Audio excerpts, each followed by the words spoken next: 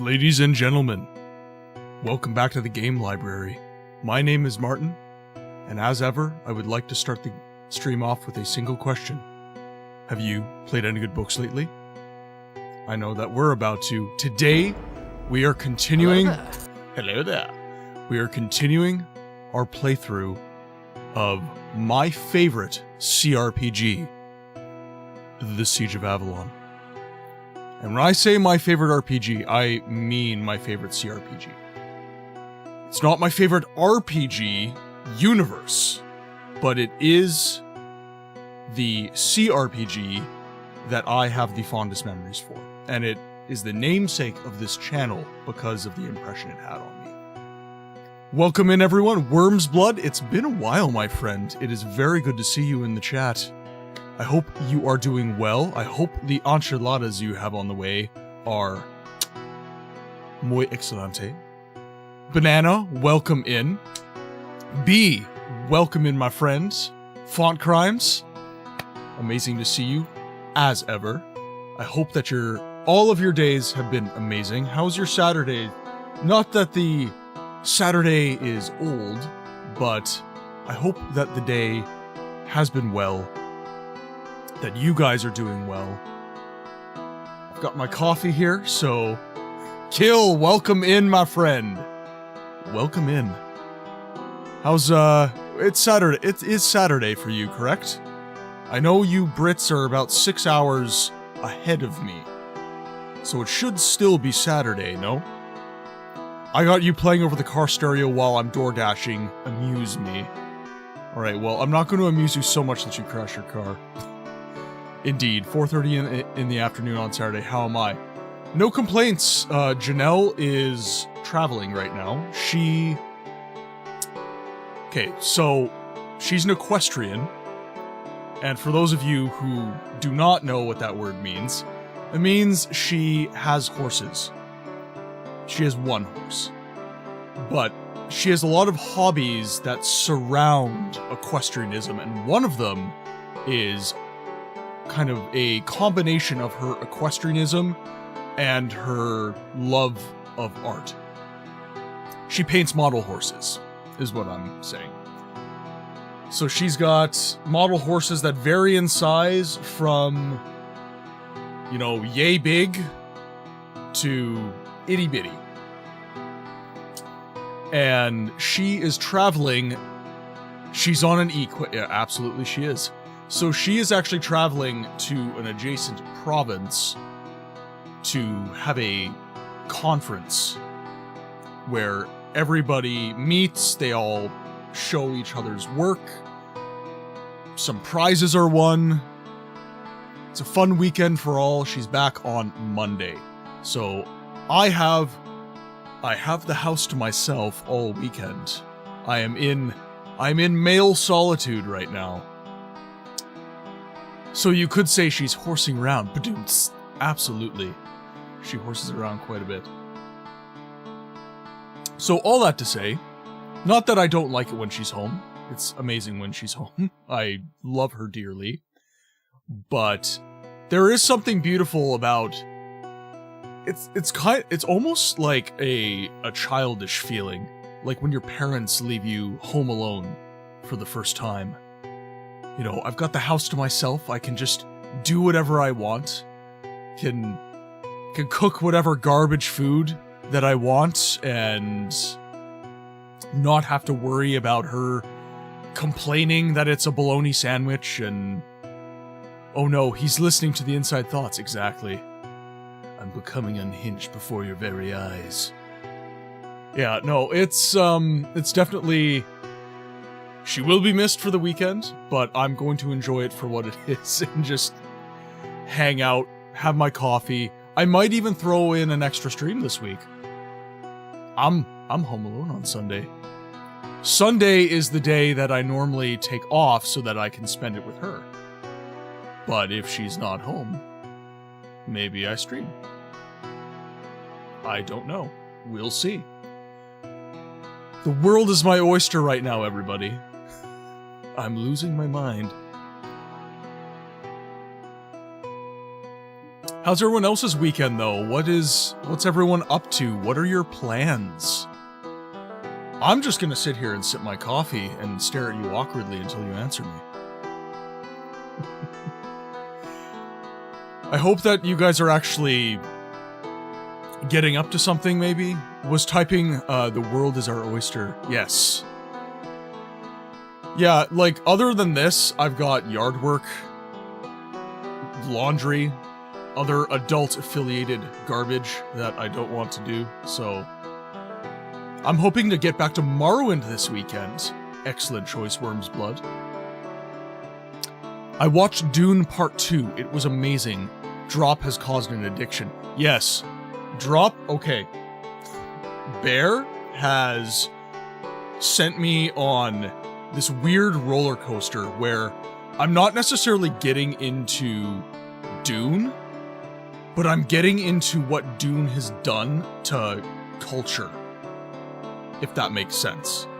Because Dune, like Star Wars, like Star Trek, and other kind of cool pop culture-y things, was a phenom of its time. And Dune had an affect on adjacent industries like the video game industry. When I found out that Morrowind and Michael Kirkbride was affected by Dune and the art of Dune and the art of Mobius, and even Studio Ghibli, like Nausicaa and stuff, like Miyazaki and the art director for Morrowind both loved a French artist from the 50s called Mobius. And once you see the similarities between, like, Sadrith Mora and the realm of Nausicaa, you can't unsee it. It's just, your eyes have been opened, and you're just like, what the hell? How did I not notice that ever? It's so cool looking into it and seeing what it's influenced. Yeah, and honestly, I always considered Dune to be a very niche kind of thing for a long time. I was always the one guy like, oh, have you seen Dune? And there's like, no. Have you seen the documentary on Jodorowsky's Dune? Yes. That is one of the ways. There were other kind of video essays, I should say. But... Oh, is it gonna work? Here, 1 second, I saw something. Good morning, Nawaz. Oh, there we go. Greetings, books. Nerevar, old friend. May your weekend be as mighty as the heart's pulse. Is it Siege of Avalon that calls us today? Shall we break its will as we once broke the Tribunal's lies? There we go. Whether by guile or by force, I am certain we shall smash it as destiny demands. Eternal, good morning to you. Cheers. I hope everybody has a coffee in hand, if it is the morning. It is awesome to see you, my friends. How's your Saturday? What you getting up to? What are you doing? Yeah, so Jodorowsky's Dune, that was one of the ways I found out about Mobius. And when so Jodorowsky, the documentary on Jodorowsky's Dune led me to the art of Mobius, which led me to an audio essay, or video essay, I should say, on Mobius. And Mobius led me to Morrowind, and Morrowind led me to Miyazaki, and it all just turned into a mess, and I'm changed forever. It's super, super cool. Yeah, it was a shame that Jodorowsky's Dune ended up being such a bloody mess, but Mistress, welcome in. I hope you are doing amazing today. Even though it is probably 4:30 for you guys, hope you have a coffee in hand. I know, Dragon, welcome in. I know you're not gonna have a coffee in hand, so whatever floats your boat, grab it and drink it. I'm not gonna be here for very long, got errands to run. I exist, just woke and had coffee. I'm in NYC, so that is New York City. You're traveling. No? I don't actually know if you're... You're in Eternal's, you're American, okay. I was gonna say, you're in Eternal and Raf's stream, like, all the time, so I infer from that you're on their hours, but okay, you're American. That is awesome. Without doxing yourself, what part of the country? I'm Canadian. I live in the province of Manitoba, so I'm just north of North Dakota. Why would I drink hillbilly horse piss? To you, Dragon. My hillbilly horse piss for the day.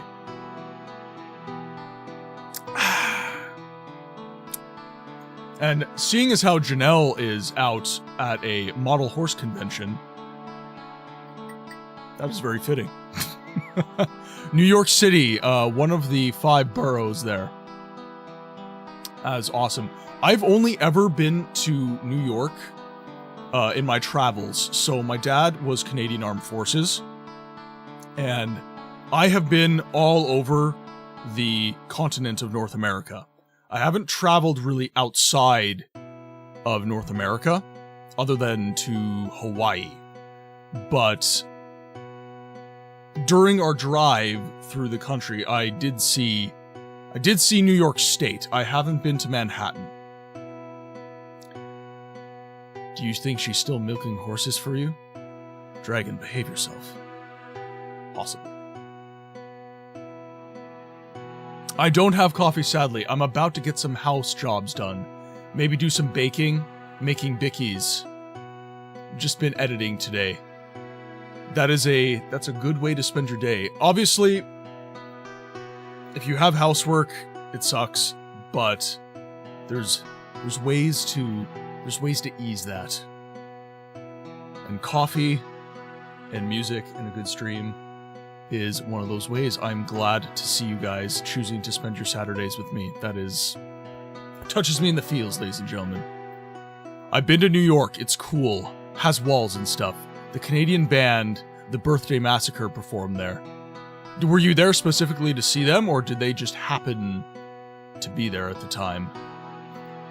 It's best, I best be seen, said Vicky's. I've got a hole in the wall to fill. Stop it, chat. Not like... Behave, Eternal. Yeah, there we go. Whole pics in the Discord. Maybe you could give us tradies some advice. Show us how to do it. I was there specifically to see them, and it's Old York, not New York. Okay, I see. Old York, pardon me. Follow me on Only Holes. Lurking at work, Necro. Enjoy your lurk, my friend. As ever, we do have the ! lurk command. If you guys are here, would like to let me know, you can just throw that in the chat, give us a little funny blurb, and we know you are here, showing the channel a little bit of love.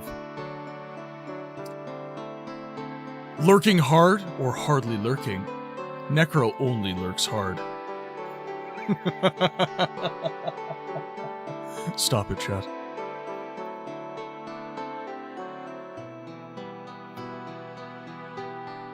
Big pics.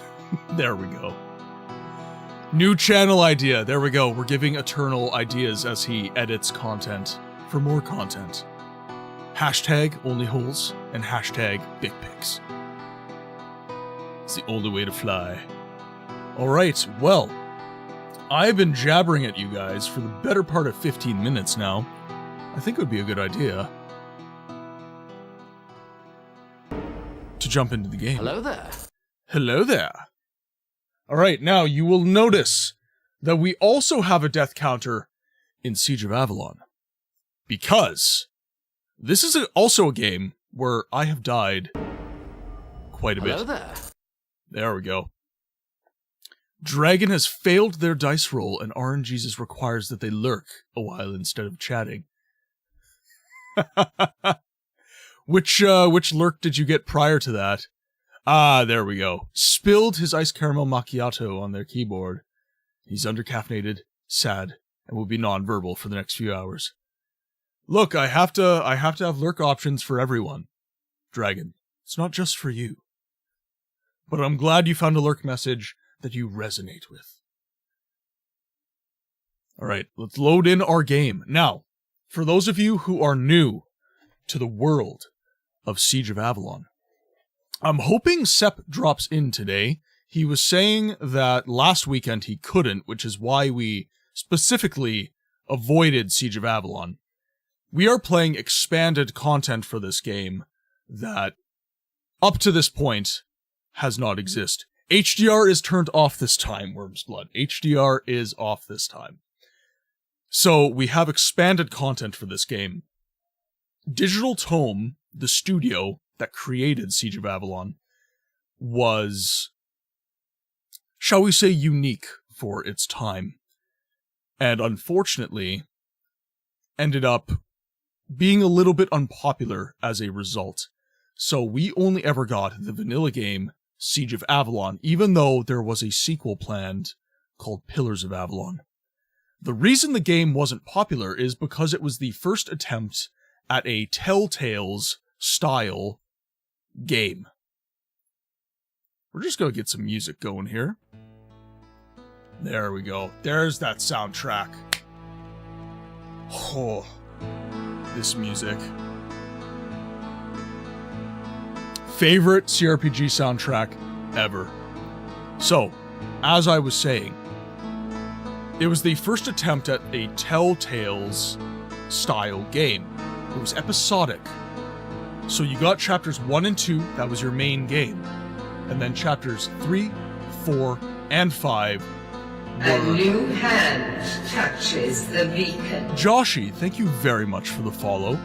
Even though follows in this channel are not anonymous, because I like to show you guys some love directly, if you have to lurk in the background, you are much appreciated, my friends. But, if you'd like to come in and have a chat, we are a friendly bunch, if not a little unhinged.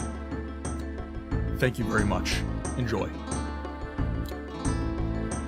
Holy Banana sounds peaceful. This is my absolute favorite CRPG soundtrack of all time. I absolutely adore the music from this game. As I was saying, so you got 3 chapters that were class specific, you got 2 chapters that introduced you to the game, and then you got chapter 6, which was your final chapter of the game. So, yeah, it's absolutely brilliant. Love it. Just vibe with it, ladies and gentlemen. Just let it wash over you.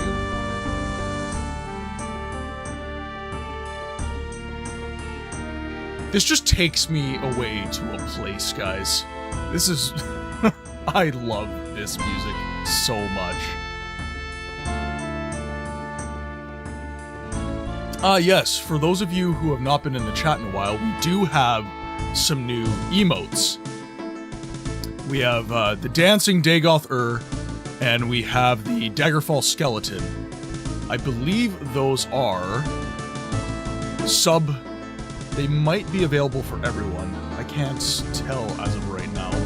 But if not, they're sub-emotes. I do have to spread out the emotes, because unfortunately Twitch does not let me make all of the emotes free. There's only so many spaces you receive. Technology is so cool. I was just picking up an order and Starbucks and I literally just had to put my phone to their speaker, and now I have a song to jam out to, and that was the same that was already jamming out in Star. Nice. Technology is great when it works, B. Where was I? Ah yes, Telltale Games. So due to the fact that this game was an episodic release back in the year 2000, coupled with the fact that Diablo 2 came out just a month earlier, this game was destined for failure, unfortunately. So, the game failed commercially, but that was not before it got a absolutely incredible fan base. And that takes me to my point. We are playing expanded mods for this game that were created by the fan base of Siege of Avalon. So, we have the vanilla game, We have Seven Kingdoms, which is a prequel to the story of Siege of Avalon. We have The Days of the A'houl, which is a enemy's perspective sequel to Siege of Avalon. We have the intended sequel of Siege of Avalon, which is Pillars of Avalon. And then if that wasn't enough, we have Ashes of Avalon, which is a sequel to Pillars. And then we have two side stories, Caves and The Rise of the Dwarves. If anyone would like to pick up Siege of Avalon, it is on GOG and Steam. Either version works. And go to soamigos.de down here. It is also linked in my Discord. There is a forum basically dedicated to Siege of Avalon where you can pick up these mod expansions and get an extra, like, 20 hours of gameplay. The only reason I do not finish the game faster is because I talk a lot and I get stuck. It's all good. We shall survive.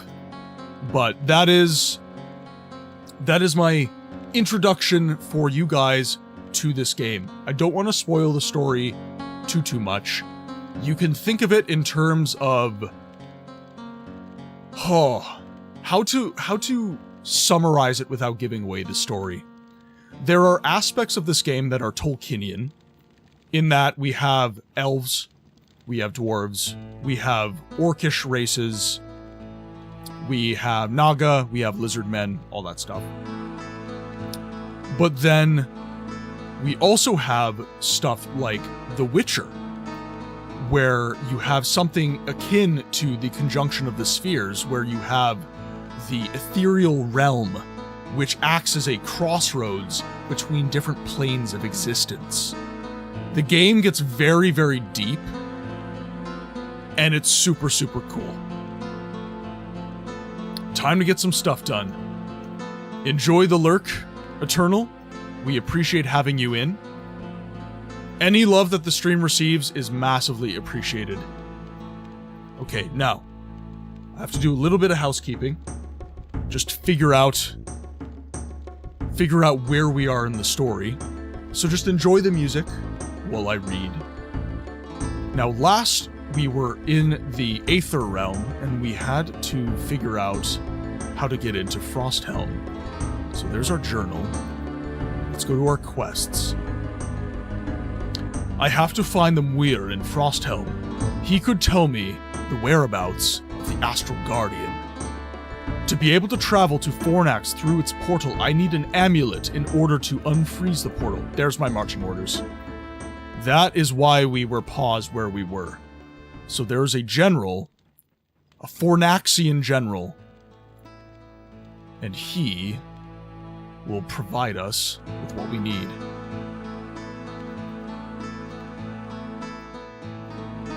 So he is on the first level of the Eastern Gate. Fornax, that's the moon. What do you have to report? I need an amulet for Frosthelm, which is in the possession of General Gallowin. This is the only way to get more information on how to get the rings. Since you said it, it was encouraged. I posted 4 more vanilla-friendly quality of life mods in Daggerfall in the Elder Scrolls channel. Thank you very much, Bed. Daggerfall is one of those games where I think I will be getting deeper into the mods for that one. Normally, I like to play as close to vanilla as I possibly can, but in this situation, we are definitely going to be doing a little bit of modding, I think.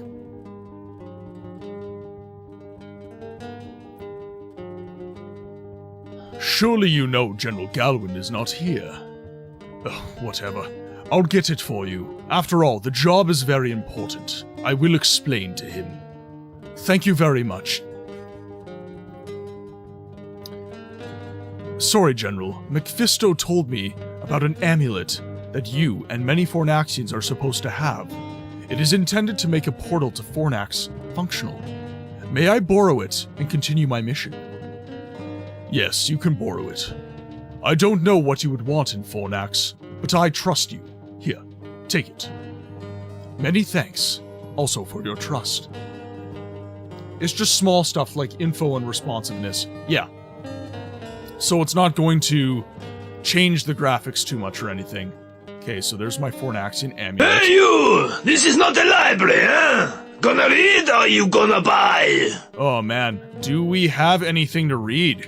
Let's go to the library. We want to spend our vacation at the library. Now I believe library is West Wing level 2. So let's head over to the library. Now, okay, there's the library right there. Let's go take a look. See if there's any weird books for us to read. Oh, wrong floor. Level 1. By the way, ladies and gentlemen, what Banana just used, that is the channel redeem for reading.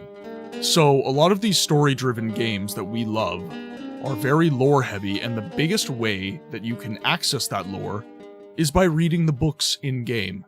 So, I don't always get a lot of opportunities to voice act in-game, so I have given you guys a command that forces me to read a little bit, and you guys get a little bit of voice acting, get a little bit of lore, it's all good. Now, story time. Healing of wounds and diseases. Okay, so these are all medicinal books.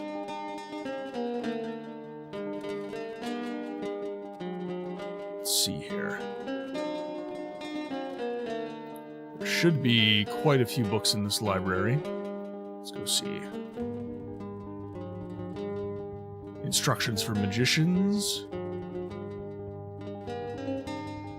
There was a good one the other day, I recall. The story of the dragon slayer Siegfried and his shameful end in one sentence. Alright. The knight Siegfried, who, unrecognized of his noble origins, served as a blacksmith. Mimir, as an assistant, unexpectedly succeeded in slaying the dragon.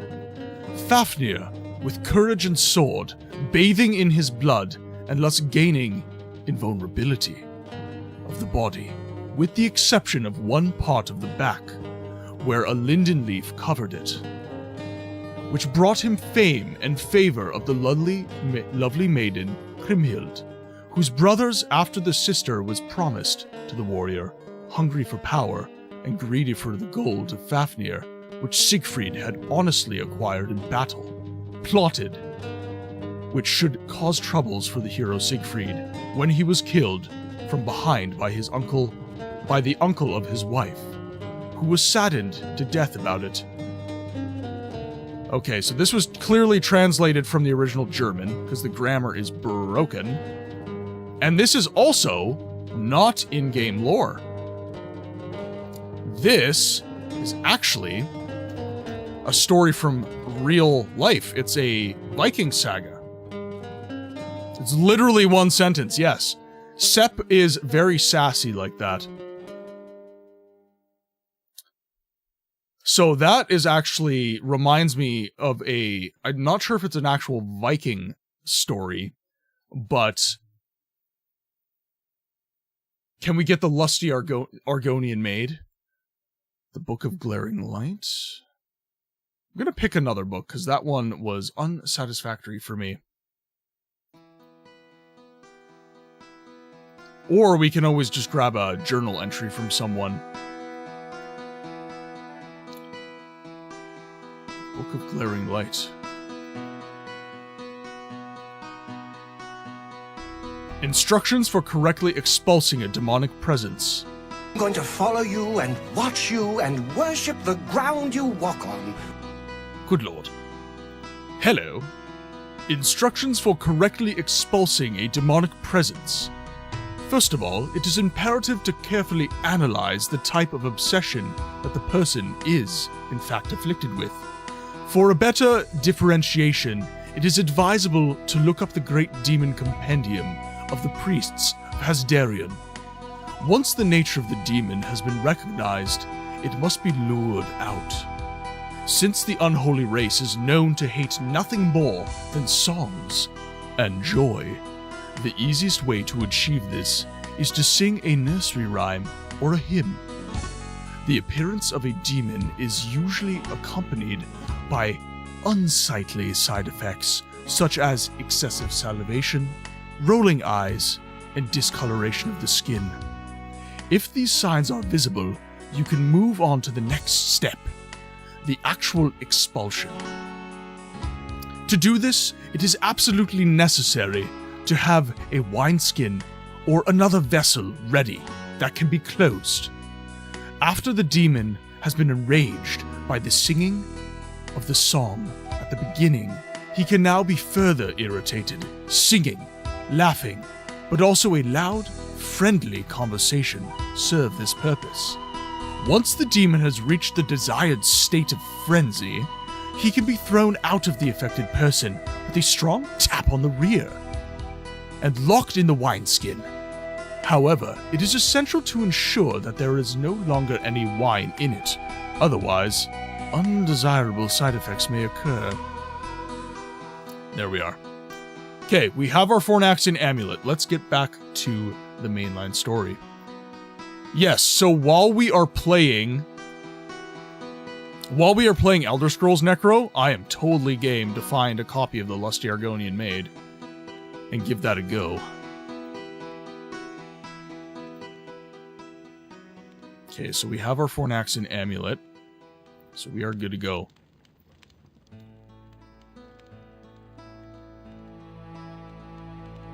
Oh, so I'm just going to read that out, what K Solo just said, because he shared with you all. And the reason I haven't really shared it is because it's his to share. So I'll just mention it. So K Solo, who is actually my brother in real life, he is my older brother. He said, "Everyone in the chat, I don't know if my brother has said anything, but this is in his past live stream. I have autism. My brother can testify to this. When I was in school, I was bullied a lot for being a nerd and having autism, and my brother kept me protected from being bullied. My brother is really awesome." Thank you for sharing that. Yes, so that was something that used to happen a lot during our formative years. High school wasn't so bad, but I was notorious for... Thank you, G. I was actually pretty notorious for getting into fistfights in primary school because my brother would be taken advantage of, made fun of, and all that sort of stuff. So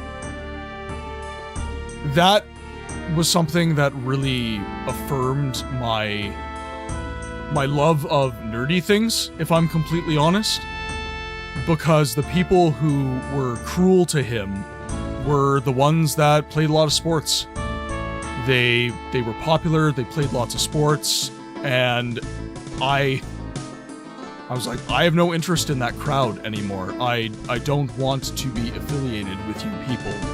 And that drove me towards other interests. Because at the time, I was actually playing sports.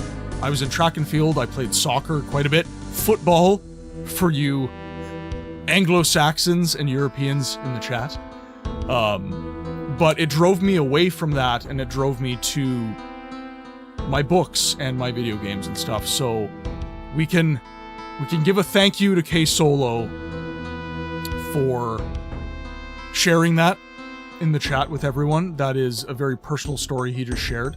So thank you for sharing. And yes, so if you ever see him in the chat mentioning Star Wars quite a bit and that kind of thing, it is because he has a very, very earnest interest in Star Wars. He isn't so much interested in these games that I play, but he supports the channel anyways. So we can give him a big thank you for that. Thank you, sir, for inspiring me. In the future, I will be a streamer, an actor, and maybe a president. Thank you again. I don't deserve it, Banana, but thank you so much for saying that I'm inspiring you to move forward towards your goals. I cannot wait to see what you create. Truly. Okay, so Fornax has been activated. Now we'll Frosthelm. The way families should be, supporting one another. It's true. So we're just gonna save our game here quick. And I am gonna sip some coffee, because I am a hopeless addict. And I have recently been able to drink caffeinated coffee again, so I am enjoying the crap out of this. Because normally I was having decaf, but this is caffeinated. This is my morning wake up.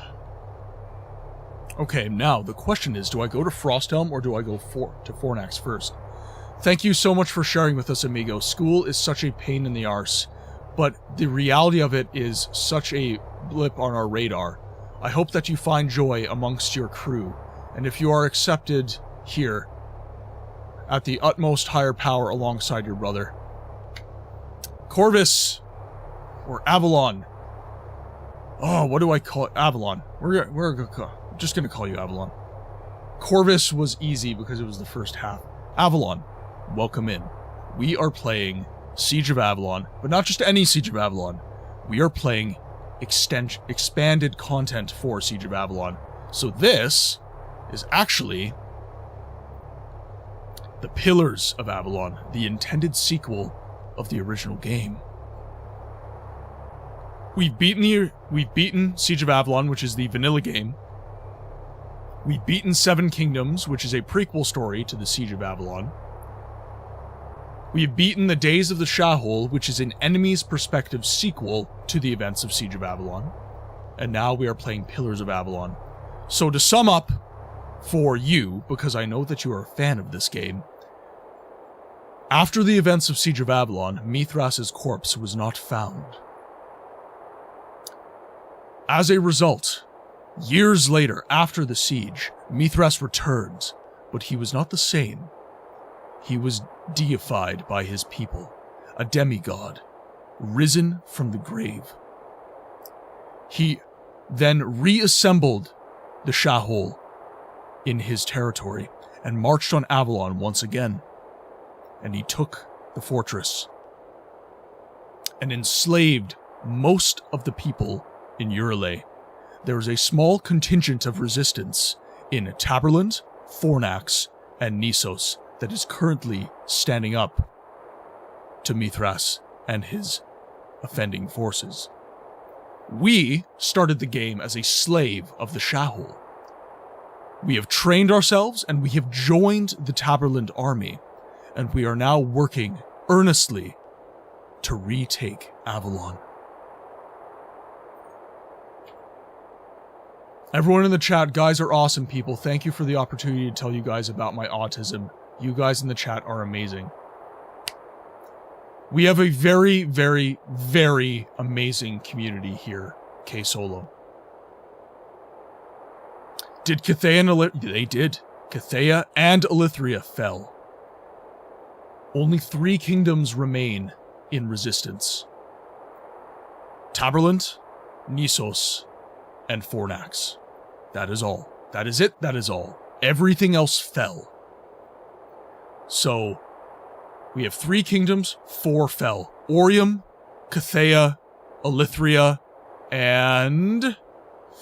there's one more. I can never remember it. This is gonna frustrate me. I gotta pull up the map. One sec.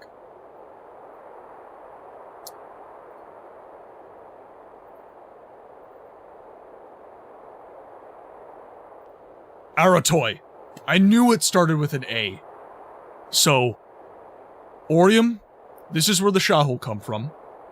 Orium, Cathaya, Elithria, and Aratoy have fallen. Taberland, Nissos, and Fornax stand in resistance.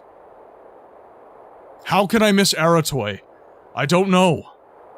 It is actually one of the more fascinating ones for me because it is the Forest Kingdom. Anyways, so we are in the ethereal realm, and we have opened up a portal to Fornax, and we have also opened up a portal to Frosthelm to speak once again to the Muir. So let's see if we can go to Frosthelm. What? No way!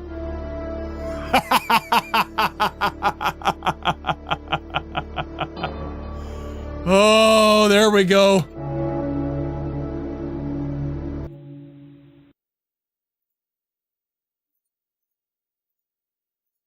After chatting all that shit. Alright, well, that made our decision for us. We're going to Fornax.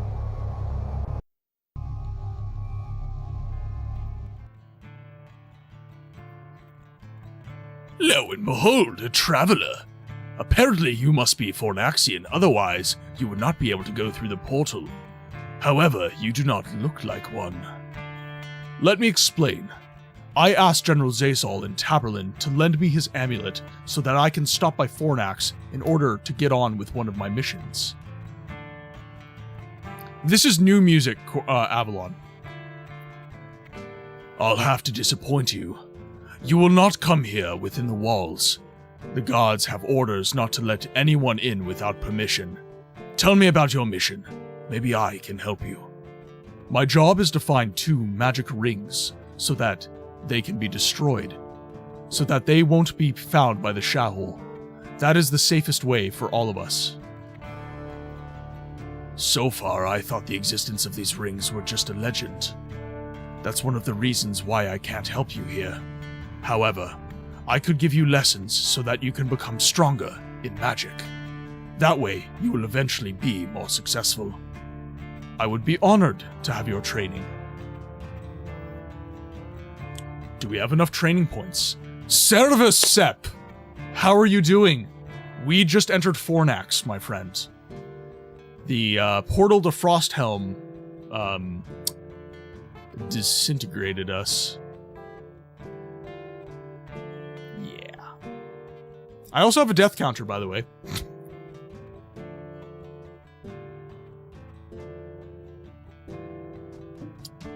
The myth and the legend, yes, Sepp has returned to the chat.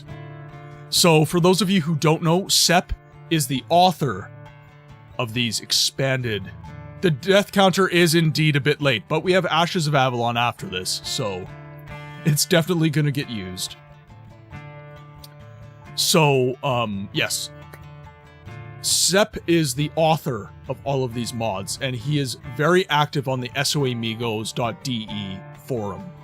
So if you have any of Siege of Avalon questions, you can shoot him a message in my Discord, or you can head to soamigos.de, and you can ask your questions there. But he is the man when it comes to Siege of Avalon. I know of nobody with more knowledge on the game than him. Okay, we're just gonna buy all of these.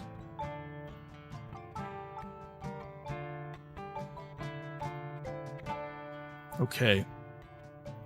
I'm gonna buy these. Advanced energy control. Yeah, screw it.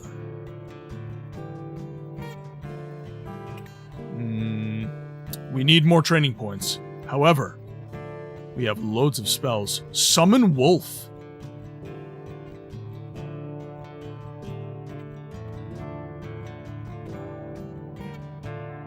Ah, there we go. Avalon has found his people. I thought Scott Sterling is the man, the myth, and the legend. Well, today it is you, Sepp. Today it is you. A quiver of magic arrows. I'll take those just on spec. Now, let us go. Speak to these guards. Not in this stream, exactly, B. Exactly. Okay. Now, do I want to reallocate anything? Flame Strike. Okay, one sec. Ooh. Ooh. I kind of like that. My magic arrows are quivering.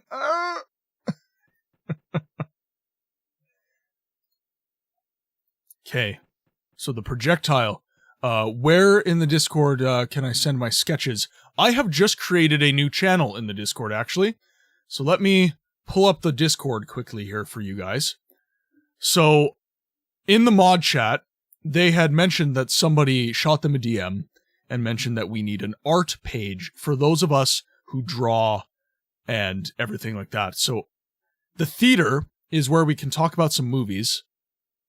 I recently discussed, or perhaps not so recently, but anyways, I am into Japanese kaiju movies.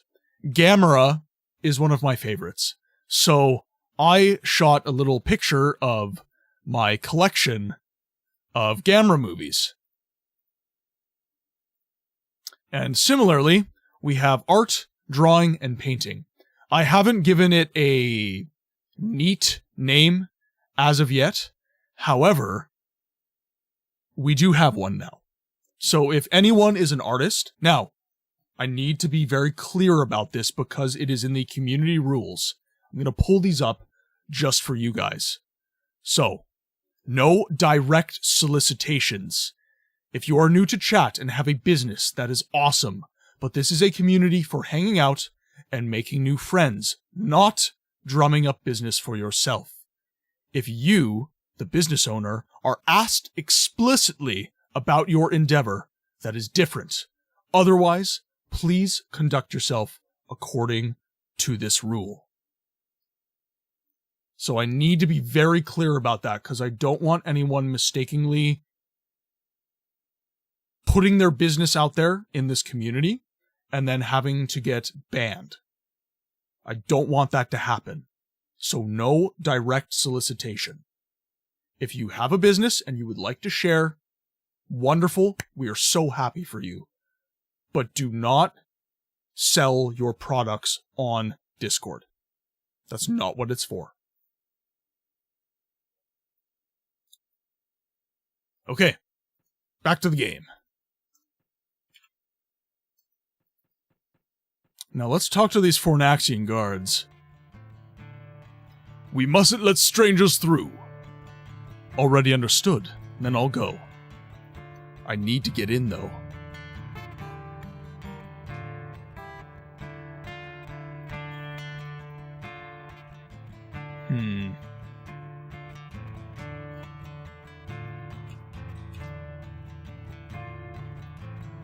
Sepp and Corvus are going off. I love to see it, actually. Okay, so let's read my journal. Today I traveled to Fornax via Portal and General Zazol's medallion. There, I met a magician named Flankus. He offered me his help and to teach me mysticism. He seems to be very gifted in magic.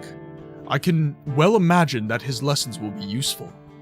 Fortunately, I also learned that I was not allowed to enter the Fornax's inner lands.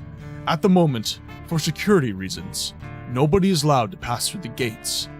Well, his lesson should be enough for me.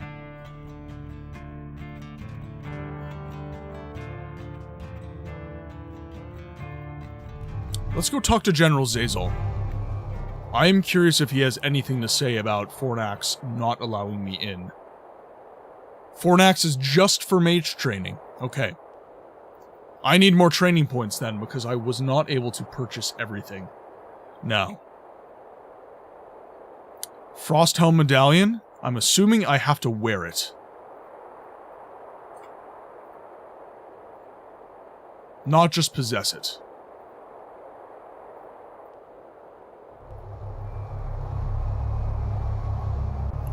Okay, I've saved. Let's see if I die again.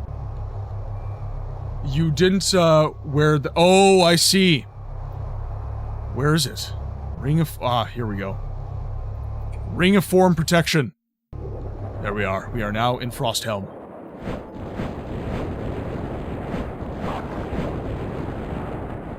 What do you mean I actually have to wear the item?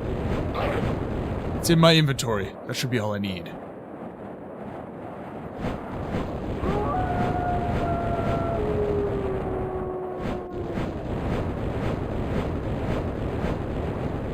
fireball machine gun. Which is even funnier. Oh! Whoa, whoa, whoa, whoa. Wow. Wow. And then I started blasting. Oh, it must be the same as the other realm. I must be getting damaged by the cold. I see. Okay. Ring of Form Protection. Armed. We are going into the realm.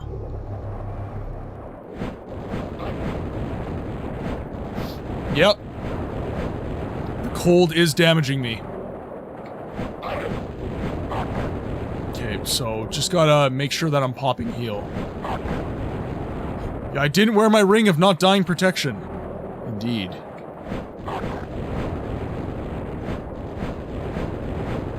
Anyways, then I started blasting.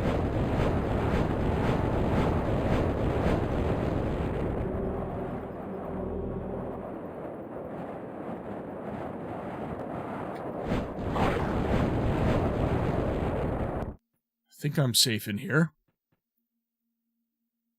Okay, now...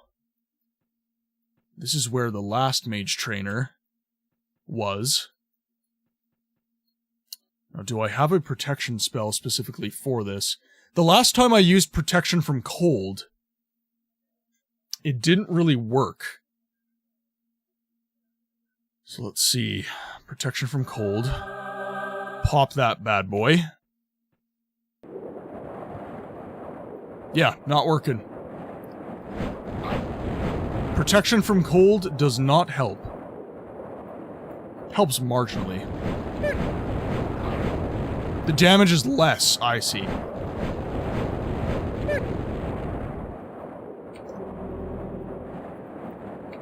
Okay, now... to figure out where the weir is.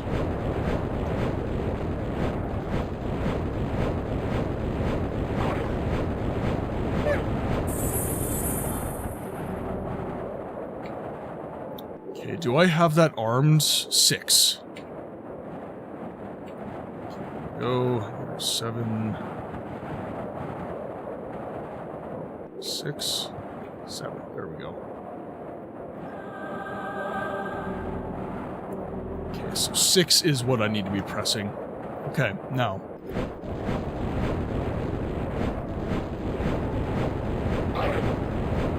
This is even funnier because in Daggerfall, Fireball is my preferred spell as well.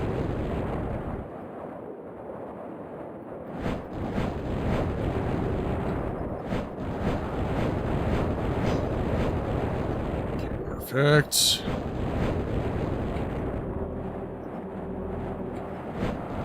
Oh god, hi.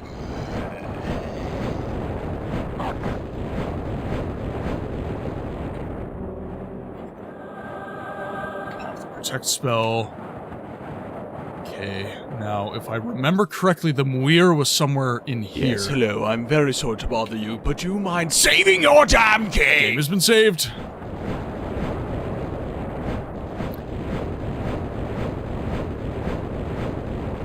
This must be the Icewind Dale expansion.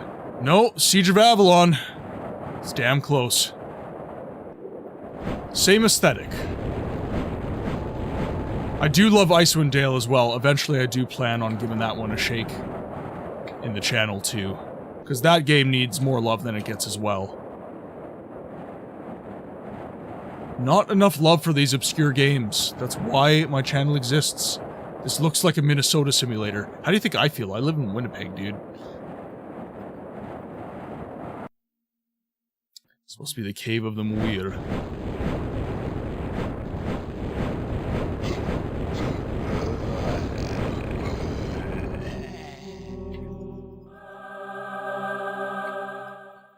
Okay. I would love a chapter of the time of Corvus in Avalon. Well... the man, the myth, the legend is here.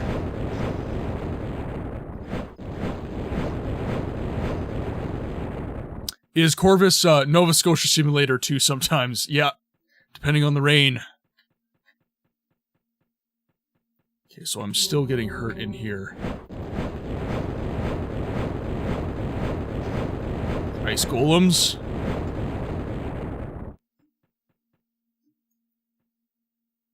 Okay, ads in 5 minutes, ladies and gentlemen. If you are not subbed, good morning. Good morning. How are we all? I'm doing great.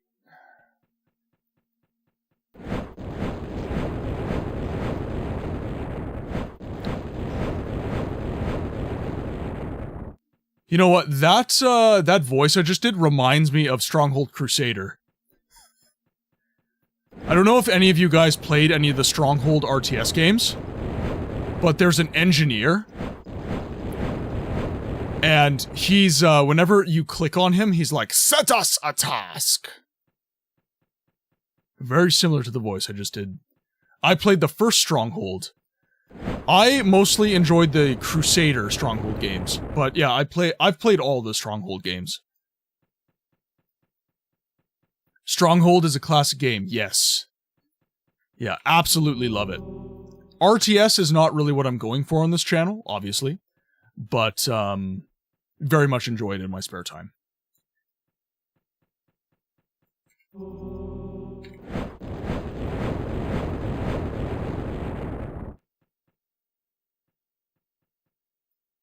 Oh, one sec. Alright, so far... Well, the first Ashes of Avalon, Chapter 8 and 9, then Kingdom Vance. This will take some time. Yes, and Sepp has been working on this project for many, many years.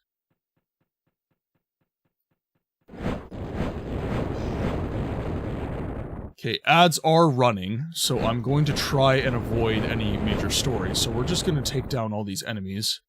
Got my cup of decaf. How many coffees deep are you in, Necro? There you are. There's the Muir. Okay, let's slay some enemies.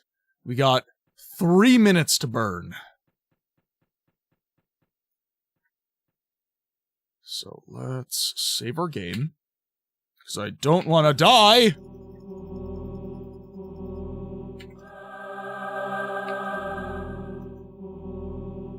Okay, we're gonna save our game after that. I cutted the ice hole a little. I'm just catching up with chat here. You guys have actually been popping off quite a bit. The first Stronghold, yes. So, okay, there's a question, because I brought up Stronghold. What is everyone's favorite RTS game? Obviously, Command & Conquer Red Alert would be in the running, StarCraft, Warcraft 3, that sort of thing. But for me, I've always been more of a fan of... Stronghold Crusader was a big one. Mostly because of the city building within Stronghold. I found it very fun, building my own castle.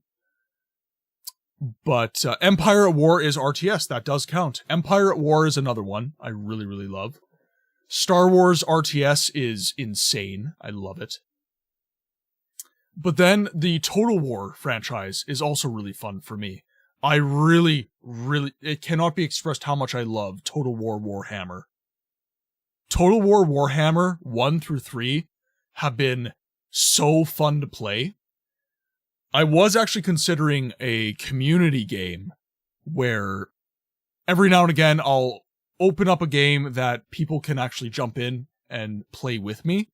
And one of the games I thought about doing that with is Warhammer Total War.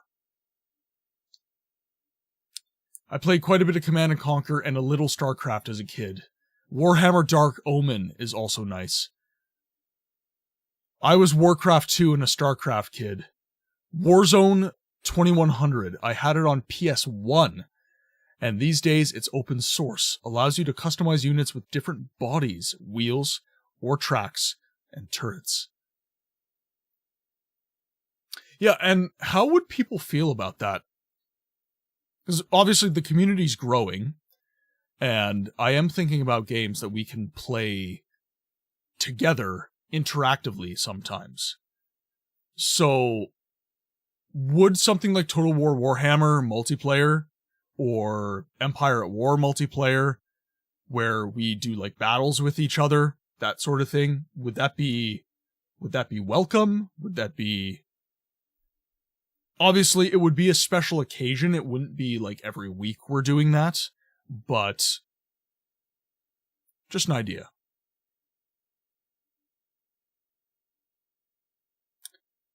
Oh, Jet just noticed Kilniath. He spotted a wild Kilniath. Alright, ladies and gents, welcome back from ads. We are now going to speak to the Muir.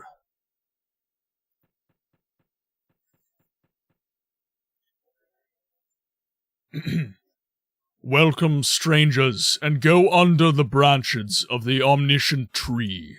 You must have taken a long journey to get some answers to a few questions. Well then, ask me. My most important question first, Muir. The Astral Guardian has disappeared. Where can I find her? Only she can help find the two most powerful rings, so that they can be destroyed for safety's sake. The Astral Guardian has withdrawn and taken the Lurker to another place. Strangely enough, she couldn't do anything against the magicians on the astral plane. You could already do this. Even I wonder why. Ayana has gone to the hidden place in the astral nexus. There, she can still partially react and cannot be attacked by the magician's souls. Where is this hidden chamber located? The access to this chamber is in the Holomo swamp. However, it is not easy to enter.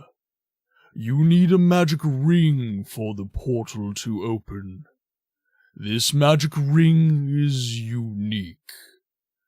I know you are a man of honor, so I will give it to you, but you must not lose it. Under any circumstances, when you no longer need it, I want it back. A ring and a scroll appear between its branches. I would like to give you this scroll, too. I will guard it jealously. Thank you so much, Tree. I have other questions to ask, however. Feel free to ask your questions. What can you tell me about Holomo? The swampy landscape there is forbidding.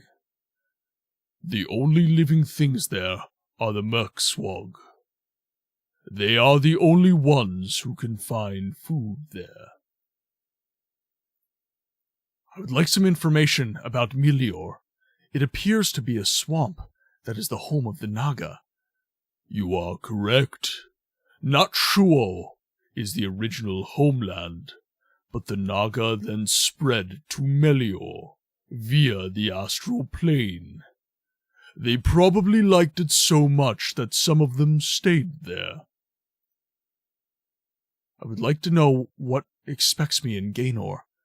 Extreme heat awaits you in Gaynor. It is also important to be able to defend yourself well there. Fireballs fly through the air, and flames rise off the ground. Sounds hospitable. I would like to know more about Azmog. A very cold area, even colder than here on Frosthelm. It is very abandoned, but you can find snow wolves and yetis there. Fortunately, a magician once furnished a few areas with magical fire. It is warmer there. An idea strikes me that I can give you some basic spell resistance, so you are better equipped for such areas. Then I ask you to help me learn this kind of protection. Resistance against heat, cold, and electric and magic. 25 training points. The branches of the weir begin to glow, and small orbs fly towards you. Thank you so much. I think that this will definitely help. Squish! Welcome in! How's your Saturday doing? I hope that you are doing really well. Yays mentioned the other day that he's getting some really bad migraines from the AQI that we've been experiencing here in Manitoba. I hope that he is doing better this weekend. It's good. Brush the dogs, and I'm doing some cleaning in the kitchen today. Gotta get that housework done, unfortunately. As much as we would love to just chill out. I was telling the chat earlier the that... audacity of this bitch. I'm sure you're speaking about the Muir. Yeah, today is a lot better for air quality. The wind is definitely helping. Yeah, I live quite a bit north of Winnipeg. North, I guess, yeah, northeast-ish. It is a lot better here today. Normally, I get it quite a bit worse than people who live south. The icy latitudes of Frosthelm bothered me extremely. There's no wind in the ice cave at all, but it is also very cold. However, I have found the Muir and received the most necessary answers, so there is no reason to linger in this deserted ice world any longer. The Muir gave me the key to a portal whereby I can get to Ayana. Yes, Avalon, the enemy is still scaling. Holomo, here I come. No Holomo.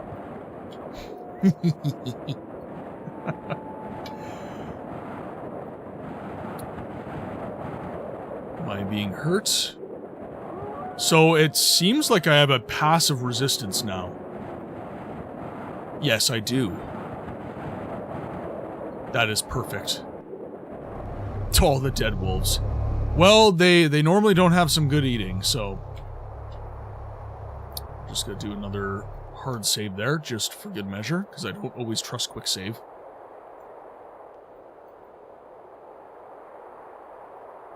Quite possibly, we'll see what... Oh, did I miss something? I missed something from Kilniath. Steam are normally pretty good with it. I just realized the upgraded version has the season pass, so I'll figure out... Oh, lots of stuff. Okay. I'm good. Watch the Dune Part 2. Now I'm attempting to refund Dune Awakening and repurchase to play it tomorrow. Problems. Okay, so... You had problems purchasing Dune Awakening. Steam are normally pretty good with it. I just realized the upgraded version has the season pass. Oh, okay, so you wanted to trade in for the season pass. Downloaded the benchmark. Yes, you can outsmart that by selecting a class and then train in another direction, e.g. select mage, but only train combat. Ah, I see. That's actually really cool.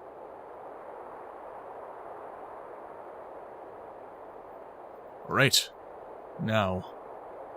Holomo, here we come. There's Gaynor.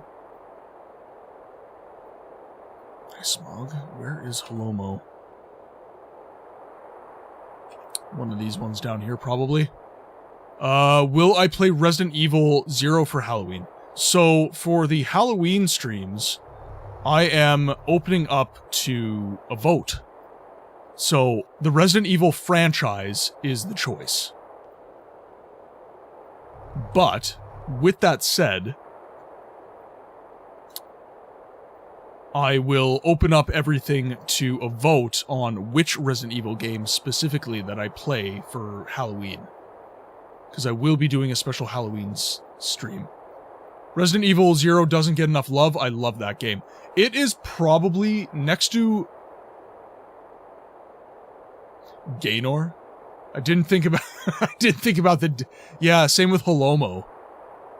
No Holomo. I love you, man. No Holomo.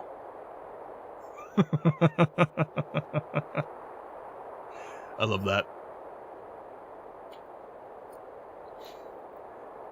Okay, I can leave out of this door. Let's see if I can go to Gaynor.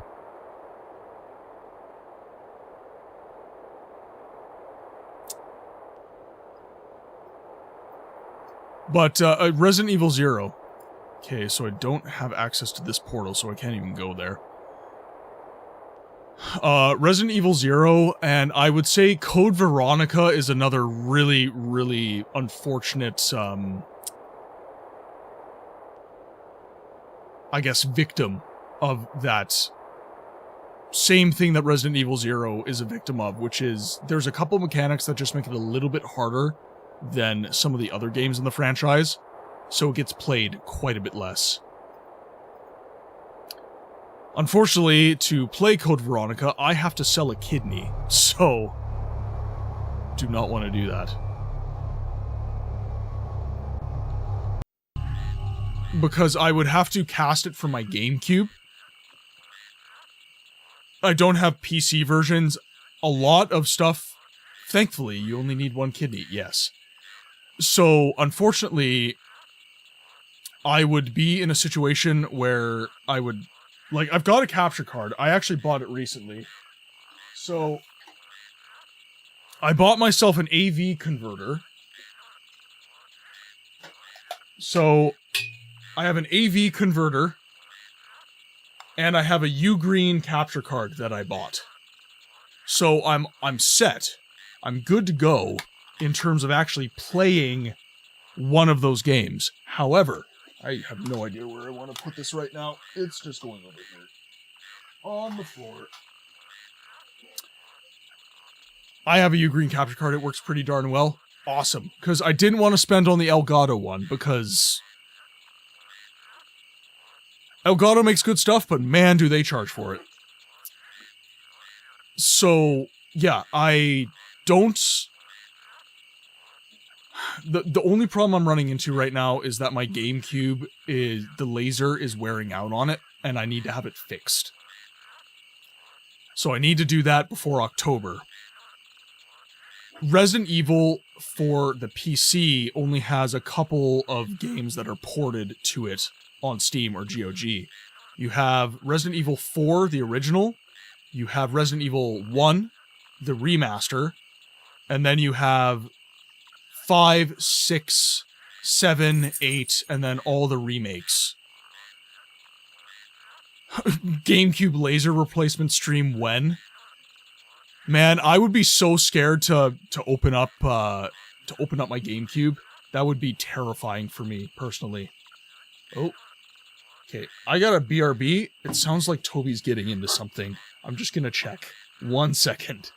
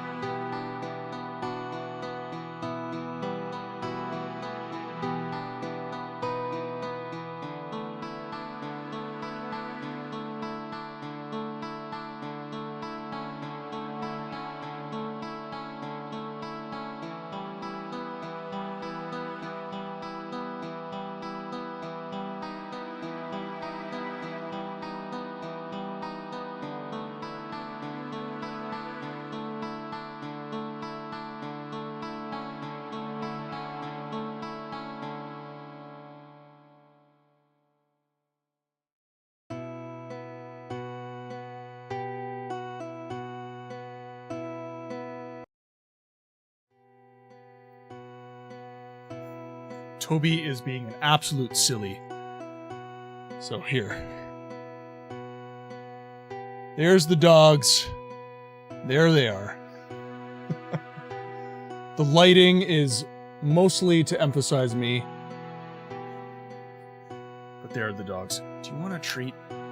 Do you want a treat? Hey? You have a hug? Hugs? Toby, hugs. Hugs. Yes, good boy. Good boy. There you go. Hey? Good. Yes. Thank you very much, sir. Good. This one. Thank you. Sit nice. There you go. Alright. We're back to gaming. They are brats. He was trying to get into Janelle's plants. She has them kind of cordoned off so that he doesn't eat them, but he was trying to get at them. Normally he hangs out upstairs, and he's very good about it. But today he decided to be a brat because Mom is not home. Hey? How about you just sit here and you hang out with us in the chat? Janelle's away from home. I said Janelle's away from home. Is that not what I said? Pretty sure that's what I said. Hey?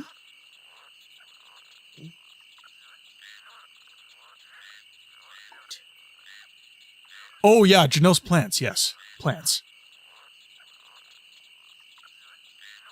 Good boy. You just hang out right there. You just chill right there. I got some gaming to do.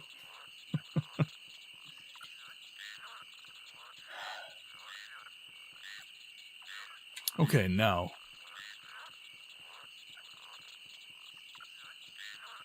So this appears to be the altar I need. There we go. What do we got? Got many portals here. Is that Ayana? Paige, it seems you found me. I had to lock myself up here some time ago, because the spirit magicians were rampant on the astral plane, and strangely, they were protected against my attacks. I suspect that they could absorb part of the power of the two mighty rings.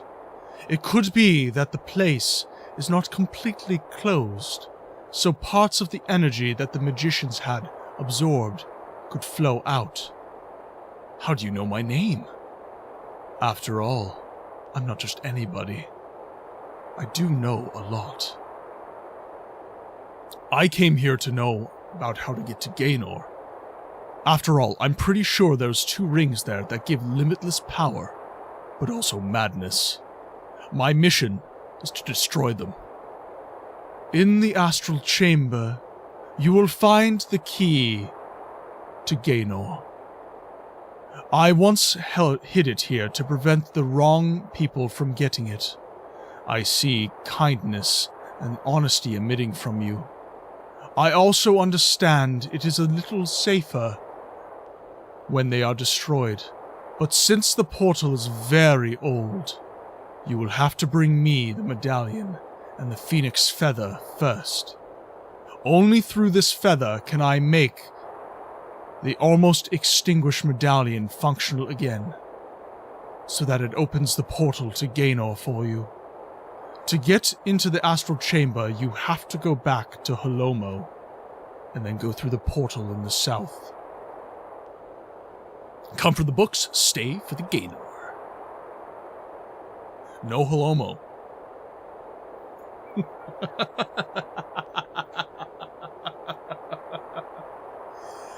Oh, man. We have fun. Alright, you want some more? Alright, fine. You get more treats. There you go. There you go. Oh, jeez, these freaking fish treats are getting super... They're getting super dehydrated, so they're really hard to break apart. Thank you, Ayana. Okay, so we'll have to go back. So, do we have... We have the phoenix feather. And... we need So we have the Frosthelm Medallion, the Brute Mark. Don't think we need much more. Let's see. I would like to know more about the spirit mages. Where are they from? These spirits are nothing more than evil souls trapped on the astral plane. Perhaps it was the magic of the two rings that made these spirits so irascible. I'm sure the energy of resistance against my magic came from these rings. And what did they come up so why did they come up so recently? The rings must have been here for ages. I'm afraid it's my fault. After Mithras was defeated, at that time, I began to rebuild the destroyed portals. Gaynor should never have been permanently open, so I sealed it again. The only problem was that the rings prevented me from completely closing the portal.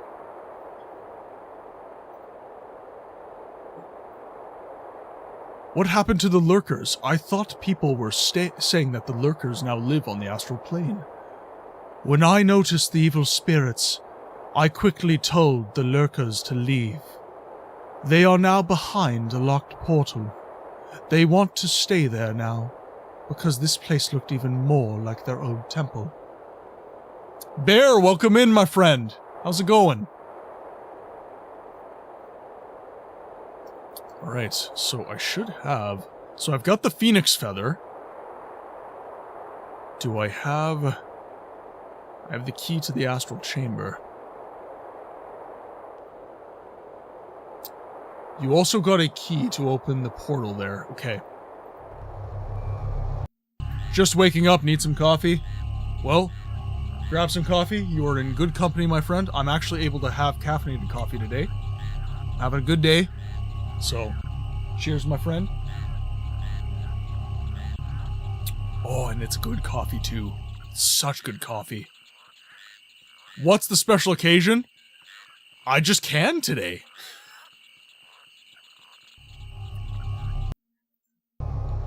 Okay, now. Can we press it? I love that emote, by the way, Bear. That emote is just the best. Palomo southwards.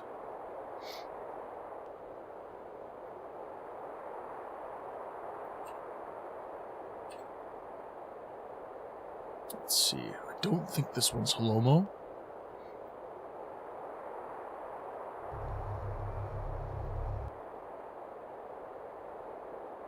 The animations on the portals is cool. Again, this game, it's so unfortunate that Diablo came out, Diablo 2 specifically, came out before this, simply because it caused this game not to get the fair shake it truly deserved. This game is so much more slower paced, and the story is not spoon-fed to you. So many people did not give this game a proper chance. Now, what is the utility of this?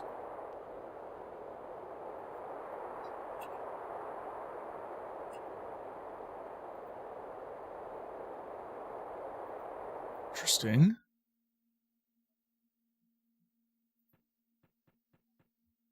We're hidden away. There's the Gaynor amulet. I honestly, Bear, this is one thing that I'm realizing is emotes are a endless hamster wheel. As your community grows and people make jokes and stuff like that, you make emotes to honor that. Right? Okay, so click on that. Off we go.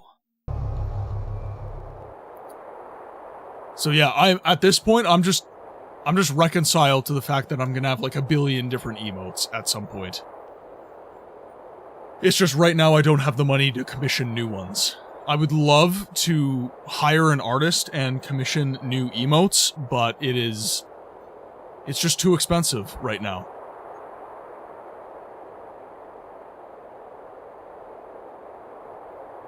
I have emote slots I have no idea what to do with. Yeah, I mean, Dancing and the Daggerfall Skelly Bro, that is... I literally just went on, like, an emote database, and those ones were there.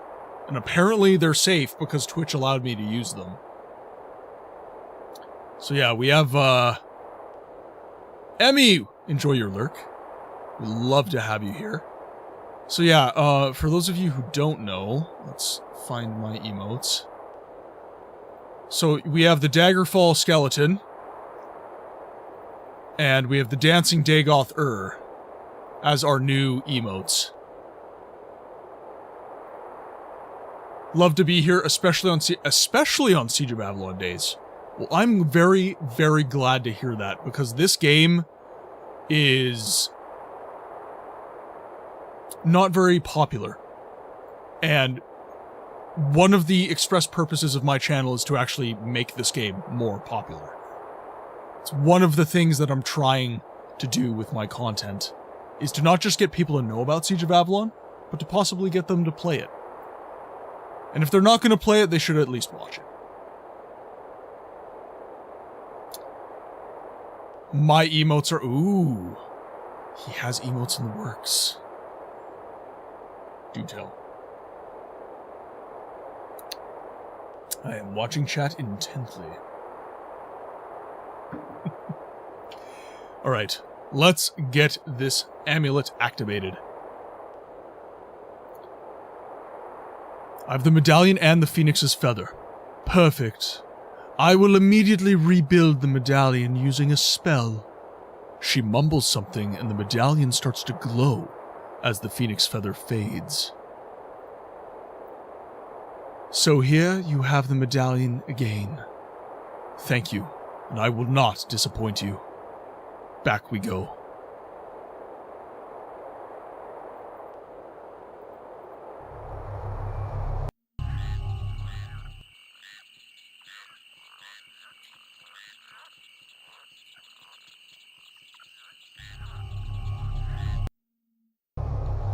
Oh, damn it. God damn it, same shit, different day. Yeah, Jet, if you wanna maybe toss me a DM with some spoilers for your upcoming emotes, that'd be very welcome. Once I get them, I'll hit you up on Discord or something, talk them through with my buddy last evening. He said he'd have a batch done by the end of the day, Monday. He texted a few minutes ago saying he'd have one with a few variations within an hour or so. Yes. That is one thing, I always get super excited for. Because emotes are really one of the main ways the audience, the chat, can reflect their emotions during the stream. Our words are very utilitarian, but emotes allow us to say many words without speaking. They are emotes. We are emoting.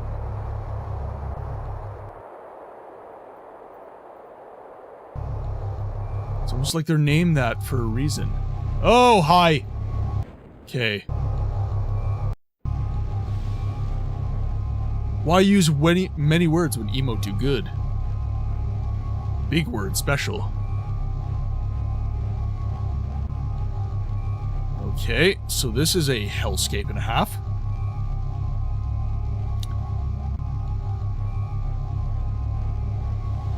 Okay, so we are going to cast resistance to fire.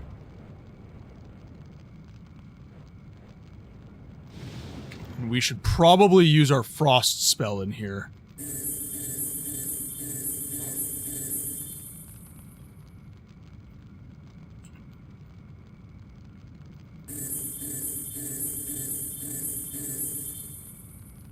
Come on. Let's go. I need a wide open space to kill you. You two, let's go. Oh, can I not? I can't get in there. Interesting.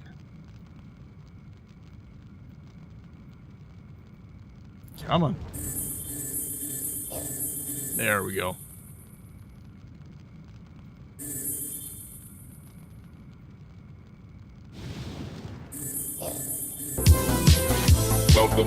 Rumble is in the chat, everybody. Fire and war. You know what to do. Hype emotes in the chat. Upon the heart. Upon the heart. Lay down your weapon. It is not Too late for my mercy. Come and look upon the heart. Upon the heart. I'm a god. How can you kill a god?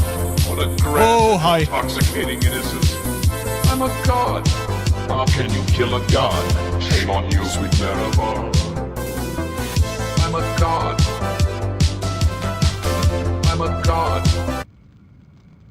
We love it. That is Rumble's calling card coming into our chat. How are you doing today, Rumble? What are you getting up to this weekend?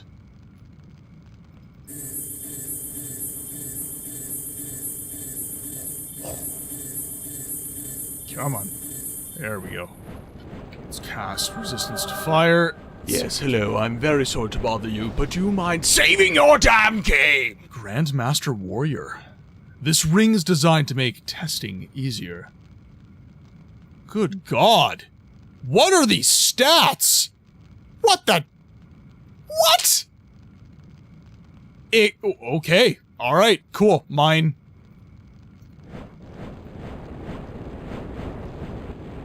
Those stats are obscene.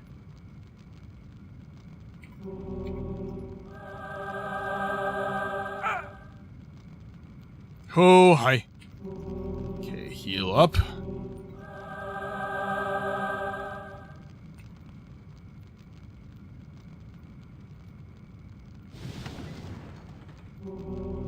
Oh, no.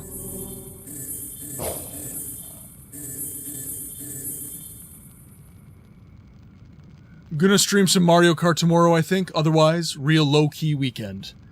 Have you actually, like, Okay, so this is one of the rings of ultimate power, that's why. Master Mage Ring. I have to destroy this? Could I just be evil and wear it? I really want to wear them.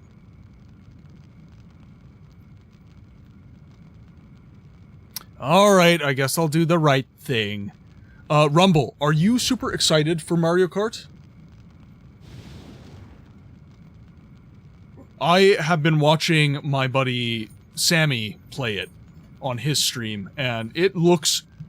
Honestly, it looks like the most fun Mario Kart since Double Dash. Like, Mario Kart for the Wii and the Wii U and all the DS Mario Karts were okay. They were Mario Kart, right? But Double Dash was on another level. Double Dash remained the most fun Mario Kart, in my view. What's new in this Mario Kart?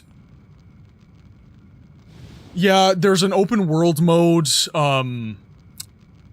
Yeah, there's lots of traversal mechanics as well that are different. I'm not a massive fan of Mario Kart, so I won't pretend to have been keeping up with it a lot. But... Oh, jeez.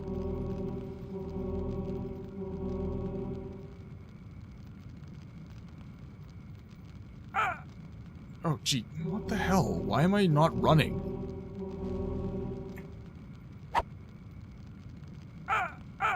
Okay, well, I guess we'll do this.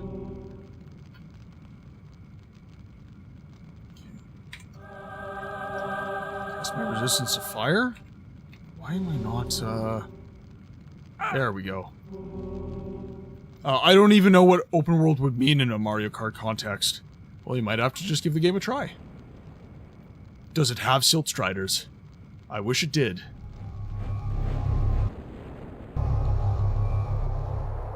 And that's not even facetious, I genuinely... I think it would be super funny.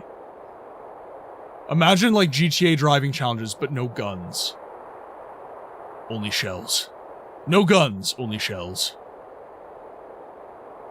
Yeah, I have a good time in Mario Kart, but I don't keep up with releases. By the way, you can go to Flankus again to get a new spell for the Magic Scroll. Okay. Flankus, give me your spells. I also think I have some training points now, so I should be able to take advantage.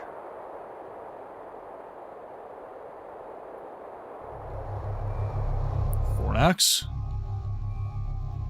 Good Flankus. Teach me your magic. Oh boy. Okay, we're definitely gonna learn Deflect. Okay, perfect. I found this book on Gaynor. It is said to improve the ability to conjure up an electric shock. Can you help me to master this technique without that book? As such, this improvement is primarily a matter of concentration. Thank you for your information. Flankus Stakos.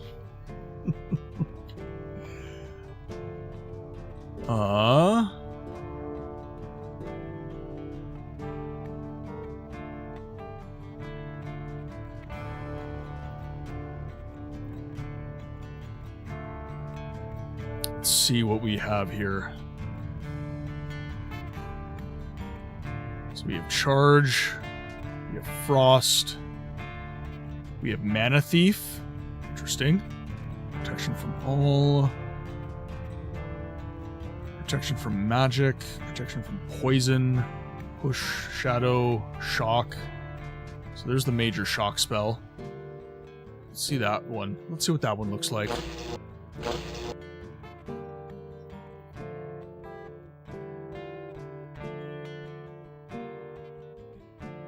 Okay. Deflect is going to be pretty major in the final fight, too. Okay. Let's get out of here. You need 15 train... Oh! Come on. Lightning spells always look so cool. Not in this game. The charge spell is pathetic. Shock looks good, but charge is...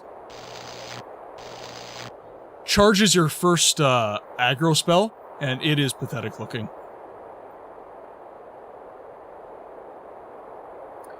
Bro, do a Metroid and Legend of Zelda live stream.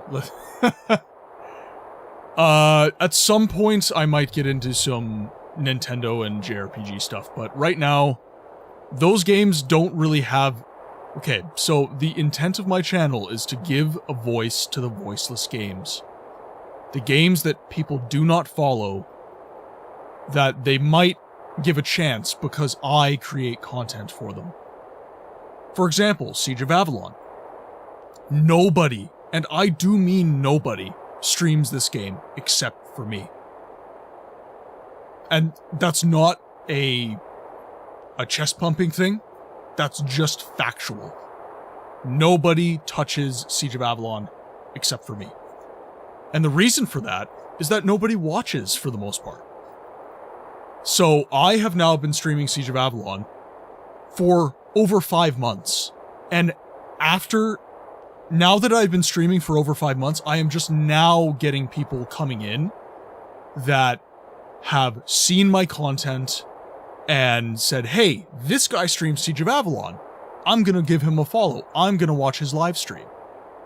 Most people are just now coming in and realizing that someone is making content around this game. It took 5 months for that to happen. So I need to remain consistent with these games so that people realize that something is happening here and will come in and will show the content some love and grow the audience, feed the algorithms, as it were, and get these awesome games out to more people so that they do not end up going into abandonware because nobody plays them. That's the intent of my channel. Right there, in a nutshell.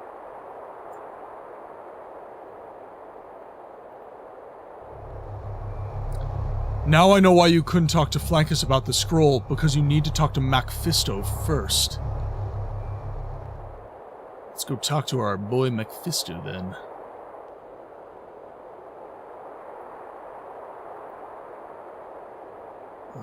Where is the portal I need? It's probably right there. Taberlin, there we go. Can't go through that way.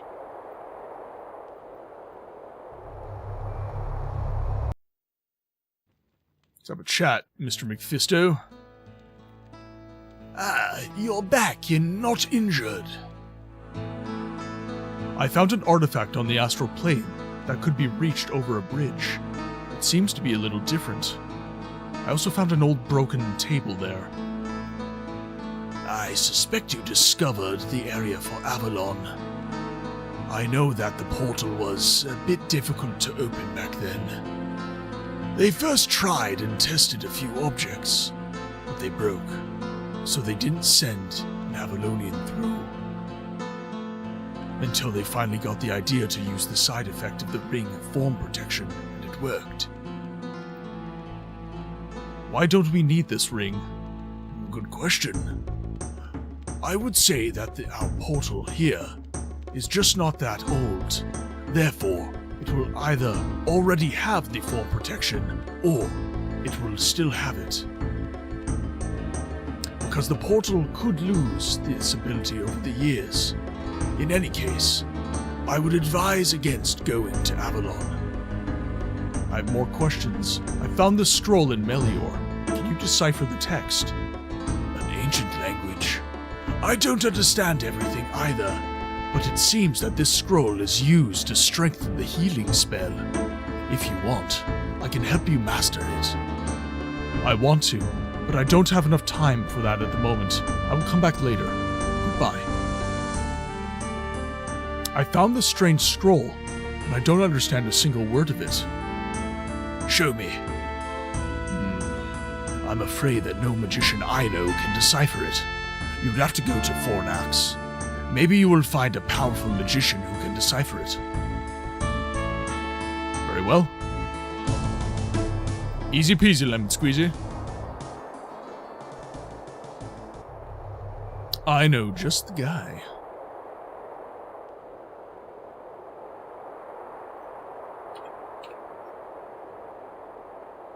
Pop over here. It must be some kind of Elder Scroll.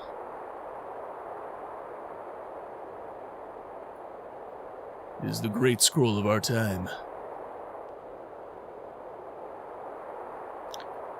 I'm curious. Okay, so one issue that I had in Skyrim was how easy it tended to be to acquire an Elder Scroll. I'm not sure if anyone else feels the same way, but Elder Scrolls were being handed out like Tic Tacs in Skyrim. I don't know. On one hand, it's kind of cool that we're actually getting Elder Scrolls within the Elder Scrolls, but at the same time, it seemed too easy. But everything in Skyrim seems too easy to me, so it could just be my perspective. I'm curious as to what you guys think, because we have a lot of Elder Scrolls junkies in the chat here. I only remember the Elder Scroll at the bottom of Blackreach. Did you play any of the DLC, like Dawnguard?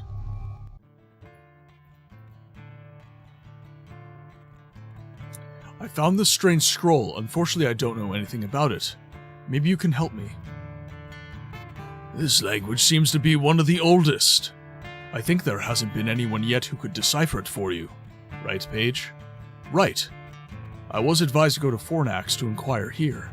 What does it say? This scroll is for learning Mirror Image. If you want to learn it, this scroll will self-destruct. I'm ready. Let's get started. An instruction follows, and a bright flash of light escapes the scroll. Shortly afterwards, it it catches fire. So, Paige, now you have mastered this spell too. Many thanks. I played a bit of Dawnguard. I know that the vampire lady has one, right? Yes. There are actually several. So, in Dawnguard, I think there's 2. Yes. So, you get 1 Elder Scroll in Blackreach for the main quest in Skyrim, and then you get 2, the Sun Scroll and the Blood Scroll, for the Dawnguard quest. Oh, whoops. Oh my god. Okay, we're walking this way, away from the portal. Thank you. Okay, now we have the rings. We have some spells. Let's get back to this. I did most of my Skyrimming before the DLC came out. So did I. But I was really into Skyrim as well. So I ended up getting the DLC, Hearthfire and Dawnguard and Dragonborn. All for the Xbox 360, by the way. And I played the absolute crap out of those games. The portal seemed to be from the manufacturer Dyson. Vacuum. Yeah. The way that guy says Dyson as well is Dyson. The suction that we produce with the Dyson vacuum cleaners.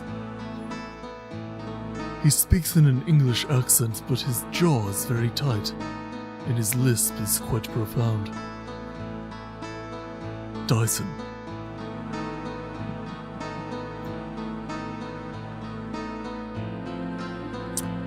Will I do Elder Scrolls 1 Arena? Yes, eventually I will. Not right now,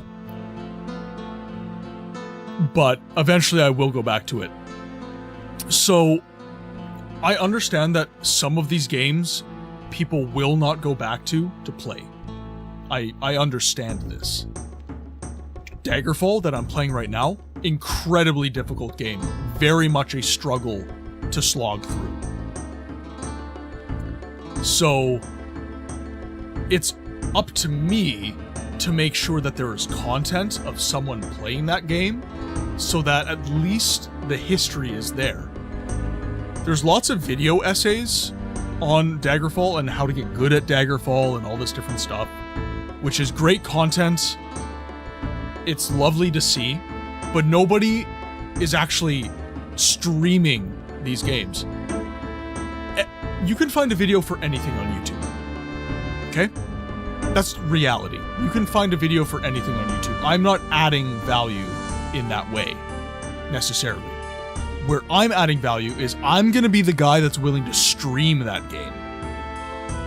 All the time. All these YouTubers that are like, yeah, Daggerfall's a great game. Put your money where your mouth is, dude. Put your money where your mouth is. Stream it. Get this game popular. Get an audience that is willing to watch this game. Nobody does. Because nobody shows up. So, again, you need to give it time.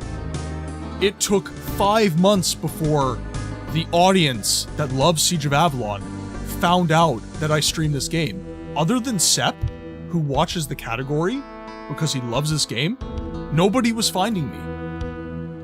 And now, 5 months later, I do have a core group of people that are here specifically because I stream Siege of Avalon. They come for the Siege of Avalon streams.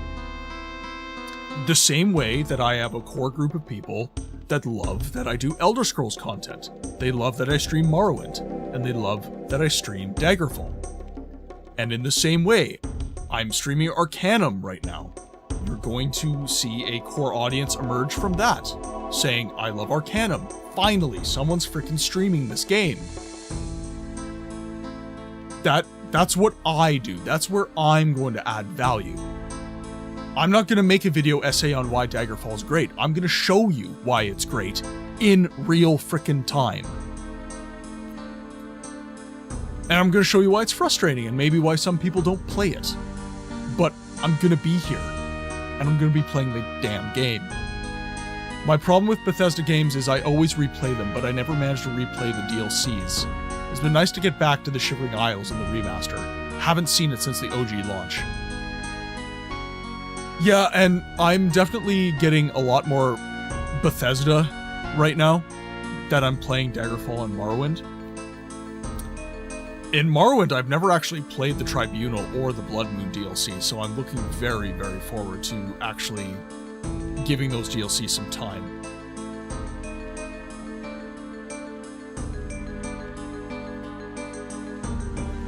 I don't have enough time for a healing spell? What the hell? Okay, let's look at my adventure. Damn, it's cold here in Ice Smog without shelter. I will hardly be able to fight. Morrowind DLCs were generally great, both bangers in their own right. I'm looking very forward to them. TP is needed. Okay, so I need to go out and... Well... When TP is needed... Let's figure this out.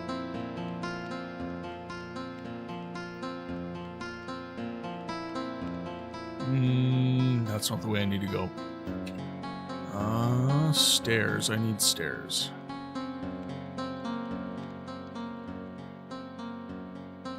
There we go. Just go out and kill some pigmen.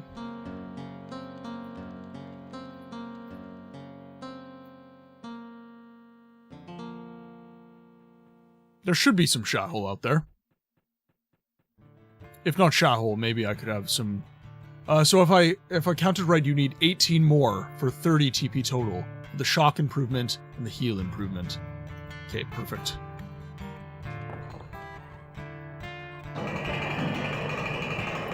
Let's see if I can find any Shahul.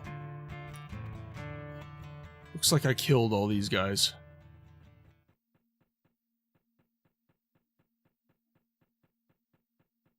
I might be up a creek here, folks.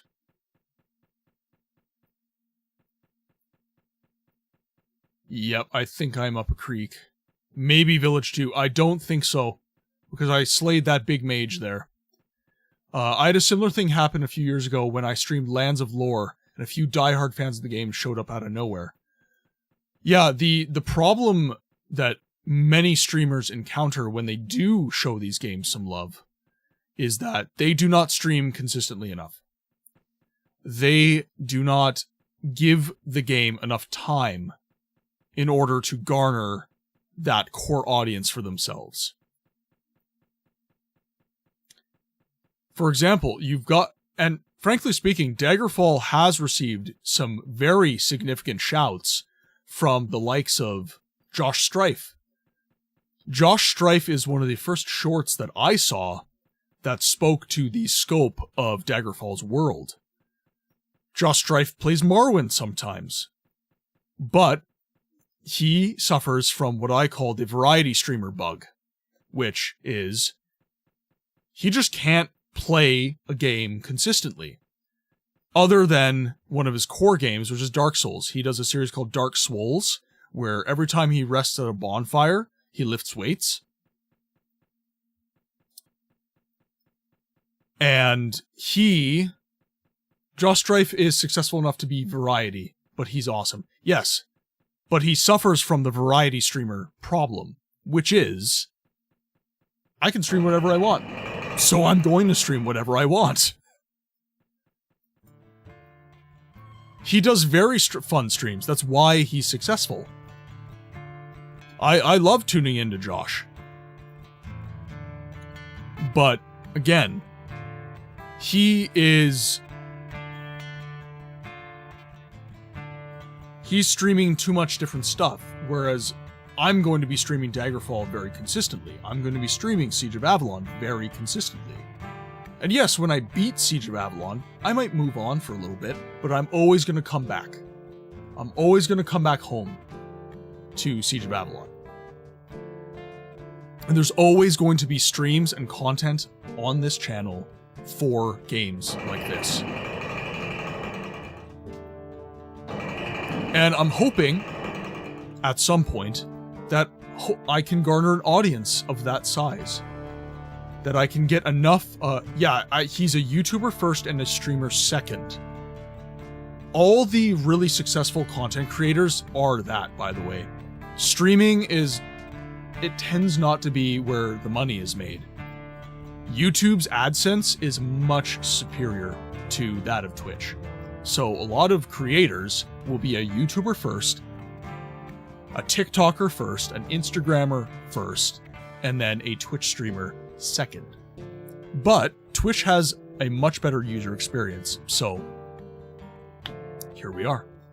Ads are going to be popping up in a few moments here, ladies and gentlemen. I'm just going to take a quick BRB, I'm going to top up my coffee, and I am going to have a little nibble of food because I haven't eaten much. And we'll see you guys in a sec. I will be right back.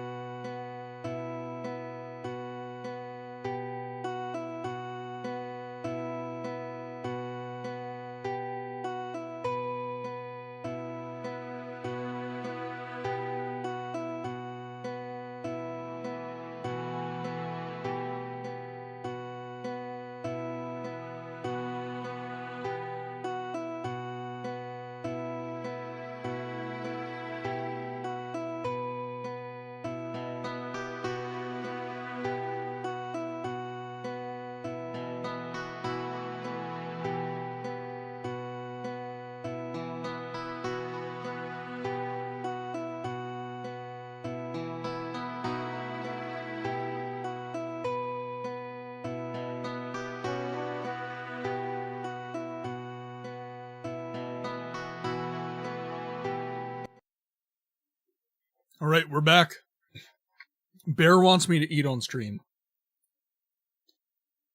So I'm gonna have some taco pasta. And I'm hoping that there's no disgusting chewing sounds. I also have coffee. If you do not have coffee, peer pressure, you should have some right now. So this is actually one of my favorite recipes. So this is a really, really simple dish. It's called taco pasta. I put a recipe on the Discord. It's ground beef, corn, black beans, red onions, and then a spice mix of oregano, chili powder, cumin, coriander, sugar, and if you want like a little bit of extra zip, you can put some salsa in there as well. It's really, really, really, really tasty. Obviously salt and pepper as well. I should say that too. Salt and pepper to taste. And then I just use it like a fusilli pasta, and it is absolutely fantastic. All right, back to the game. Okay, so we're kind of screwed for training points right now. I don't think there's anywhere else that we can go. We've kind of slain all the enemies that there are to slay. You just got hot chicken wings. Anyone who's eating, what are you having today? Any recipes that you can share them in the Discord. If you've got any secret, easy meals, turn that food channel into your personal Pinterest. I promote it.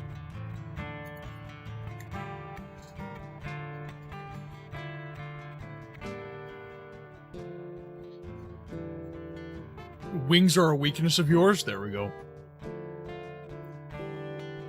Now, let's read our journal here. I've finally found the Astral Guardian. Now I can find the answers I need in order to finish my mission here in the Astral Plane. The most important thing will be to know how I can travel to Gaynor.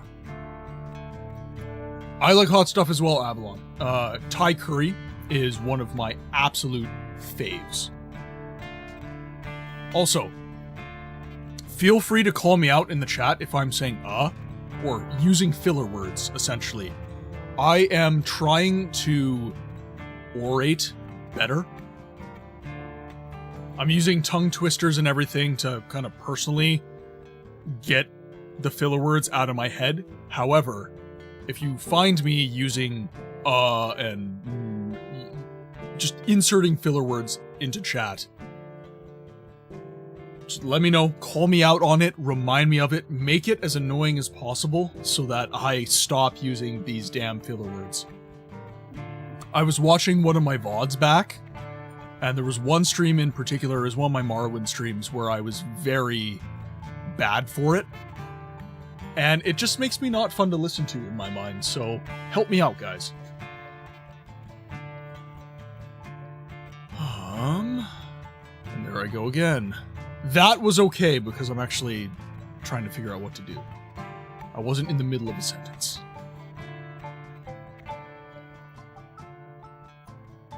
I'm supposed to get 2 magic rings for General Zazal. They could be very... Okay, so I have to go speak to General Zazal. I understand that filler words are something that everybody struggles with, so I know that there's not going to be... Oh! Just have a redeem for one of your faults, I guess. I should do that, actually. You know what I should do? I should make it a jump scare. I should make it a jump scare. If I'm using a filler word, just have something awful happen to me and just have... Ah, God! That's such a tough habit. So many people do it without realizing.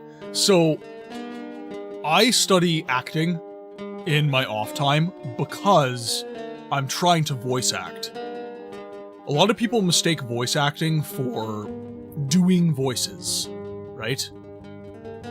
Can he sound like Batman? Can he sound like the Joker? Can he sound like an aristocratic Brit? Can he sound like a Frenchman? All of that is well and good, but if you cannot act, all you're doing is reading off of a piece of paper. So I study acting, in addition to all of the other stuff that kind of surrounds the channel.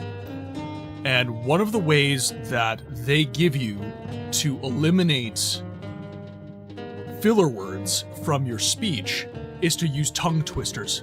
Peter Piper picked a pail of pickled peppers. New York, unique. Unique, New York. She sells seashells by the seashore. Doing stuff like that quickly will force your brain and your mouth to move at the same speed, because filler words happen whenever your thought and your physical reaction of vocalization do not meet in the middle. So a tongue twister where you can say Peter Piper picked a pail of pickled peppers really quickly, that will reduce the gap, and it will reduce the amount of filler words that you are using. Everybody uses filler words, by the way, even good orators. Vin Jiang, Josh Strife, people that I would consider good at oratory, they do this too. However, they do it much less, and when they do it, they are better at covering it up. That's the quintessential thing with that. So if you're ever looking at eliminating filler words in your speech, just use tongue twisters. That is a very good place to start. Also, I get it. Watching VODs back, you see everything you do without thinking. I've been trying to make some of mine more amusing, like changing and to Minecraft NPC. I sometimes find myself doing the Sigmire of Katarina from DS1. I love Sigmire. He's my doughboy. Alright, General Zazel. What have you to report? I was able to take the rings with me. Very good. I will destroy them, so no harm can be brought upon us. Perhaps General Galwin had another quest for you. Ask Page Elbin about this. Do that. I will return to my other duties. Thank you for keeping me company while I DoorDash, amigo. I am now safely home and going to go play with the child. B, that is what we're here for. We're here to provide a place of solitude and community when you guys want to come here to hang out. I use filler words because I pause a lot when I speak, and people will interrupt me if I don't. So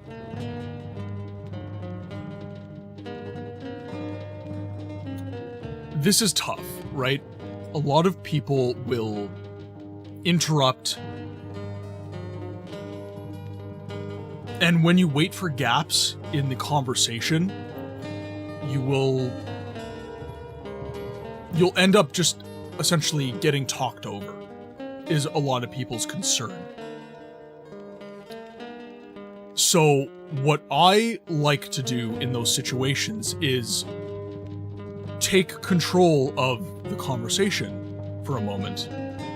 Actually be like, excuse me. Not rude, nothing like that, but if people are just talking, if people are talking over you, you can just take a moment and say, excuse me, and then make your point.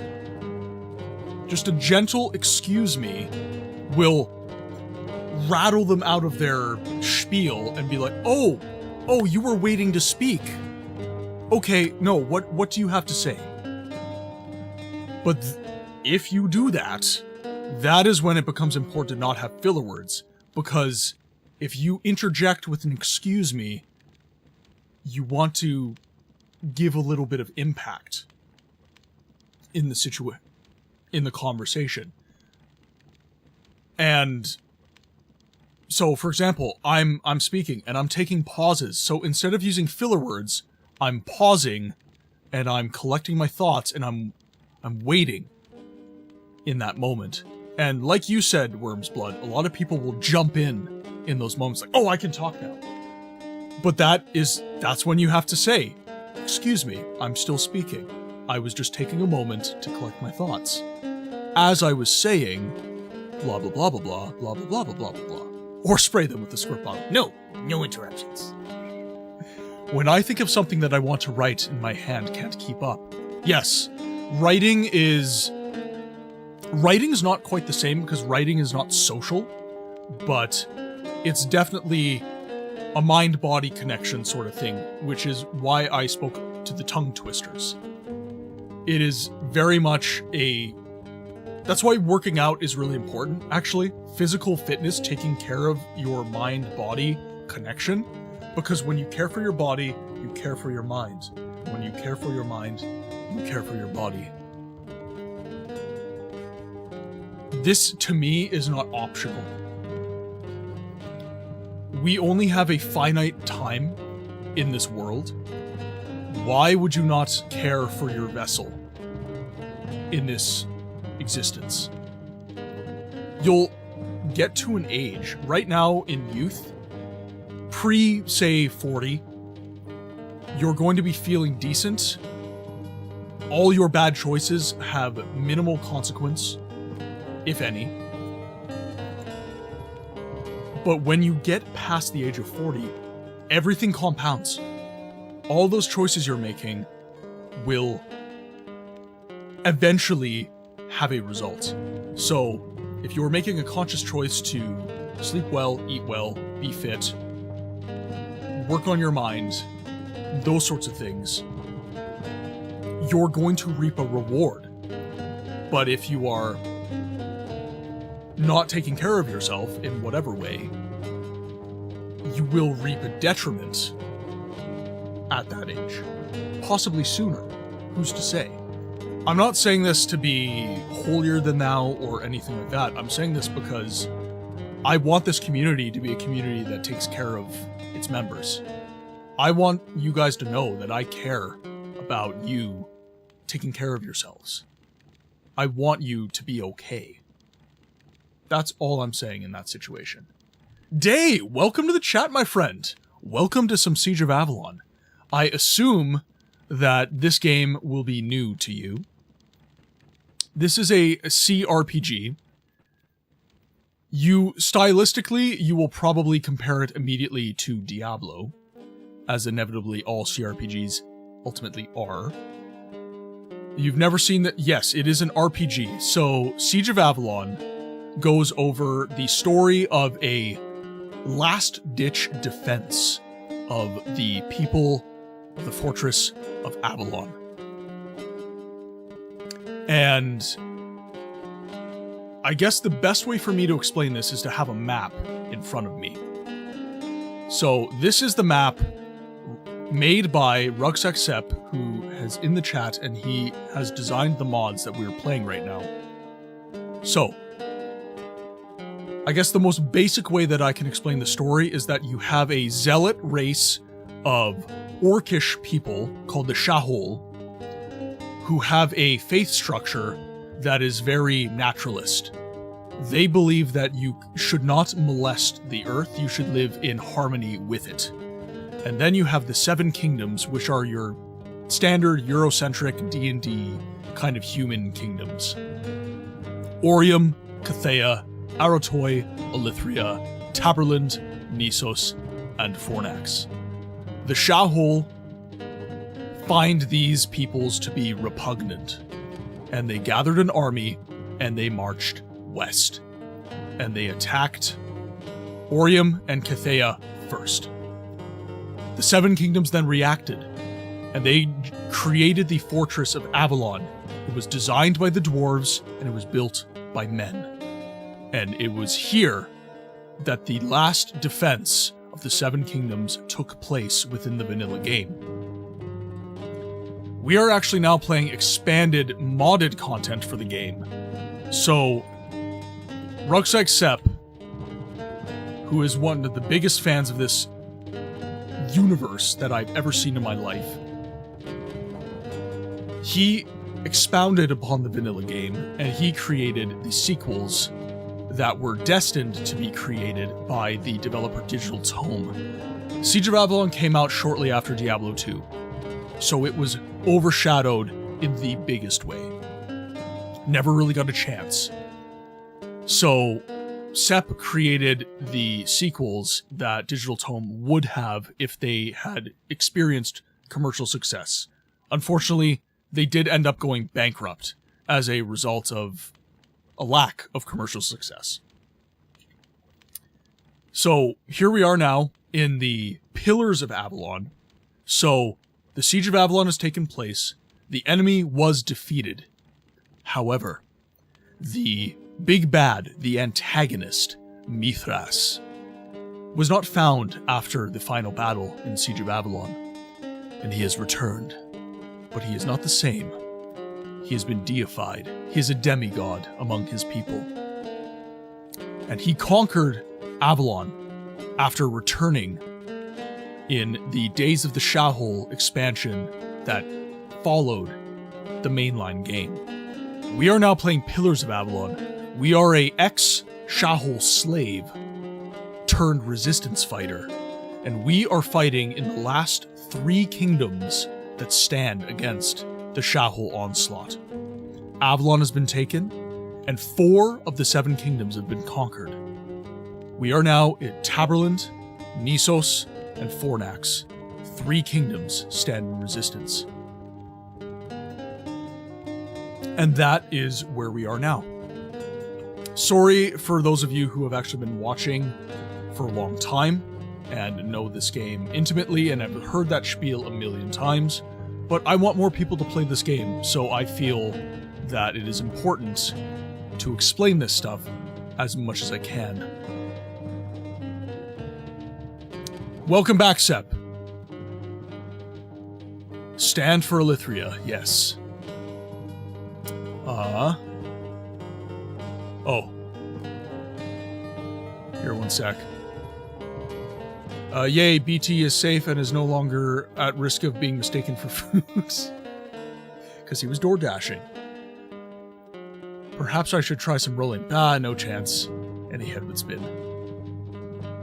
Oh, now I'm over-processing what I said and thinking maybe it could be misinterpreted as a mean statement. I was suggesting they might think you're sweet. You're just saying he's looking like a snack, that's all. I mean, B does look like a snack. One reason I fell in love with Soviet Wobble is how he weaves the story into gameplay and turns the lurkers up to date what he's doing.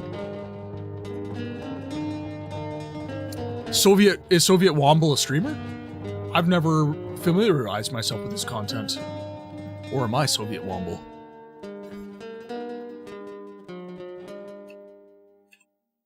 Yes, he is huge. I will have to look him up. I'm gonna write myself a little note then.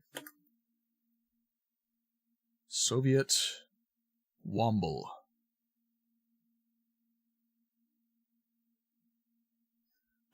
You do very similar, and I like that. Oh, okay. Well, hopefully I experience the same success that he has. That is the goal, anyways. I would emphasize that I do have a growth focus for my stream. I'm not looking to just kind of settle into a core audience. I do want to, obviously the core audience is important, but I want to grow. The reason I want to grow is I want more people to see these games. And that requires a larger audience base. So, as ever, I think call to actions are a little bit cringe. However, if you guys have any friends you think would like the content, please share. Guys, like, the more people that are seeing these games, the harder it is for these games to go into abandonware, because it means more people might give them a try.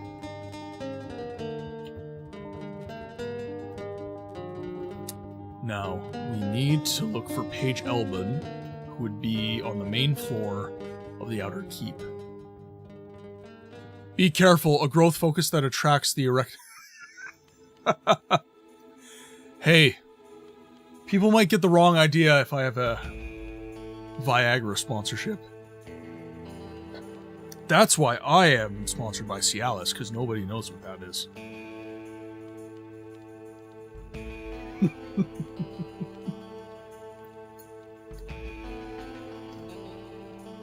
If I'm eating in chat, it's because Bear peer pressured me. It's his fault.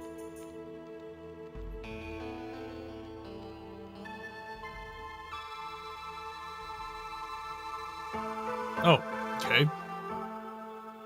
Macfisto needs me. Call a doctor if the stream lasts longer than 4 hours. Exactly. You woke the baby. She heard a bump in the night. She has to investigate. That's the one detriment to having herding dogs. Their bark is so loud. The noise suppression probably tamps it down a little bit, but man, she just rang my ears. I mean, especially with break, streaming longer than 4 hours can definitely cause some physical discomfort at least. Yeah, actually, I will say, I've been streaming consistently for 4 days in a row. I think I did 4 hours, 3 hours, 5 hours, and now today 6 hours. And I can genuinely attest to the fact that I am a little sore. My chair sucks. I need a better chair. Set up a GoFundMe, guys. Because the chair I want is very expensive. I did actually find an alternative chair that was mentioned to me in the DMs, though. Apparently Staples sells a chair. I'll actually show you guys this. Because why not? Staples... Tempur-Pedic chair. So if you guys are looking for a halfway decent chair...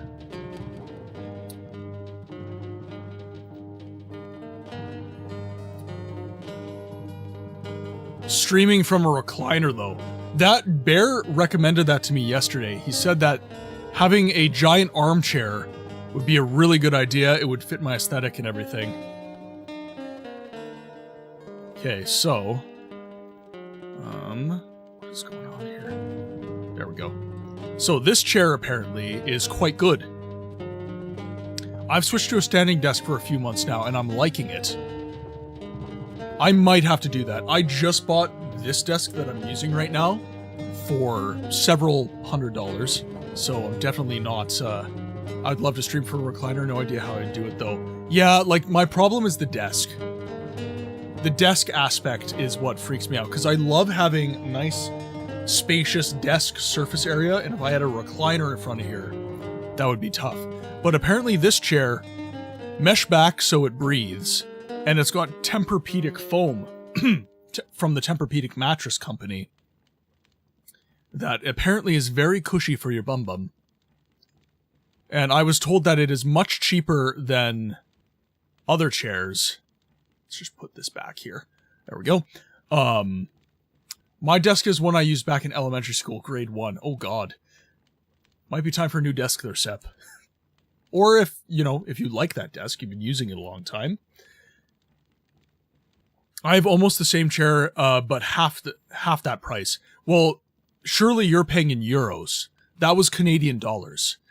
The Canadian, there we go, filler word. Filler words bad. Don't use filler words. Peter Piper picked a pail of pickled peppers. Blah, blah, blah, blah, blah. All right. So you're paying in euros. I would be paying in Canadian dollars. The differential there would be substantial. Yeah, damn the Canadian rupee. We call it, when a certain someone was in power, we called it, their name plus the word peso. I'm not gonna go into that any further because one of my rules is we don't get political in the chat, so I'm just gonna leave it at that. But it was called the peso. The Canadian, I kind of prefer the Canadian rupee or maple bucks a little bit better though, if I'm completely honest. There's no connotation to that. There you are again. Wonderful. I have a quest for you. What do you need now? You have to travel to the astral plane once again. It's occurred to me that the Muir might know how to use the wisdom in the bottle. Oh, good idea. I'll be on my way to ask him. But why don't you go and ask yourself? I have to keep the portal open, and I can only do that from here. Then I have no more questions. Goodbye. Time to speak to the Muir. We have dollary dues, and you guys have maple bucks? Yep, there we go.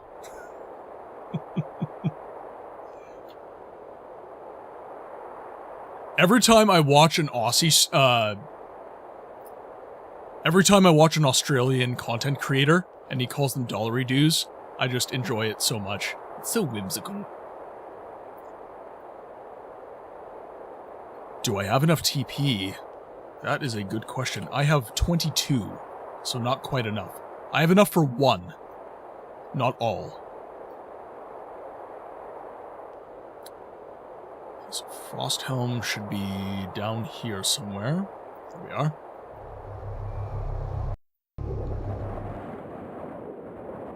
I'm not being hurt. There we go. The Weird has saved me.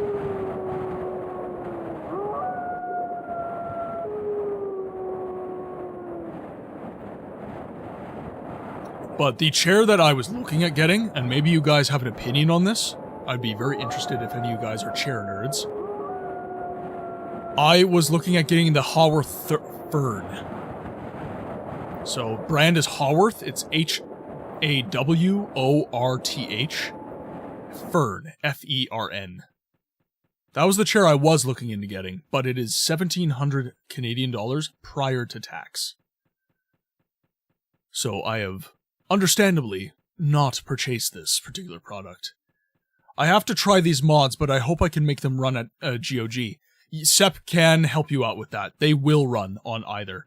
I have the Steam version, but the GOG version will work with these mods. At least, I believe I'm not mistaken in saying that, Sep. Correct? If you have the classic version, there's also a mod version for the classic one.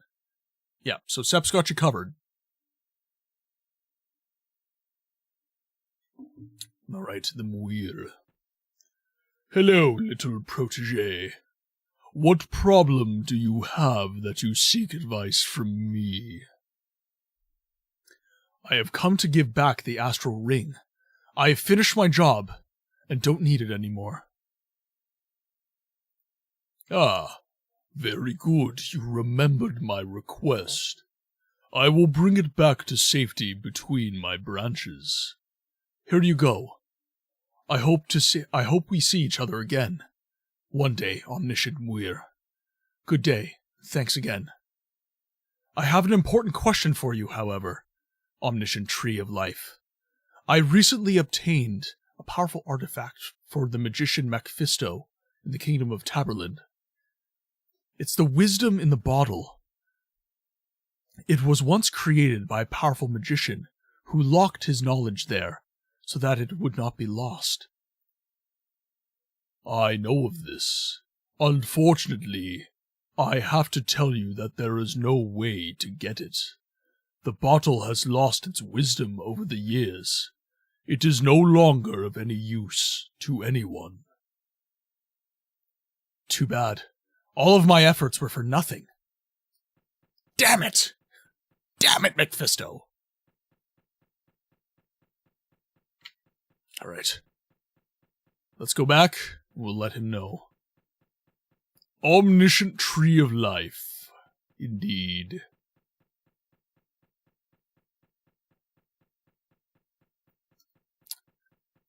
Okay, this is the exit. Good, good.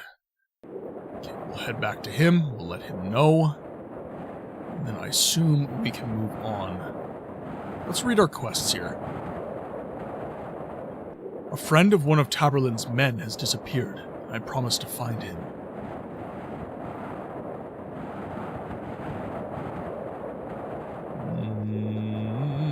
There we go.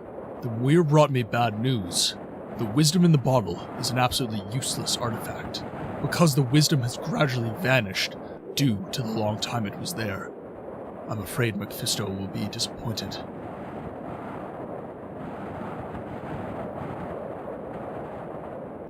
After a lot of back and forth, I finally found the ring and brought them to General Zazel.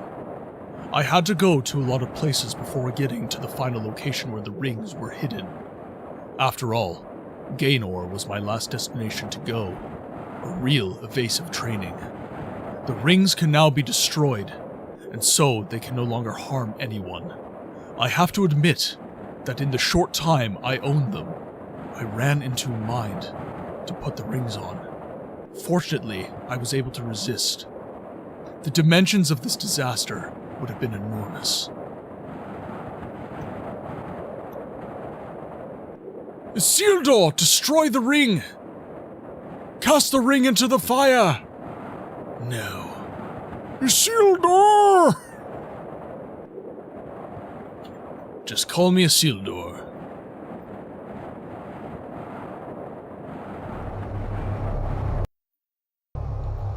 Ah! Dyson at work again. Damn Dyson. I already made a friend request unavailable after Chapter 3 in the new version of Pillars. No. Hashtag Isildur. Hashtag what the fuck Gondor. Goddamn Numenorians. They ruined it for everyone.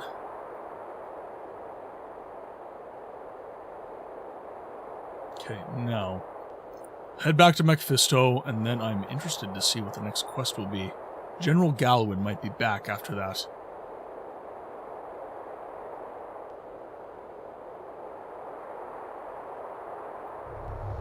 Pardon me. Oh, whoops, wrong one. Ah! Sitting in their castles, eating tomatoes like heathens. Why would your songs be inadequate for my halls? Come, sing me a song.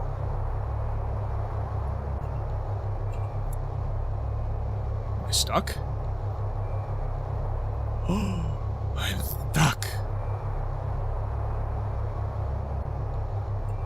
There's no way to get back. Adventure. I experienced something extremely strange. The portal to Taborland is no longer open.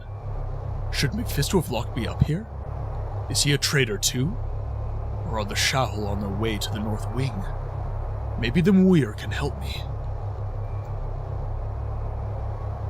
O wise tree of life, tell me how to avoid this strife. Hashtag Busta Rhymes, Medieval Edition.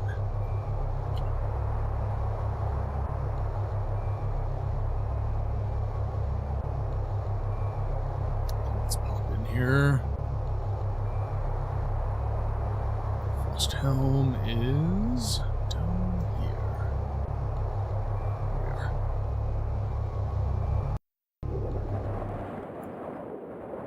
Let's chat him up.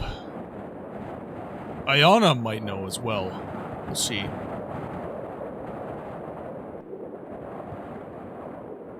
Let's pop in this way.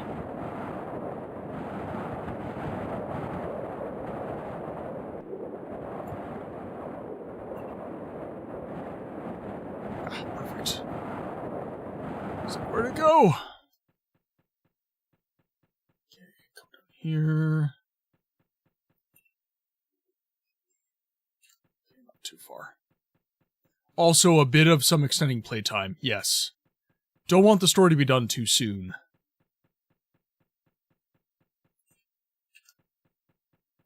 The final fight might be upon us.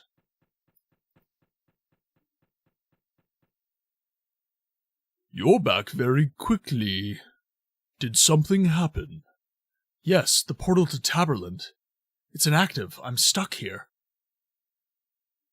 That shouldn't be a problem for me. It's not sealed, but it can only be kept open with magic. I will briefly open it for you so that you can go back and see what happened. Excellent, I will hurry. How can I thank you? Never mind, small mortal. That's what I am here for, to help the righteous.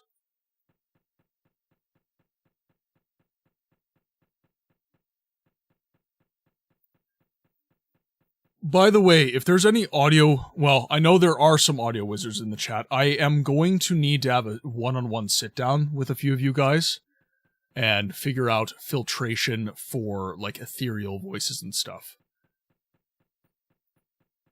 I need to get, like, some Dagoth stuff worked out for the Morrowind stream, and then I need to get some generalized ethereal filtration happening so that I can voice act some stuff like this a little bit better.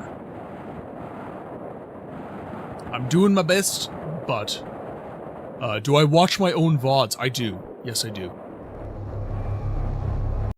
Mostly just to see where I can improve. I'm always trying to improve.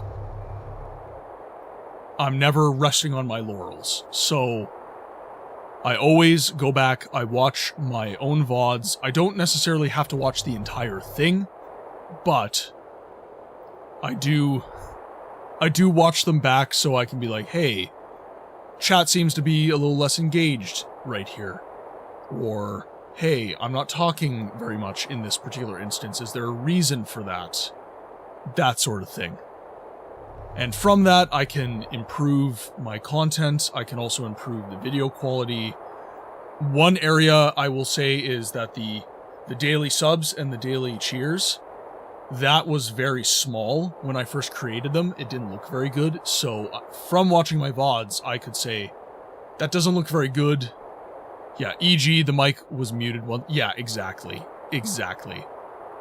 Just little inputs that I can make that will improve the overall quality of the stream. There was a lot of trial and error with this as well. I've got a very crappy mic. I would not consider the Siren Mini. It's a good starting mic for sure, but if you're going to stream seriously, and especially if you're doing voice acting within your stream, this is not satisfactory. I've got it sounding fairly good for what it is, but I now have ordered the Rode NT1, and that will sound, you will see, my stream sound will be much, much better in terms of the vocal. But, yeah, I do watch my own VODs. You can improve it by having a Siege of Avalon emote. I do have a Siege of Avalon emote. It's a little difficult to see at emote size, but I have the traitor emote, which is General Roth. It's General Roth pointing and saying traitor. Because in Siege of Avalon, the traitors were everywhere. It's a little difficult to see in terms of the scale, though. But yeah, that's General Roth.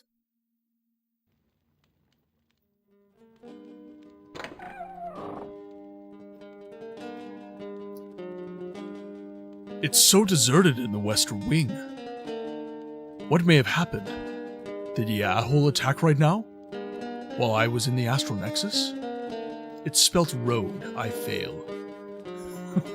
How long till your road is in? It is going to be, they said mid-month. So I'm assuming anytime within the next couple weeks. It could be coming in this next week, it could be coming in the week after. So there might be a day where I get a call from the music store where I purchased the mic from. That was actually the cheapest price, by the way. I could have done Amazon, which would have been a faster delivery, but it was so much more expensive. So I did get a better price. Yeah. Short Bowl, nothing of it, my friend. Welcome in. We are streaming 6 hours today. You're in around the middle mark. So, welcome in, my friend. It is amazing to have you here. I hope you are doing well today. What's going on? What's on the schedule for the weekend for Mr. Short Bowl? But yeah, the road should be coming in anytime now. Hey, nothing of it. It's all good. You come first, always. Always, always, always. And there's a lot of streamers in this community, so sometimes my schedule conflicts with theirs.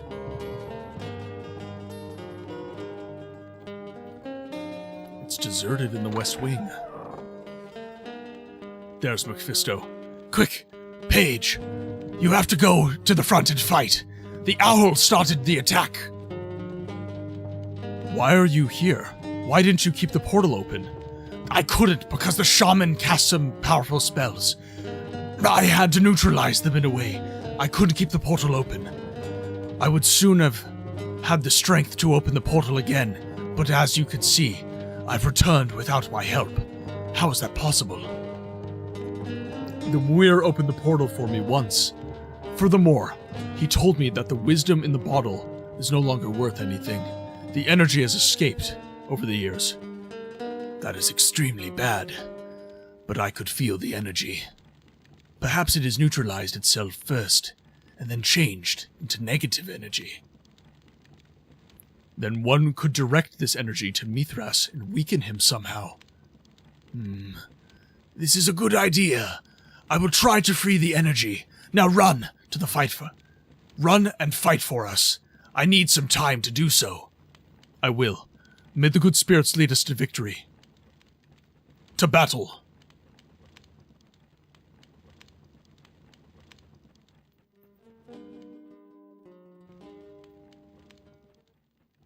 Wait. Okay, so I actually have to just travel the castle. Okay. So this is West Wing level 1. So we have to go to the front. So that means I will have to travel through the outer bailey.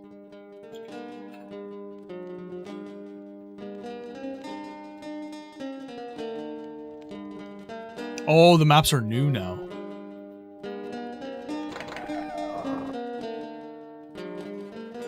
Here we are. Okay, aggro spell is armed. We must arm Ore of Steel.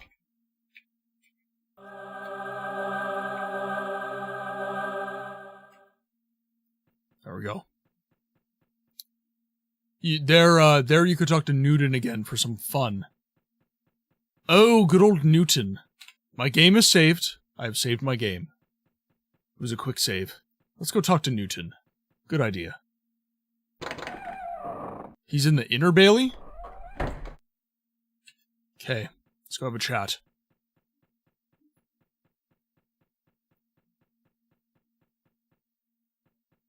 I am very well, Short Bull. I managed to sleep in today. Janelle is away at a, I guess, giant convention for equestrian models. So, basically model horses is the way you can conceptualize it. And I have the house to myself. So I've just been hanging out with the dogs. Started the stream a little bit late today. It was about 10:30. I normally like to start at 10.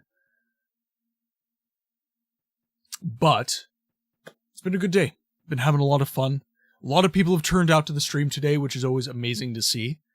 The audience has been growing and growing and growing. And Siege of Avalon is getting out to more people, which does my heart really, really good. I've now finished my gravity experiments. As I imagined, the pear not only falls from trees, as is normal, but can also fall from tables and chairs. My theory is proven.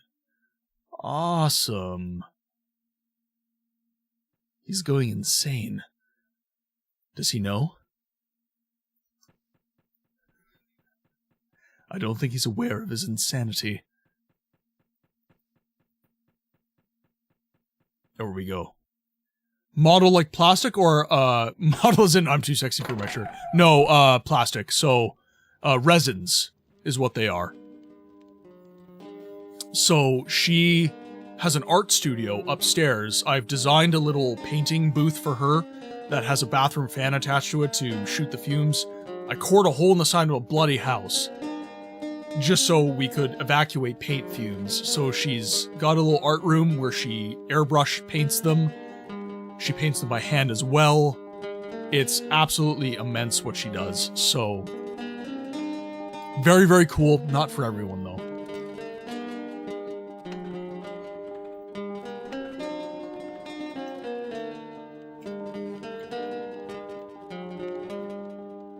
there's a lot of many different conventions. A lot of people also love miniature painting. So Warhammer, obviously, is a massive franchise. Games Workshop has done an amazing job at promoting their product. And she actually wants to start painting minis as well.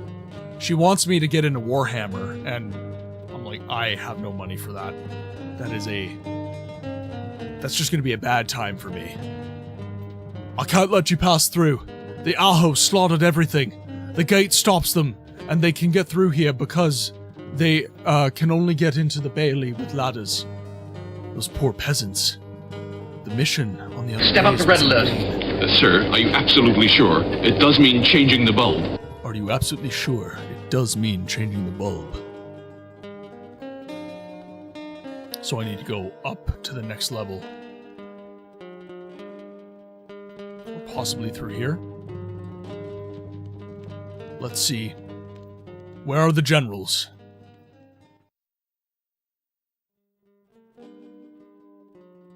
Enemies? Traitors, perhaps?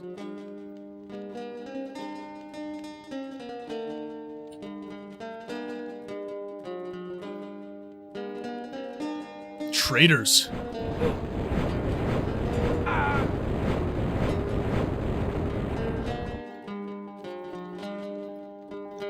It's so deserted in the West Wing. What may have happened? Did the A'houl attack us right now while I was in the Astral Nexus? Oh, I don't think I'm a lot dumber than you thought that I thought I was once. Whereas I was told by the Muir that the wisdom in the bottle truly seems... Okay, we've read that. It seems that there are more traitors in the East Wing. I believe this is the only place to find some anymore. However, I can imagine that they would soon have got ready to stab us in the back.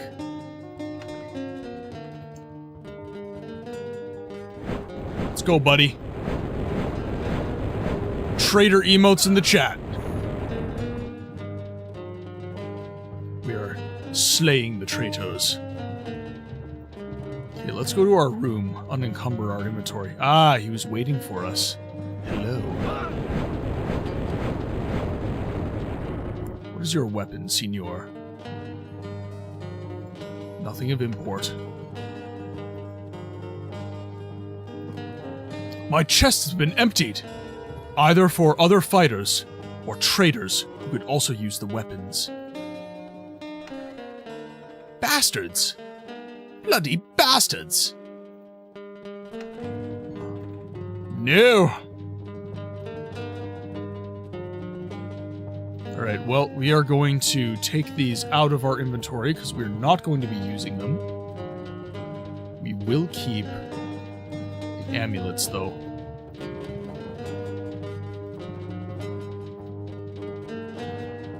Okay, there we are.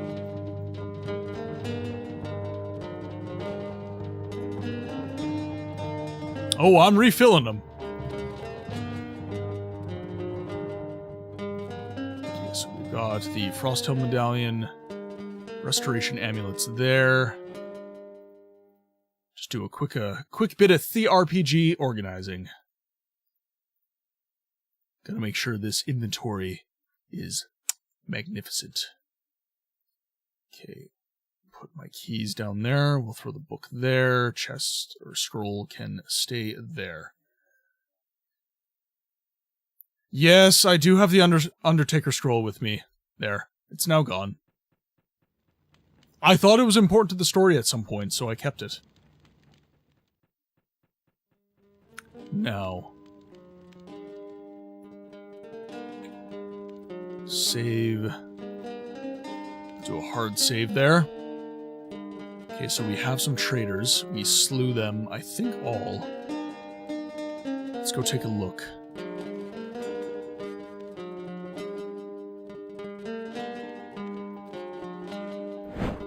Dastardly bastards!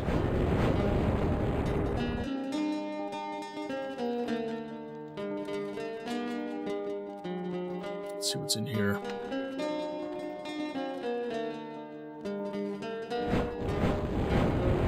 Boom. Okay, do you have any of my items?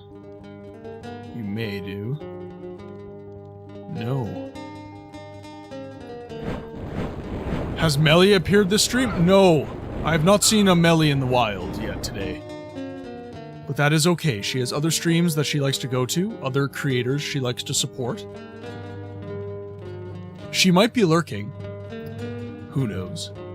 Shun the non-believers! Shun! What is that? It's a Neopleurodon! A magic Neopleurodon! He'll show us the way! How do you know he's a millennial? Gen Z immediately is confused. Yes. Yes, they are. And that's fine. They have an inferior culture. It is what it is.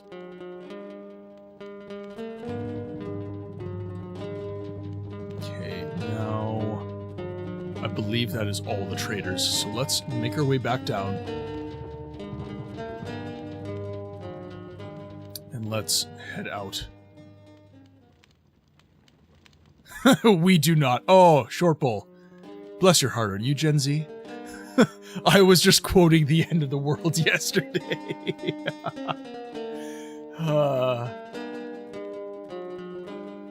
We do not, we stole it from you. Hey, I'm just fighting words, guys. Why can't we be friends?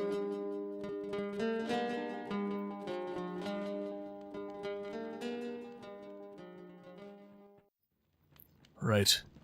To battle. Okay, it looks like we're being led in a particular direction.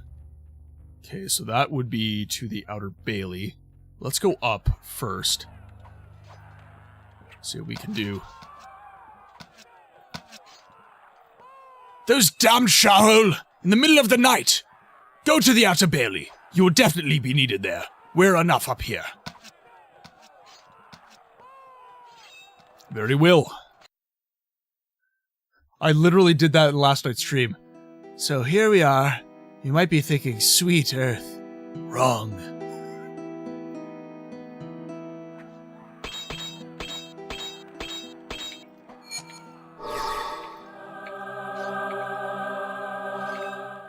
Let's go. Can I get out? Can't fight from here. Where are you? General Darkane, General Zazal. It's not going well. Besides, General Galwin has not returned. Damn it! Where is he? The reinforcement should have arrived with him long ago. I don't know. But in an emergency, it should be enough that General Darkane and you are here. The A'houl surprised us last night. They are too strong. We need reinforcements. Where are the dwarves? I think there were some inconsistencies there. Maybe there is a group of dwarves who opposed Garmlon. Since you already know the dwarves, go into the caves and try to solve our problems so that the dwarves can help us. We need all the men to drive the A'houl back. I will go to the caves immediately. Furthermore, if I take a look at the battlefield, it seems that almost all the soldiers from the East Wing are missing. You're right. When I went there briefly, I found a couple of men who didn't want to fight. I knew they were traitors, and I executed them. Beautiful. Now, we no longer need to fear a two-front war. Correct. Let's go. You could take the shortcut via the walls.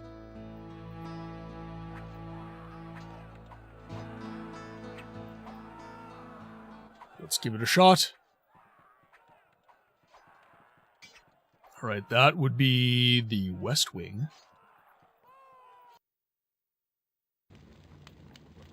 Down we go.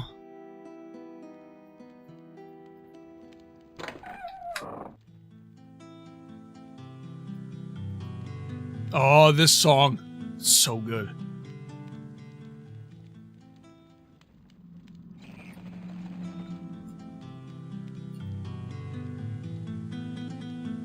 Yes, hello, I'm very sorry to bother you, but do you mind saving your damn game? Game is saved. Wait, do mods get ads? Yeah, if you're not subbed, you will be getting ads. Unfortunately, that is That's just the way it is. I apologize for it, but there's no way around it, unfortunately. I did hear that Twitch might be giving us an option to omit ads in the future. I will be thinking about that.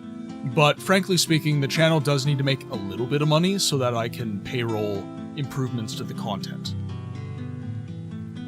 So ads are kind of the easiest way of doing that because I don't actually have to get subs and cheers or anything like that.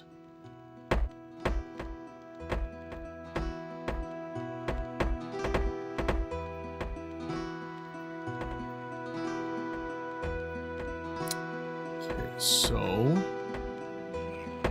did I walk right past him? I probably did. Too much of a hurry. And all the strippers and... yeah, absolutely. Okay, now... where are the dwarves?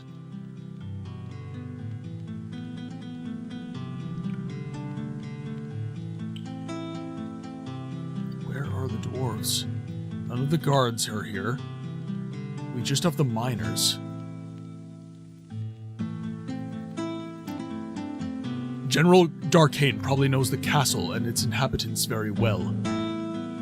Oh, we have ads, ladies and gentlemen. So, I'm going to be avoiding story because we are in quite an intense moment. So what I'm going to do is I'm just going to BRB.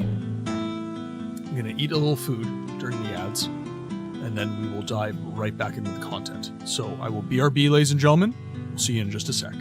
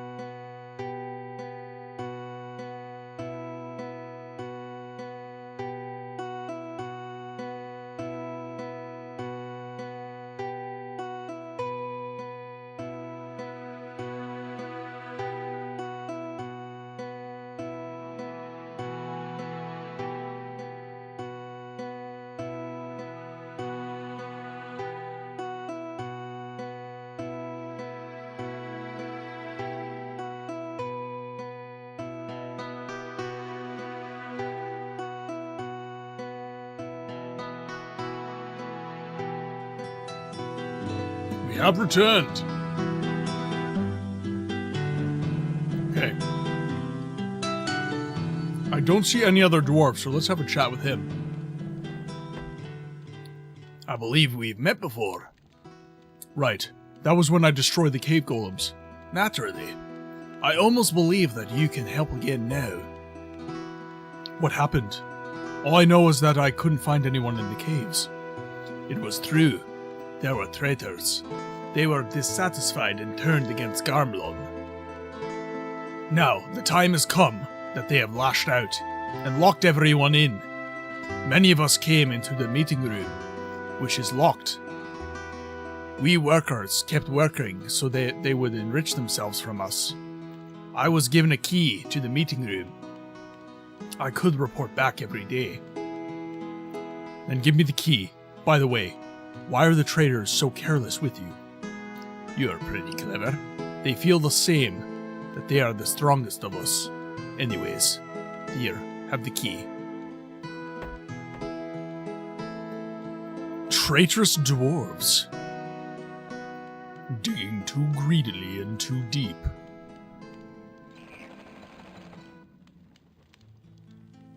Sorry, my accent was a little crappy there. I had just eaten some food, so...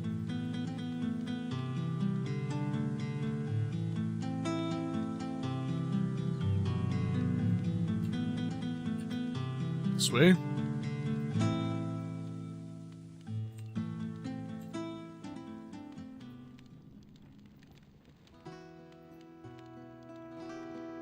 Targ. Okay, here's the key.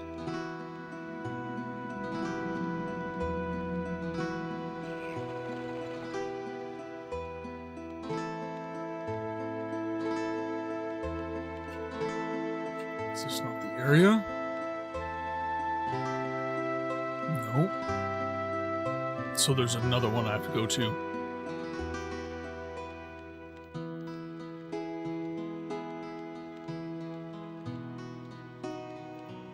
Let's go here.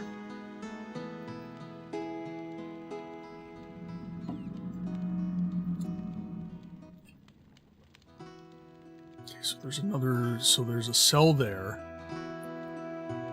Access out, access out. The big dwarven hall.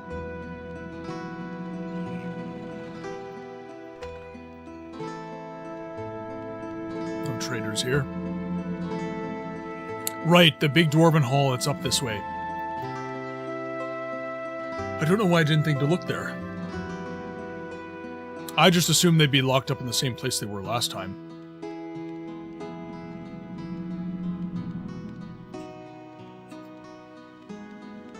Okay, let's head in, take these traders down, and then get back to the battle.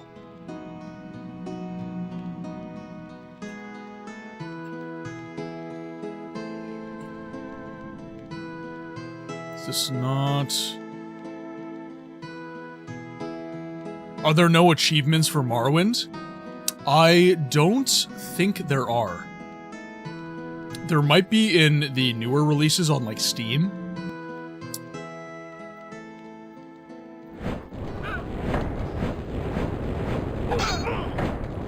Woo!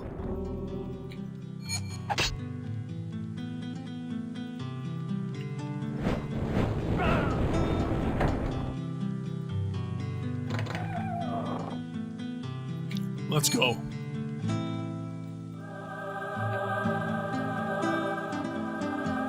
Where's Garmlin?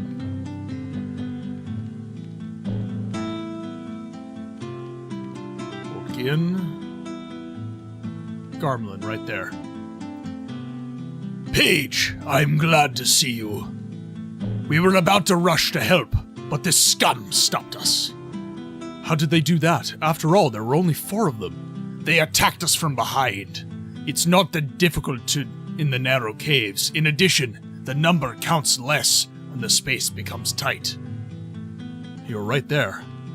We have no time to lose. We will leave immediately. I will also quickly free the other people further west in the caves. I will also have my workers armed. Very good. I will see you on the battlefield.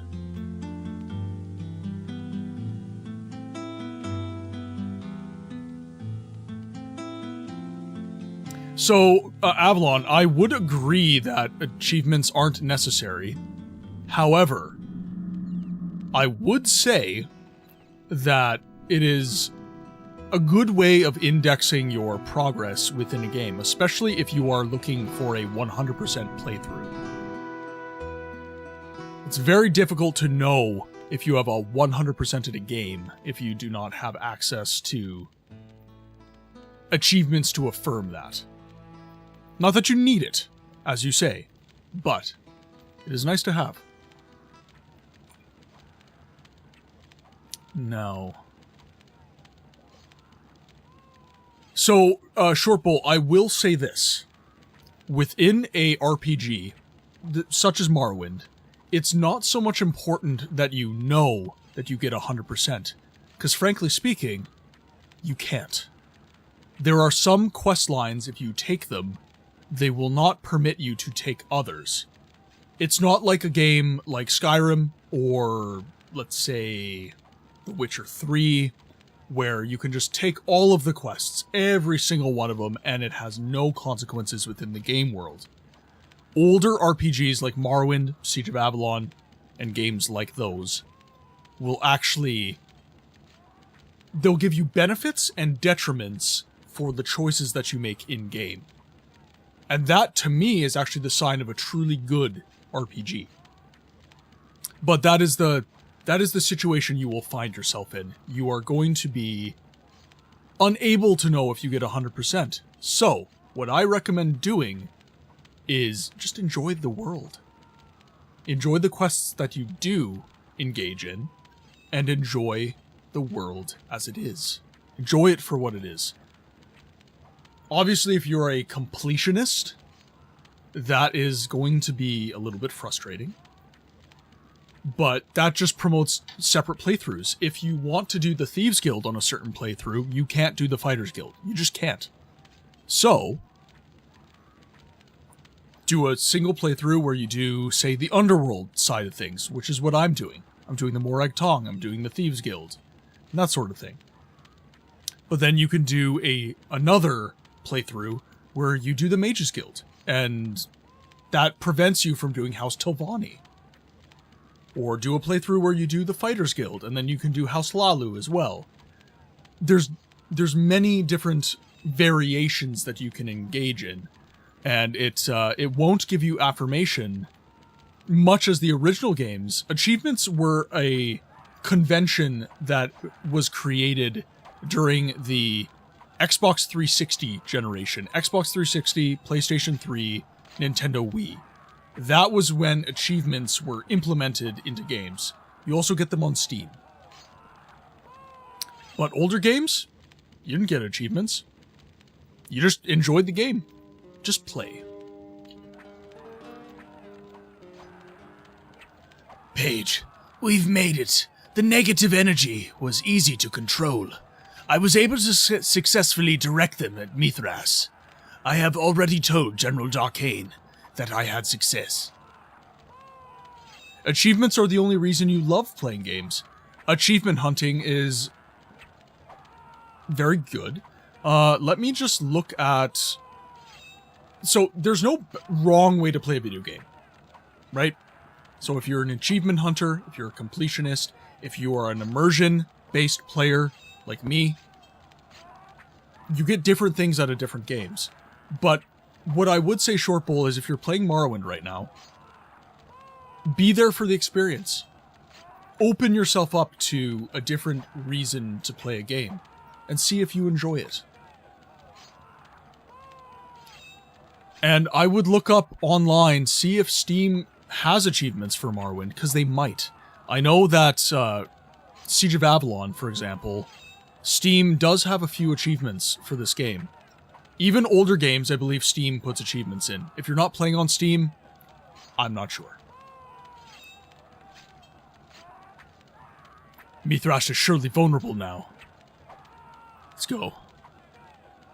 You don't use Steam. Okay, so yeah, then maybe you don't have achievements for Morrowind. What are you playing Morrowind on?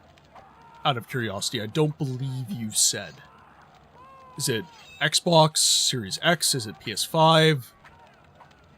I know it's released on a lot of modern consoles now. Xbox? Okay. No, you should have achievements for that then. Yeah, Xbox Live should give you some achievements for certain things. Like completing certain quest lines and stuff like that, you should have achievements for that. Because I know Steam does. Like if you join the Morag Tong, you get an achievement blurb, that kind of thing. Oh, that's such good coffee today. Will the dwarves now come and help us? I took care of the traders in the East Wing, and the dwarves will be there shortly. Very good. I think we can strike back now. Very well. To attack!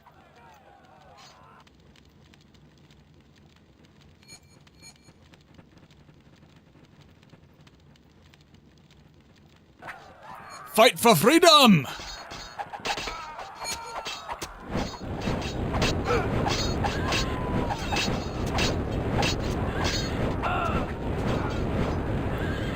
Like lambs to the slaughter. Oh, hi. Okay. Holy crap. Oh, God. Oh, they all want my booty. Woo! Oh, God. Okay. Oh, hi. That was not help. My army is not helpful. At all. Yeah, mirror image might help. Mirror image, where is it? Mirror image.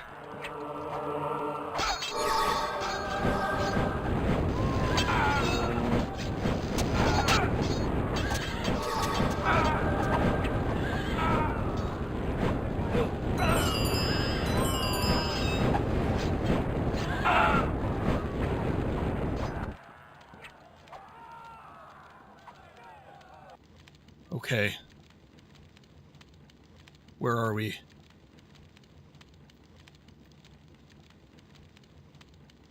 Enemies? Any?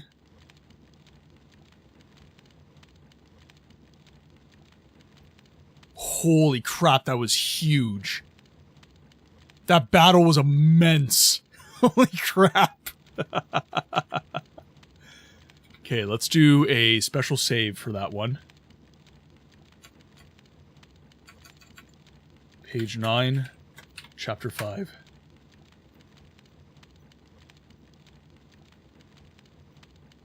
Okay, let's talk to some of these NPCs. Let's see. Oh man, so many dead. Unfortunately, they didn't use the battle types in Siege of Avalon itself. Yeah, I really wish they had. It's chaos, but it's good. Okay, so we've counterattacked. Okay, I guess time to push out of the fortress.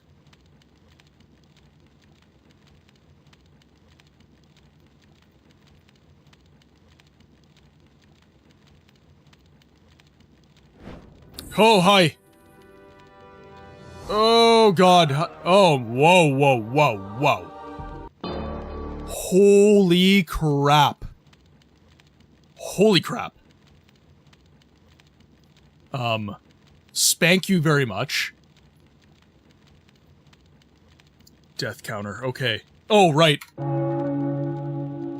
Thank you, Sep.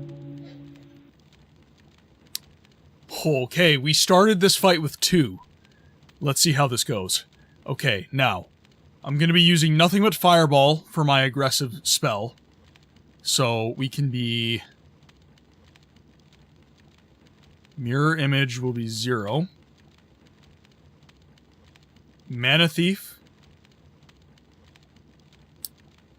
Let's put that one at 3, because I need to be using that. Yeah, projectiles are quite useless now because Mithras uses deflect first. So, should I be using a crushing spell like the Great Hound? Or, sorry, Great Hand. Pardon me. And then I need... For example... Okay, so Great Hands, we're going to arm. We'll arm Great Hands. Flame Strike will be number 1. Mirror Image is 0. Aura of Steel is 9. We need protection from magic. Where's deflect? I have the deflect spell as well. Deflect, okay. Deflect will be 3. Heal is 4. Hold is 5. Mana Thief can be 6.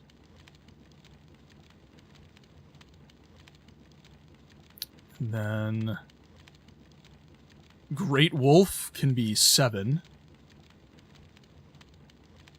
Blades can be 8. Okay. Great Wolf, Flame Strike, Shock, left to flame. Okay. Okay, so we're gonna start out with... Let's just do... Okay. So we're gonna start out with Mirror Image.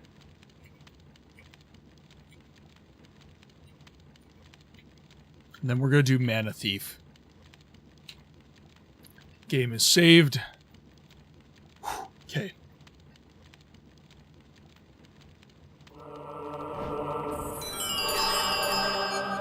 Okay, now. Great.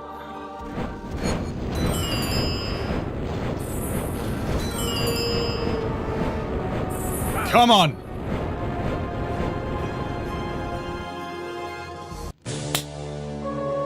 Yes!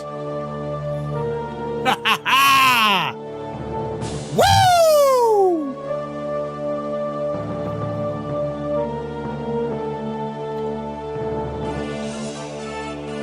Congratulations! You have become the hero of Urle. Mithras has fallen. But I could only defeat him with the help of Mephisto. He was finally able to tame the negative energy and direct it to Mithras, which is why he was weakened. Yes, but you were the one who picked up where so many had left off. We will now plan how to proceed. The A'houl are now without their greatest leader. So, there is chaos among them. Now it is time to strike back and free Avalon. I understand. From today, the final battle will begin. We will get back everything that the A'houl once took from us. Indeed. I will give you an honor to appoint you as General Avalon's. You can lead an entire army with us to reconquer the fortress. Even if it appeals to me to lead an army, I think that it is most effective if I fight myself as before. Especially since as a magician, it is not an easy task to think as a warrior. The people of Taberland were in hardship. The A'houl had launched an attack that night. The knights of Taberland were far outnumbered. They fought heroically and held out as long as they could. Meanwhile, the hero, who was memorialized afterwards, was not present. He was still in the astral nexus, but could not return yet, because Mephisto had to neutralize Mithras' curses. So, the Muir opened the portal once so that the hero could travel back. He already suspected what had happened and immediately went into the fight. He had previously called the dwarves to help with him, and with him, the war turned to a better side. The Taberland warriors gathered to strike back. Thanks to General Galwin's war speech, the courage returned to the soldiers' souls. In that way, a glorious battle resulted, and the A'houl became fewer, and the Outer Bailey was recaptured. And that, ladies and gentlemen, is the final story of the Pillars of Avalon. We are now done. The Pillars of Avalon. And we have 3 hours left to the stream. So, we are just going to hop straight in. I skipped 2 journals at the end. No. No way. Oh, damn it. How do I get them back? I want them back. Sep, help me.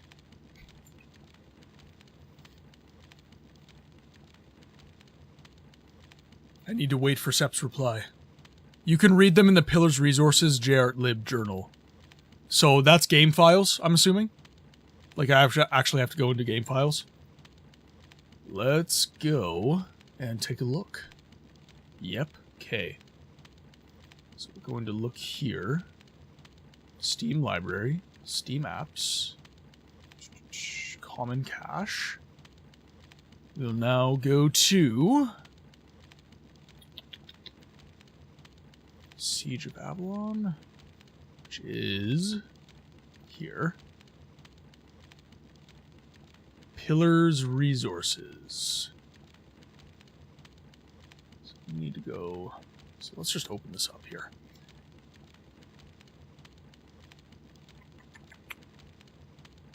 Pillars Games, Pillars Interface, Pillars Maps. Caves Interface. ArtLib, Pillars Resources Journal. Siege of Avalon, ArtLib, Pillars Resources Journal. English. Ah, here we are. Okay, perfect. So these will be the final entries. Woodcutter, Charge for Life.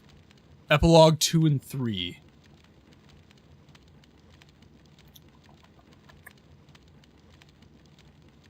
Epilogue. There we are. Finally, they arrived in the village. Mithras was already waiting there. He was still weakened by the negative energy that Mephisto had turned and directed at him, so his divine powers were weak enough to kill him. Once again, it was a hero who faced this battle.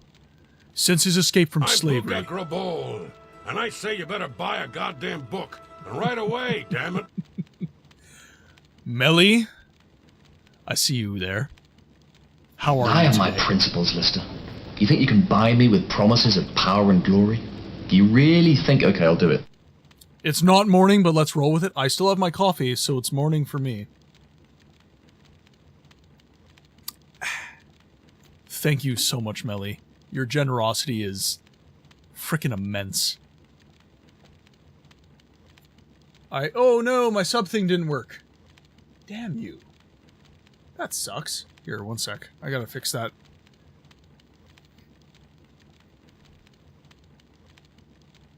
Once again, it was the hero that faced this battle. Since his escape from slavery, he has acquired many skills, so that he is not only one who could compete against Mithras. The big battle ended after a long period of fighting with Mithras. Shortly afterwards, there were cheers from Taberlanders, and remaining A'houl fell by the sword.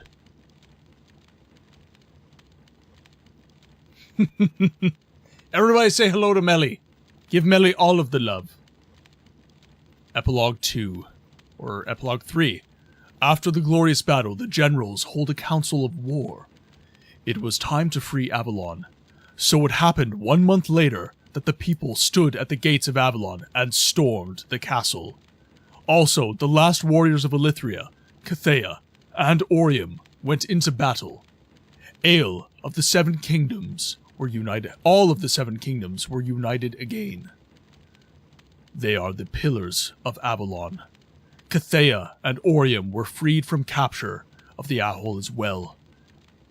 And so they were dispelled back to their veld. Avalon was repopulated, and it grew again into a beautiful spot within the world of Urele. The end. Thank you for that, Sep. Time for another game. The Ashes of Avalon. After Mithras' death, Avalon grew into a wonderful place again. The years passed by, and the balance held in Urele. The village, the troubled area par excellence, also became a peaceful place within the land again. After all, Orium and Cathea were also freed. But one day, a terrible natural disaster happened. A sandstorm. No one could have ever imagined its extent turned all of Orium into a wasteland. People say that the A'houl are the ones to blame it. But sheer nonsense if you ask the scholars. Where else would the sandstorm have come from? And as if any shaman had the power to conjure up such a storm of this dimension. However, this happened in the spirit of the A'houl. So they were able to expand their Veld territory over Orium. And the Oriamer, who were able to survive, now live in Cathea and Elithria. So these kingdoms became the new border to the A'houl's Veld, and the Castle Avalon became an outpost, guarding much of the borderland in Elithria. Cathea, on the other hand, has a hard time guarding its own borders. With its isolated villages, but strangely enough, the A'houl don't try to ambush the Catheans. The years stop coming and they don't stop coming. They are said to have one goal above all else: crush Elithria and the Castle of Avalon. After all, since the beginning of history, they've suffered their biggest and most fatal defeat twice. The A'houl seem to have a new leader, a powerful necromancer who has nearly perfected necromancy. Are they afraid because of their religion, or are they simply loyal to him? Even scholars don't know that. This necromancer stood now also at the gates of Avalon, and a siege could no longer be averted. Crowds of undead, along with the A'houl, made life hell for the Elithrians. However, this magician was defeated and killed during a heroic battle. The hero facing him in single combat also fell, and so a monument was built in order to commemorate the glorious victory. But what the people didn't know is that the necromancer had a son. Now, 15 years later, he is continuing his work. Many agree that he is even more powerful than his father. The only downer of the whole misery is that the Nagas and the Lizardmen are no longer allied with the A'houl, so an alliance with them would be possible. But more on that later. Ashes of Avalon, ladies and gentlemen. The story begins. Alright, now. Paige was the character from Pillars. It is many years hence, so let us rename our character. What are we thinking? Are we going to play a mage again? We've played all classes possible within the game. Play a fighter. Very well. It's been a while since we played as a fighter, so we will play as a fighter.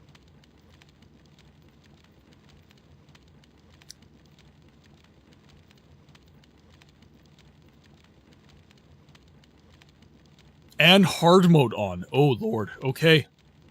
Okay, we'll give it a shot. Let's see how it goes. I don't recommend hard mode for the beginning. So, okay, Sep. Question for you, my friend. Oh, hey, the sub, it worked now. Okay. Okay, perfect. It just took some time. Okay, now. Less mana and health points, no saves, and you side just scripted ones. Everyone seems to want me to pick hard mode, Step. Less mana, less healing points, no saves on your side. Just scripted ones. So, ladies and gentlemen, I would not be able to save. This would be extremely difficult. Like, unabatingly so. I would have preordained saves. And I would have to essentially work my way off of those saves every time I die. So if you're willing... This is a question for you guys, because if people are going to get frustrated and leave the stream, I don't want to play on hard mode. If you guys are here for the long haul, and you will be okay watching a hard mode playthrough, I will play on hard mode. But otherwise, we will do a regular playthrough. Even I had to struggle when testing it. And we're playing as a fighter, keep in mind. Do it. Okay. I will enjoy it 100%. Alright. Sounds good, ladies and germs. And we have the death counter. Are you asking if the channel Are you asking if the channel likes Schadenfront?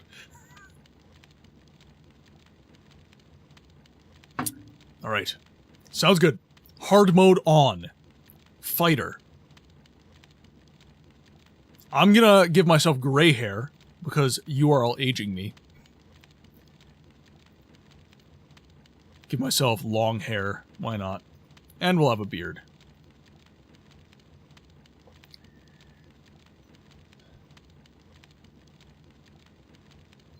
Yeah, I can't remember the spelling exactly. There we go.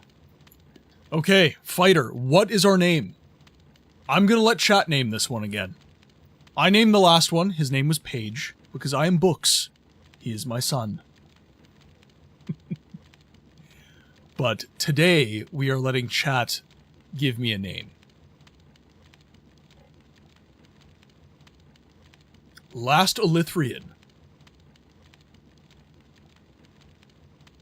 Well, what would the name of the last Elithrian be? Crunk Meatloaf. Avalon. The Avalon for Cusco. Cusco's Avalon. Crunk! Pull the lever! Tomaz? There are some who name me Tom. I could be named Tome. Corvinius.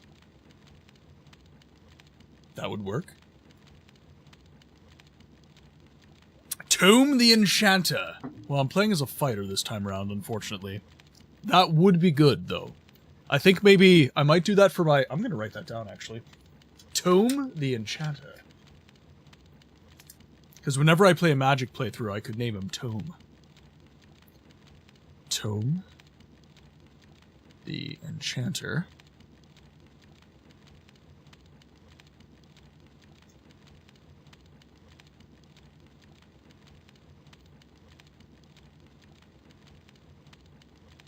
Paige would be like our rogue. Alright. I'm convinced. Jet Black Sheep wins the vote. We are Tome. The morning is dawning. I wake up in my room in the South Gate feeling that today will be an important day. I haven't done much on Avalon yet, within Avalon yet, but in the past few days I started my training against the skeletons. My father did just that. He was an important man in Avalon. It was him who killed the necromancer back then. But there is someone who continues his work. Unfortunately, we lost a lot of soldiers back then, and reinforcements won't arrive for a few months. I'm not finished with my training yet, but as I said, my feeling tells me I'm going to be given something important today.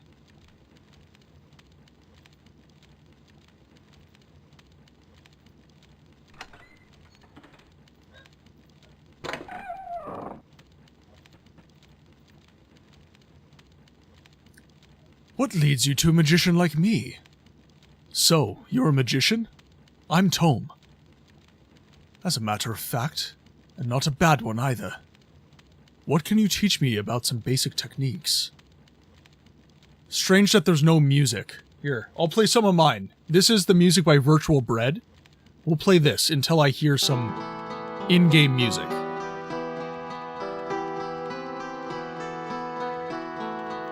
There is no music, though. Like, it's just fire sound. Sep, perhaps you want to... Okay. Music volume? No, it's not 0. Music volume is fine. If you wanted to look quickly at the code, I could wait a moment. And then maybe if you want to send me a patch, I can throw that in so that the music plays. It could be that the flame sounds are overriding the music. Up to you, though. I do have Virtual Bread's song, so I could play that for a time. It will get old quite quickly, though, I reckon.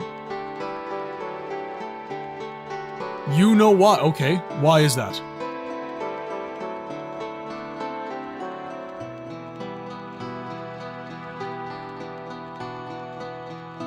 just gonna snap while you do that.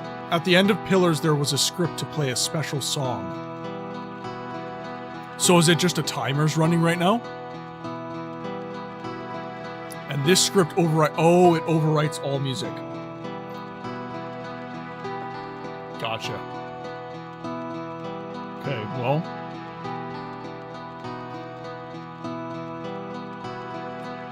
Sounds good. Right, I can't save my game. And we don't have a level start. Okay, I'm just gonna get to the point where I can have a save.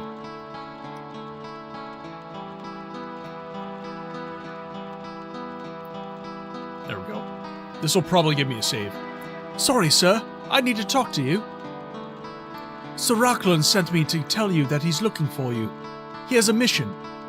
Where can I find him? Just go down the stairs. At the moment, he's already in the south gate. Thank you for the information. Goodbye.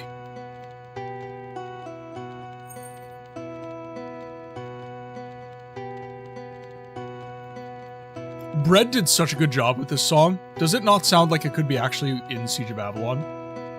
It's excellent. Jestik. Sir Racklin. Hello, Tome. As you can probably guess, it's about something important. Allow me to ask why me, and not someone who already has done a lot successfully. I have learned that you are a descendant of the knight who accounted for the old necromancer. So I figured you'd like to follow in his footsteps. Therefore, I'm giving you a chance to do so. I'm honored. What should I do? The necromancer captured the villagers with the help of his servants. I want you to free them before they are used for his purposes. I do not wish anyone such a hellscape. I'll see what can be done, but first I need some armor, as you can see. You're right there. Go to the blacksmith and get a weapon, and you should get some armor from the quartermaster. Here, you have the necessary papers. And before you go into the village, you should maybe do some training in the Outer Bailey. There's an instructor who will give you the permission to go out into the village. Where can I find you again if I have something to report? I will be found in a larger tent in the Outer Bailey. There, you can tell me everything you noticed. Very well.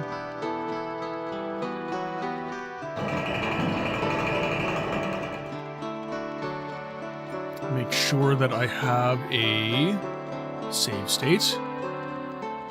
There we go.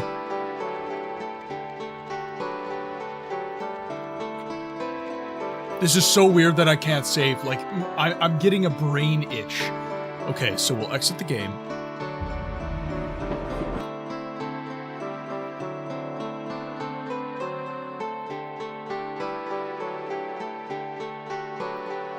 Play the game. F2 does not work. Oh, you caught me. Loading Ashes of Avalon. Let's see.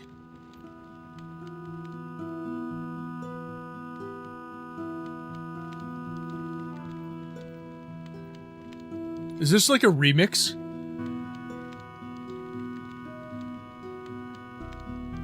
This sounds like a remix version. That is awesome. I love that so much. Okay, now. Quartermaster, armor.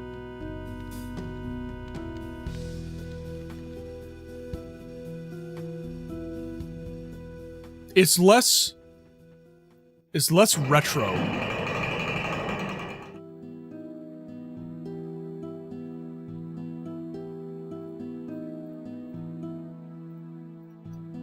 Okay, we're good.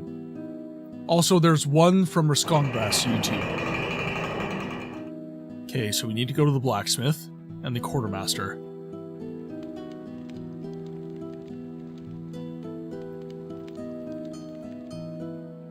What can I do for you? I have this letter for handing over a weapon. From Sir Racklin. Alright. Ah, here it is. A longsword. I like it, thank you, and goodbye. Now some armor.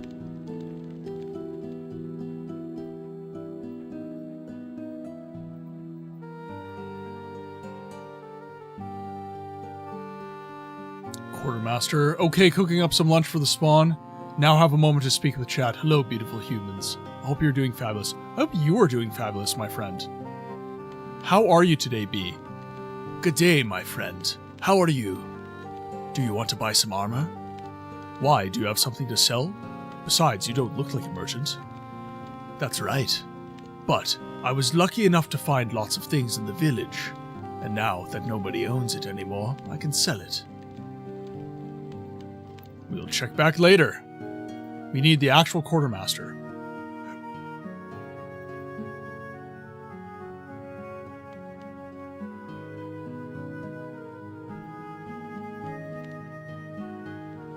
Edric? What can old Edric do for you? What's up with the stairs? It's guarded. There's a second prison. There live the prisoners who are classified as very dangerous. That is why it is so well guarded. I understand. Thank you very much for your efforts, and goodbye.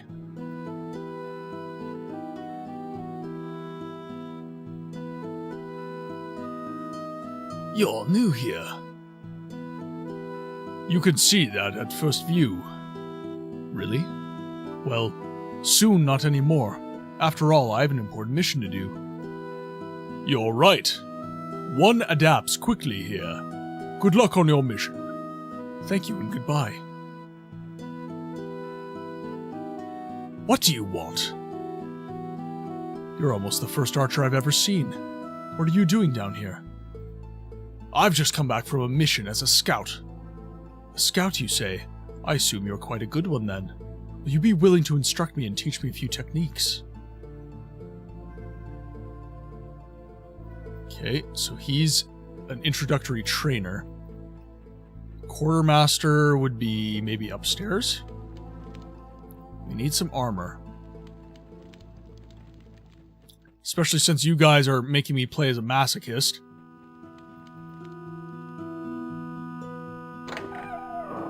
See if there's anything in this chest, perhaps.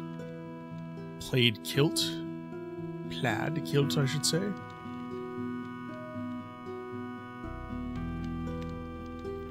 Okay, let's give this a shot. If you have enough money, you can buy the skill Armor Fitting, -3 reduction from Sench. Is this Sench? That's mid-off. Sench must be upstairs. That's Gestic. Quartermaster's on level 2. I thought so. Alfred. Oh, Sench is the blacksmith. Oh, I see.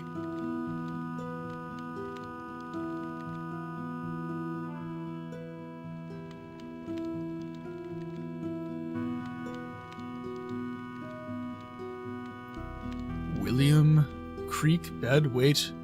Does this mean we can go fishing? Oh yeah, I missed B's reply. I'm doing alright, had some early door dashing, and that was interesting, but we're going to hang out with the kid until about 3, and then go to the restaurant biz. Hello, my roaming stranger from the stream to stream. It's nice for you to settle upon this creek bed together. Going fishing.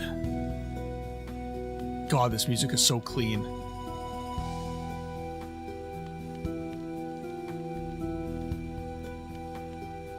Alfred is the quartermaster? Okay. It might be, Sep, for your notes on the game, it might be good to do parentheticals.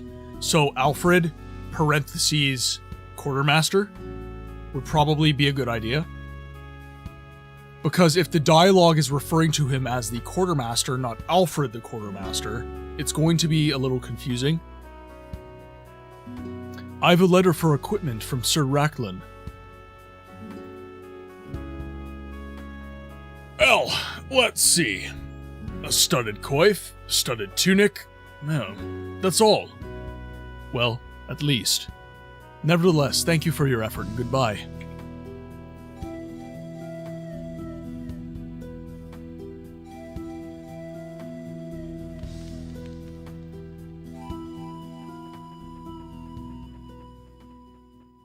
Okay, now. Today, I was ordered to see Sir Racklin.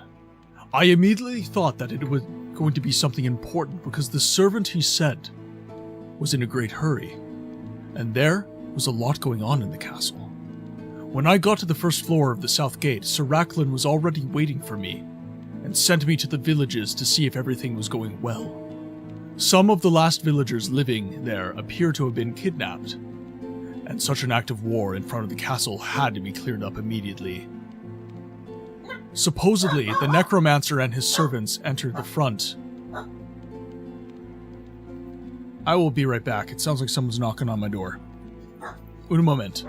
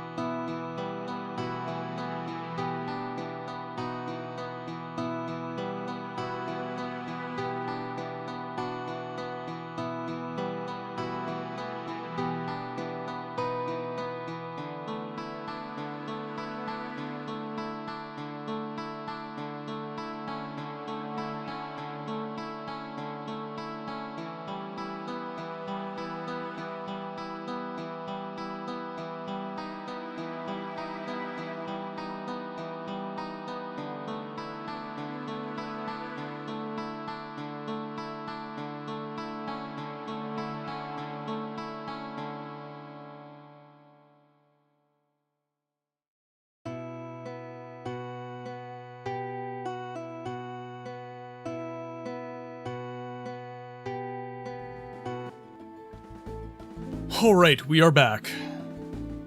Sorry, the dogs are making all of the noise right now. Okay, can you not drop that on the hard concrete floor? What are you doing to him? What are you doing? Come here. Here.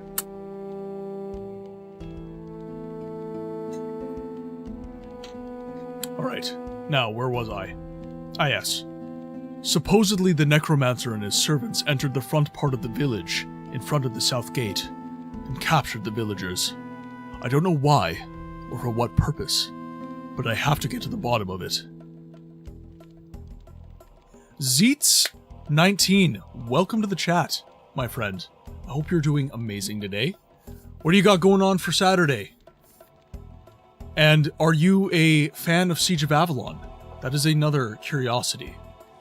This is a very niche game, so when people jump into the chat, I do like to ask. Now, today I'm at the blacksmith named Sench. There's a shortage of weapons and equipment, but after I gave him Sir Racklin's letter, he let me take some of it. Let's see what condition the things are in, and whether they are even suitable for robbing an enemy. A man named Medoff, a scout from the castle, gave me some instructions today. He said they were just basic skills, but actually, they were the most important ones. If you don't master this, then you're lost out there. But it was also a lot of fun. I've always enjoyed being in the forest and in nature, so I don't mind the time it takes to learn how to sneak. I think as a scout, I would be a good soldier in Avalon. I would deliver important messages, or give the generals early warning about some approaching enemies. Never played, but it just got home from golf. Saw you on, thought I would jump in and get familiar. It's awesome to see you here, my friends. Welcome in. Enjoy the chat. We are a friendly, if not slightly uncouth at times, bunch. And this is Siege of Avalon. It is my favorite CRPG. And it is the namesake for my channel. Digital Tome, the developer that created this game, is... Oh, here, one more journal entry. Okay. I'll get through this journal entry, and then I'll kind of give you a couple of story beats to kind of get you up to speed. At Sir Racklin's behest, the quartermaster handed me some of the standard equipment today. It may be special. Hello It may there. not be special, but it will serve its purpose and protect me sufficiently against enemies' attacks, I'm sure. I will probably get better equipment when I have shown that I am worthy of it and have fulfilled some important missions. Okay, so this is Siege of Avalon. Its aesthetic is very similar to Diablo, Baldur's Gate, Icewind Dale, other CRPGs of the time, although Diablo is not a CRPG. The story of this game is a little complicated to explain concisely, so essentially the way you can think of Siege of Avalon is it is the last-ditch effort of a singular fortress against an invading army of orcish people. The A'houl, which are the enemy of this game, are essentially just half-orcs, is the way you can think of them. And they want to conquer all of the Seven Kingdoms, and your fortress is the last-ditch effort to prevent that from happening. We are actually playing some expansion mods of the story. I agree, Avalon. So the reason Siege of Avalon was not more popular than it was, in my estimation, is twofold. One, it came out, I think, a month after Diablo 2. So Diablo 2 just overshadowed the crap out of it. Because it's a good game. Number two, this was the first attempt at an episodic game release, and people just were not ready for that. So it did not do well. But it is a very good game, and it has a very, shall we say, passionate fan base. We are currently playing on hard mode, so whenever we die, we go back to a pre-rendered save point. We are not allowed to save, and we have less health and less mana than we would normally have.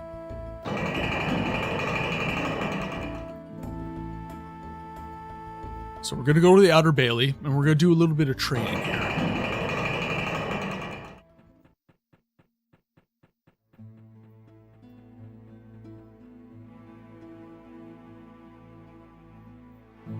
So, you just golfing on your day off, or do you have some work? What's going on, Zeets?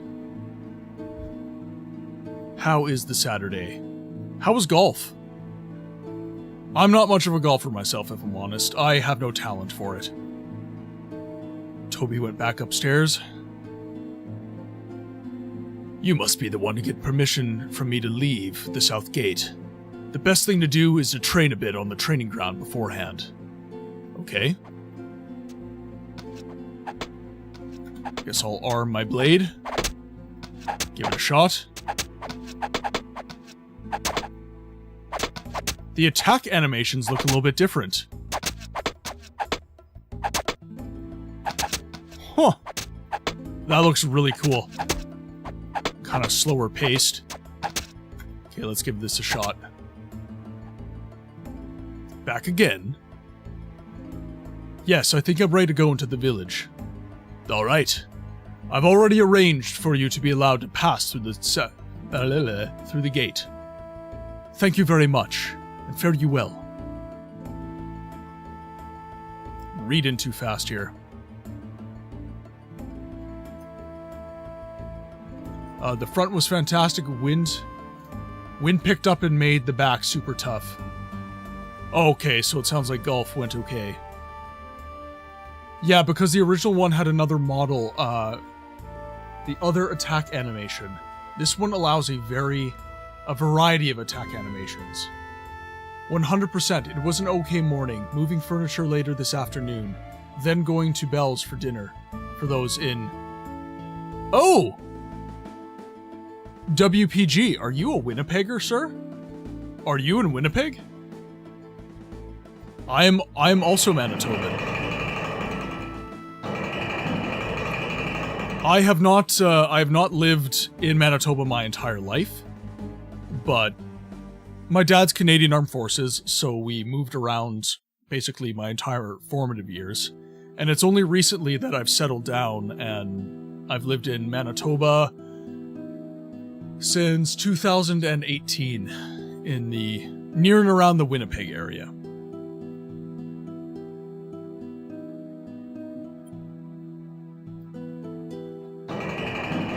Okay, into the village we go. Let's see how hard mode actually is. Ooh, actually, before I do that, I have to get more training. You guys are really gonna make me regret doing hard mode. I can feel it in my guts.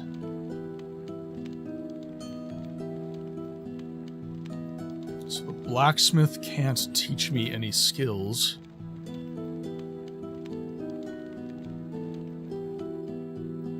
Maybe heal spell from Purdon? Yeah, I'm gonna have to go grab that. I'm not playing as a fighter, but... Or sorry, I'm not playing as a mage, but the heal spell is mandatory. Now, do you have any training? No, you do not. Might grab some stuff from the... Might grab some stuff from the mage. By heal. Funnily enough, I didn't master the healing spell myself, but I can teach it to you if you want. Therefore, my own healing skills are restricted to a natural base in alchemy.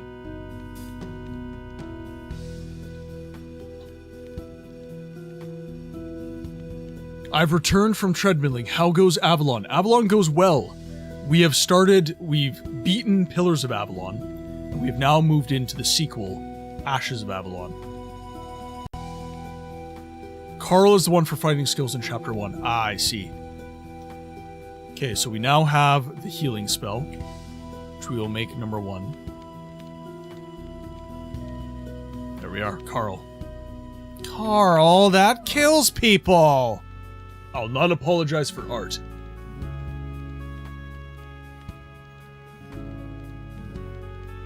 Okay, we're just gonna learn everything. Boom. Done. All our fighter skills.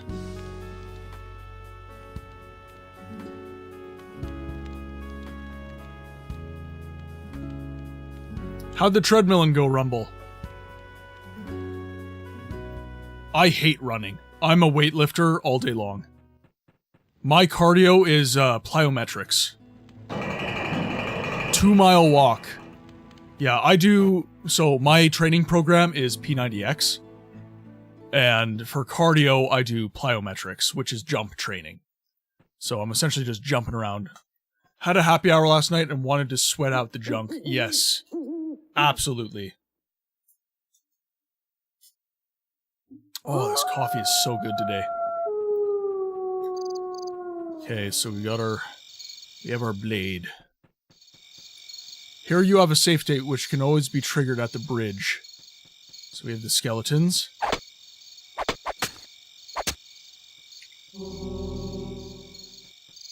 If you remember correctly. Okay, well, we'll see in a minute. We'll see what the skeleton has. Okay, so he has a helmet, so we'll throw that on. A little more defense. You were wrong? Okay. Oh, does it show down here if you save?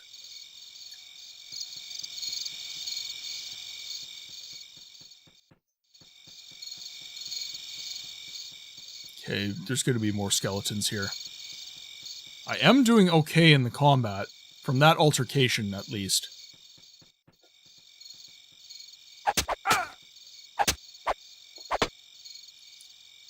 There we go. Ads are over, ladies and gents. Welcome from the chat. Sorry if you got stuck in ad jail. What do we think about sriracha sauce? Well, it depends on the sriracha sauce. Like, am I just putting straight sriracha on things? Or am I making, like, sriracha mayo? One of my favorite things to do is to do... No! Oh, I don't have enough mana. Oh! There we go. How's it going, man? I forgot you followed me. Oh, God. Okay. That's not good. Fantastic first week. Oh, that is awesome, man. Yays, welcome to the chat, my friend. Hope you're doing awesome today. Okay, gonna need to upgrade mysticism quite a bit. I need healing.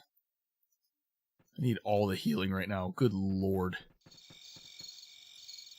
Come on, let me cast. Takes like all my mana pool, clearly. Doing good, productive house cleaning day. There we go. Okay, now can I... Oh, he's healed fully. Fully and completely. Oh, can I win? Oh, I don't want to die. This is hard mode. I don't want to have to do everything all over again. You guys signed up for this, though, so I suppose I shouldn't care. Okay, now... Oh, there we go. Whoa. Purdon can heal you a few times. I will keep that in mind. Actually, let's see. I'm gonna have to up Constitution quite a bit. It's a new save, but also chat has decided that I'm supposed to be playing hard mode right now. What does hard mode mean, you might ask? It means that I am not able to save, I have less health, and I have less mana at early game.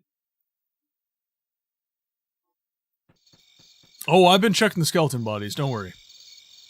It's just helmets and ceremonial daggers for the most part.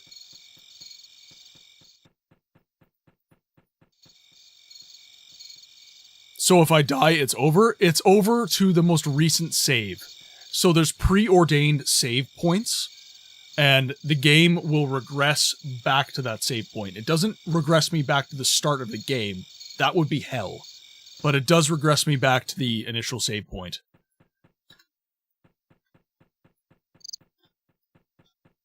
Which is going to make this quite a slog if I die, so I need to try and not die. Okay. He's got a shield. It's a story save, not a personal save point. Yeah, exactly, yeah. I don't choose when the game saves. The game chooses when I save. Okay, he's got a shield I think I might be able to grab. So that is good. Okay, let's... Okay.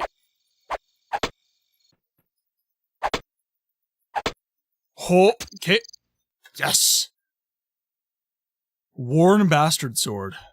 And a fine fancy helm. Okay, so that's going to be more defense than a great helm, I think. 03, 06, 07.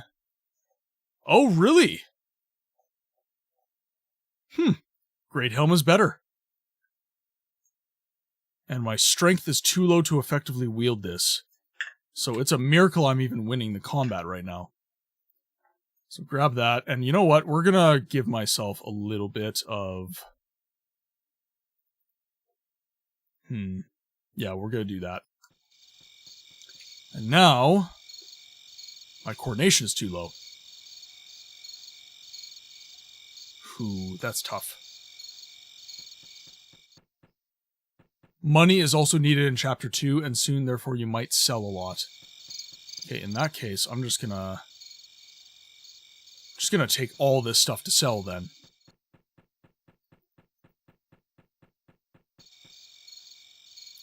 So grab these.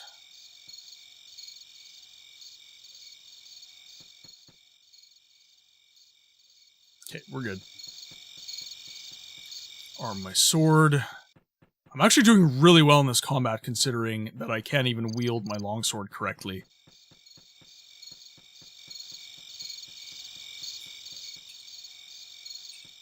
Now, is there no music in this area? In that case, I'm gonna put on my music. Holy crap. Oh, he hurts. He hurts a lot.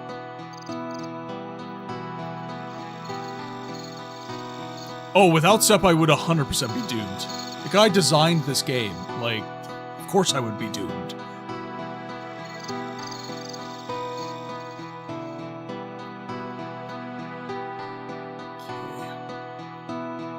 Now I've got 2 after me. This is not good.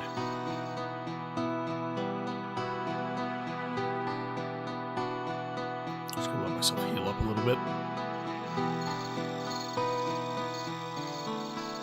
Let's see if I can... Are they slower than me? That's a... it's gonna be tough.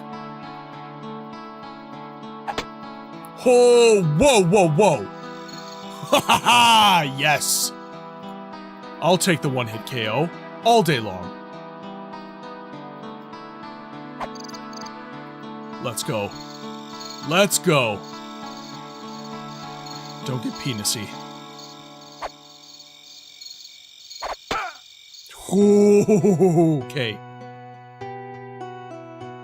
Okay. Now, do I have the strength to wield this?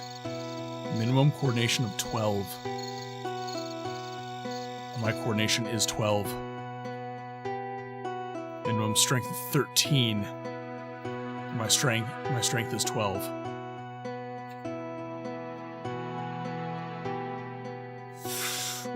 Okay.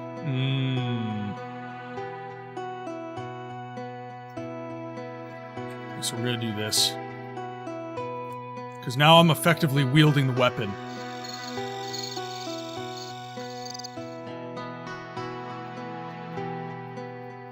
So I'm effectively wielding the axe now, so... I just need to pop a healing spell and I should be able to take this guy down.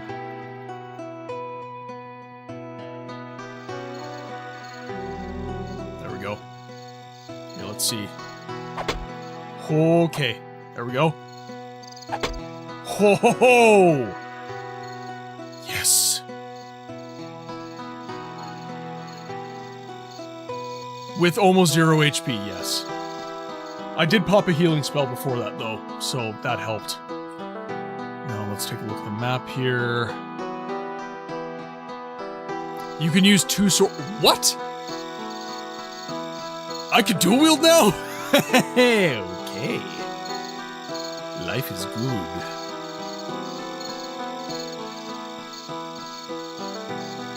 Oh, wait. What'd you say? Dual wield unlimited power. You can use 2 swords, by the way. Press W.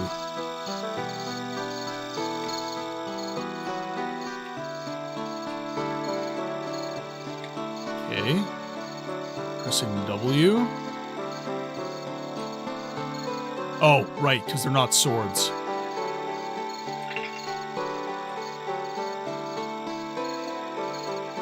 Okay, so let's see. Equip the short sword, okay.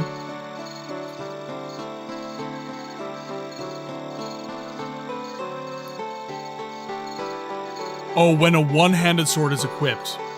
Okay. So I have a one-handed sword. And, oh, okay. And requirements have to be met. Okay, so I'm just gonna deal with the axe for now then.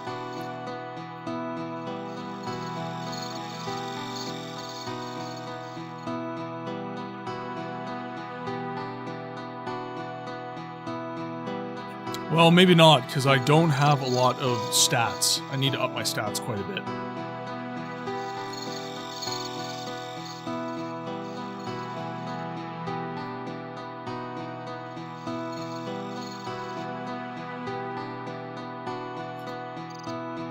Yep. Ow. That hurt a lot, actually.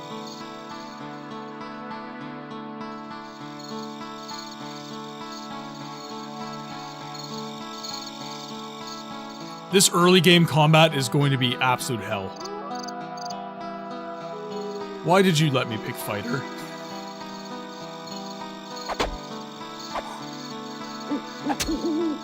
Nice. Okay. I might have to go do a cell run soon.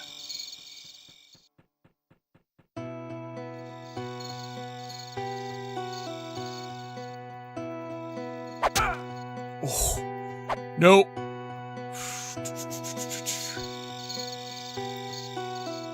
Almost able to heal. I'm definitely dumping a bunch of stats into mysticism. Is that what it's called? Yeah, mysticism. Come on, let me pop my heal. Please, please. I refuse to die, Avalon. I'll never die.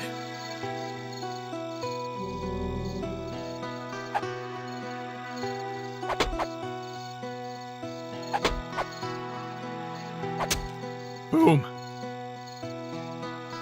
Little hand axe. Okay, we're gonna return to the castle and we're gonna sell some stuff off.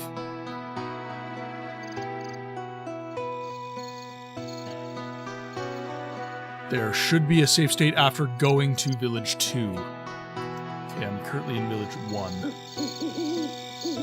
I think that was Village 2 that I was in. Okay, let's see what the merchants have to say.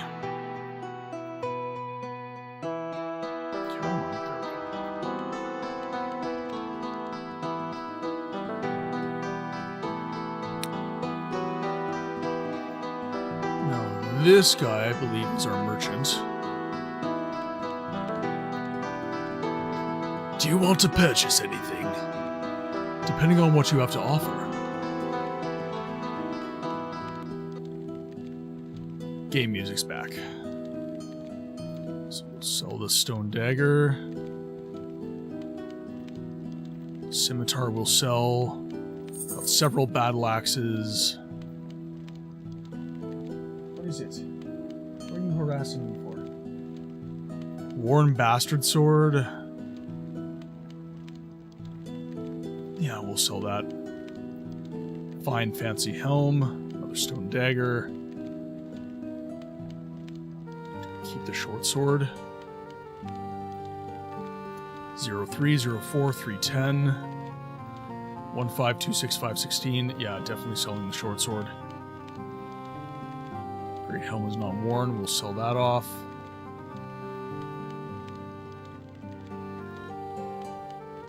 $38 crowns. Okay.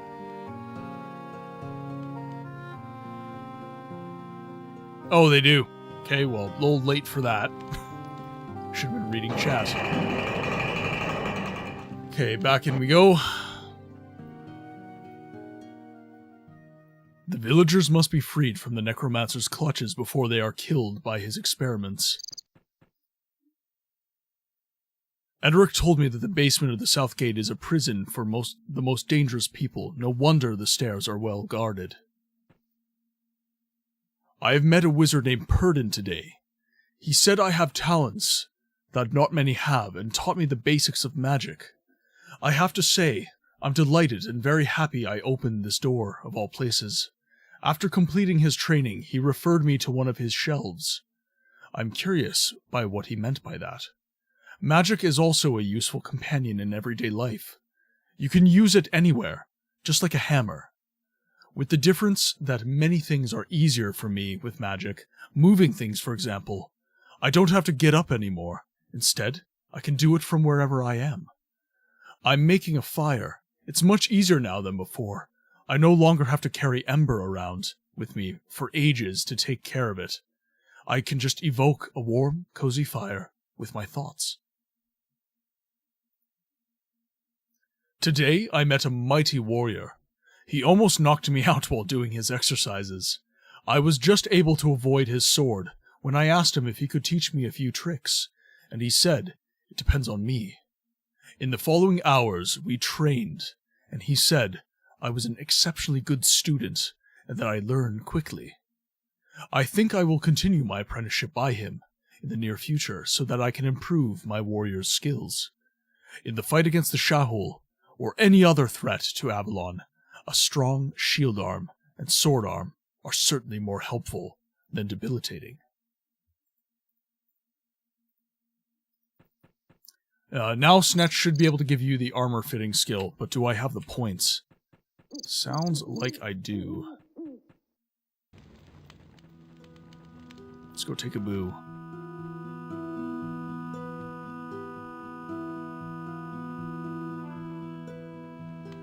Should be able to give you the armor fitting skill for 12 crowns.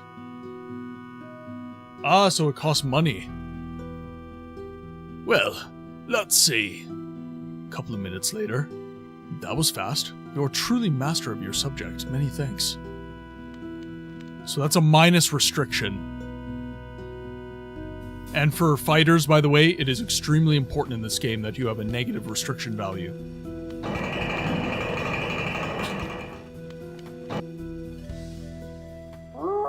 Okay, now back at it.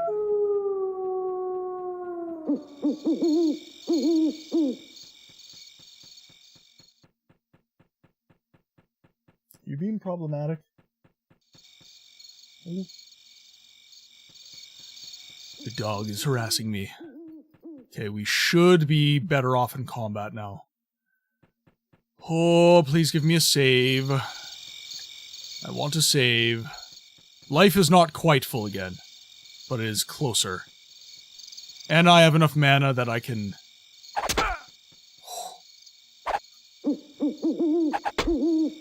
Damn. Okay.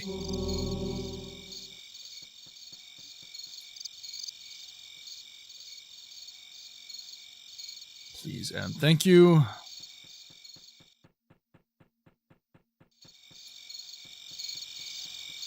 Badlax is back. Okay. I've got to fight like I've got low health.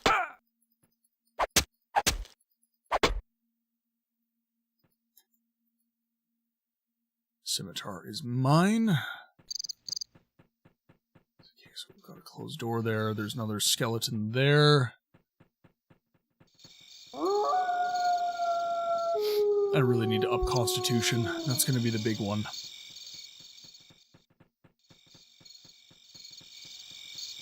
How many points am I getting? So, it looks like I'm getting about 2 training points per one that I kill.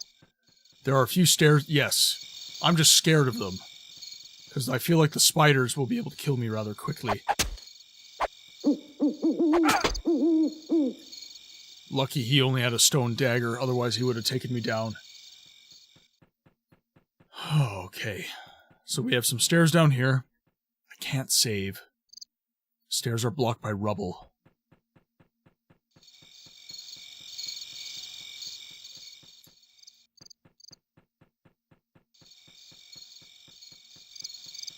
This village... This is village 3.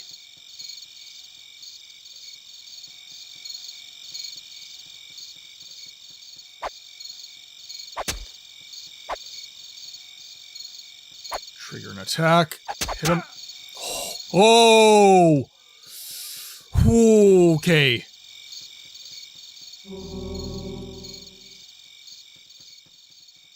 That was nasty.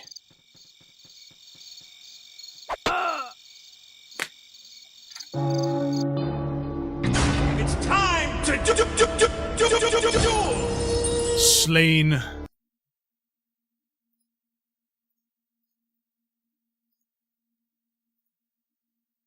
Whoa, whoa, whoa, whoa, whoa, whoa. Oh, hi.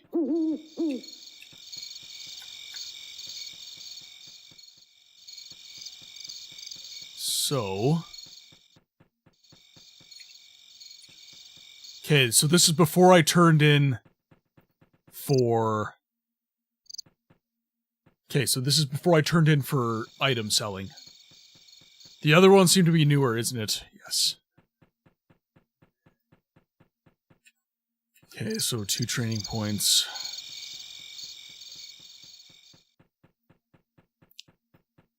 I hope that you all have a wonderful time here amongst the stream. Have yourself a wonderful weekend, and I hope that you have yourself a great stream. Remember, I know you're home alone. That doesn't mean we can roam the house with no pants.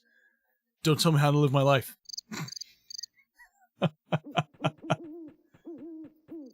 I could be streaming without pants, you don't know. It's okay, it's fine. I assure you that I stream dressed. Okay, let's sell some items in the Outer Bailey here. But have yourself a wonderful day, B. It was amazing having you. I hope you enjoy your day. Get out of my kitchen! What's he doing here? He's not wearing pants. Excellent, excellent coffee. Don't answer that. Let our imaginations run wild.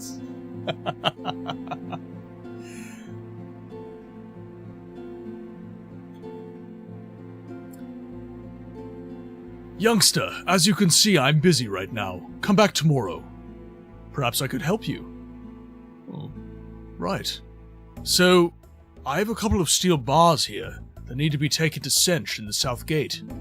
But since I also have to repair some armor, I don't have the time. I understand. I'll deliver to him, and see you soon.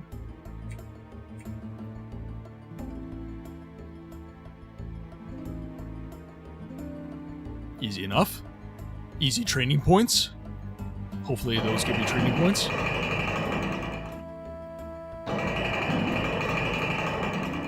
Rucksack Sepp, you are unfortunately amongst the top of the beautiful humans. You help our man create content and everyone here is enjoying. Yes, Sepp is much appreciated. If you're not beautiful on the outside, you are most certainly beautiful on the inside, Sepp.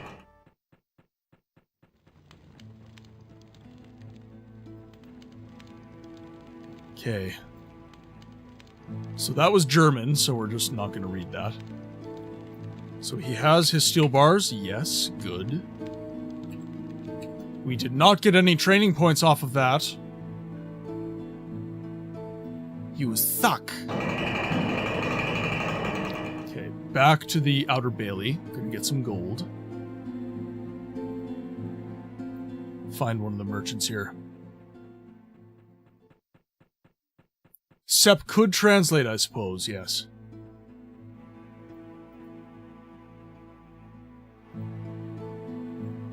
Worn Bastard Sword.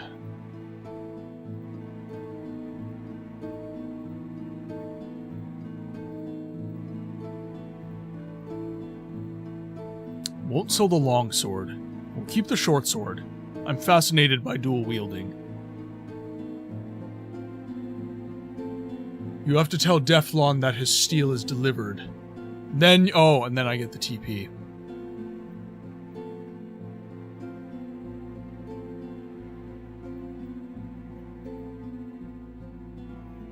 What's new, youngster?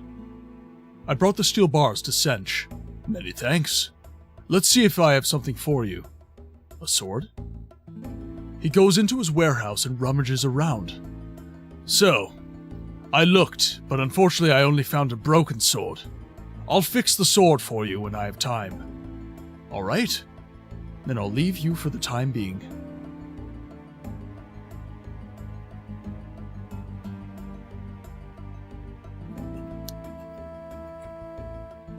So we're good in that sense.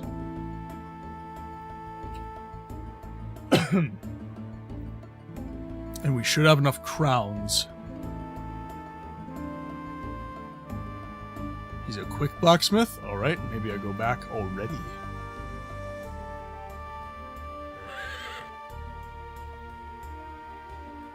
I'm coming to ask you if you finished forging my sword. He's not that fast. I wish he was faster.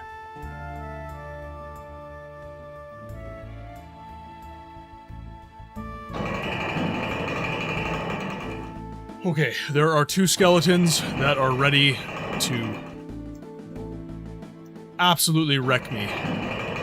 So let's see if we can grab the restriction bonus.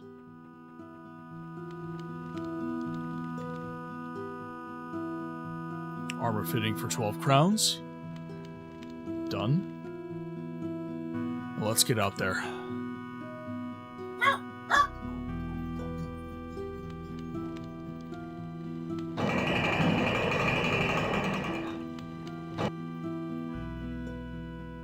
So Village 2 is probably this way.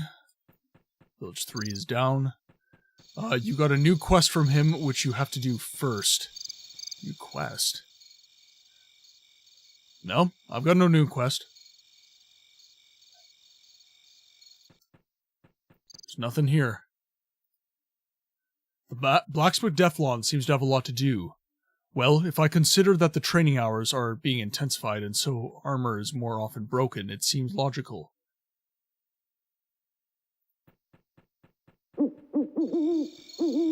I wanted my sword. Of course I didn't talk to him in that regard. Alright, let's go back.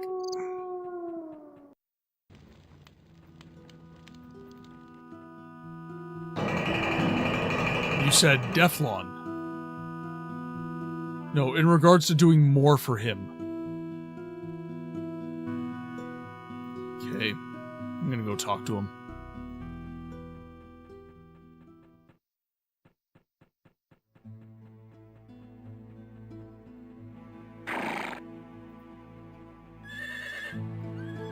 My good man, there you are. Is there anything else I can do? Well, I don't know if you're able to cope with that mission, youngster. Some of my steel bars were stolen by 2 traitors last night.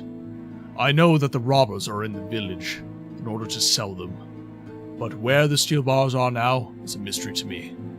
So, I ask you to look around there. I will, and I will tell you my findings.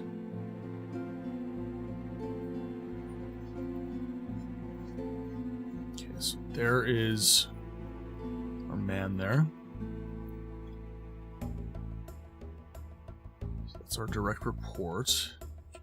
There's a farmhouse there.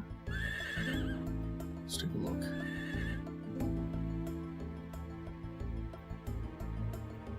So at the shield, I get some more side quests.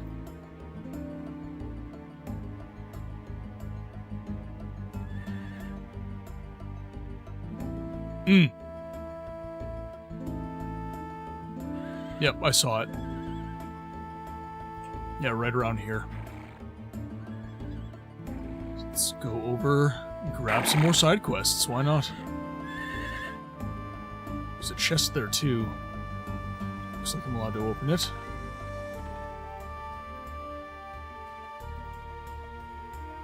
Hello, my friend. I'm Paddy. You look like someone who likes to take orders. How do you know that? I'm just looking for a mercenary right now to do some jobs. As you can see, there's a board with several scrolls on it, which the people have written a request or task, and of course, get a wage for it. This mercenary system, as I will call it, has existed here for several years, and has proven itself. Usually, it's people from the guilds around here, like the warriors, mages, and necromancers guild, who need something, and this is where you come in. Pick a scroll, and do it. Then, you come back and pick up your reward from the chest. I'll keep that in mind. But what are you doing during the whole thing? I'm the one who picks up the wages and keeps the bookkeeping for the orders. You mentioned a necromancer's guild. What is that exactly?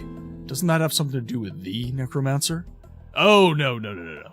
The necromancer has a high reputation in the guild. Either they don't parley with him or anything else. Don't worry about that. I also think that they will soon be on their way and disappear. They're also not really interested in maintaining or rather defending Avalon. Then why should I do some tasks for their guild? Well, you don't have to either, but don't forget their rewards. They are quite generous in this regard. What can you tell me about the Warriors Guild? There are not many members in the Warriors Guild left. Usually there are normal warriors from Cathea, Melithria, and so on, who are here at the castle and besteading us. In addition, they are bound to secrecy, so you are unlikely to find anyone. However, since they, like all other knights, are busy with assignments and desk work for the generals, they have no time to do things for their guild. So, I think this guild will be forgotten soon. Your estimation about the future of the Warriors Guild could be right. What do you know about the Mages Guild? The Mages Guild. It's not far from the castle. However, I know from certain sources that they will be moving away from here, probably because of the Necromancer. They could also go to the castle. Absolutely. But, on the other hand, they aren't particularly interested in this war, even if it actually affects them. And on the other hand, they hope to be left in peace. I doubt that. Also, whether I will even accept requests from them. In this regard, it should be said that the Mages Guild wasn't inactive in the fight against the Necromancer. At the beginning of the whole misery, they shared their knowledge about the Necromancer's magic with our wizards of the castle, and so they were able to repel a few curses. Only now, after the situation gets worse, they prefer to move to safer areas. It is quite possible that they will go to Fornax right away. I understand. Now take a closer look at this notice board.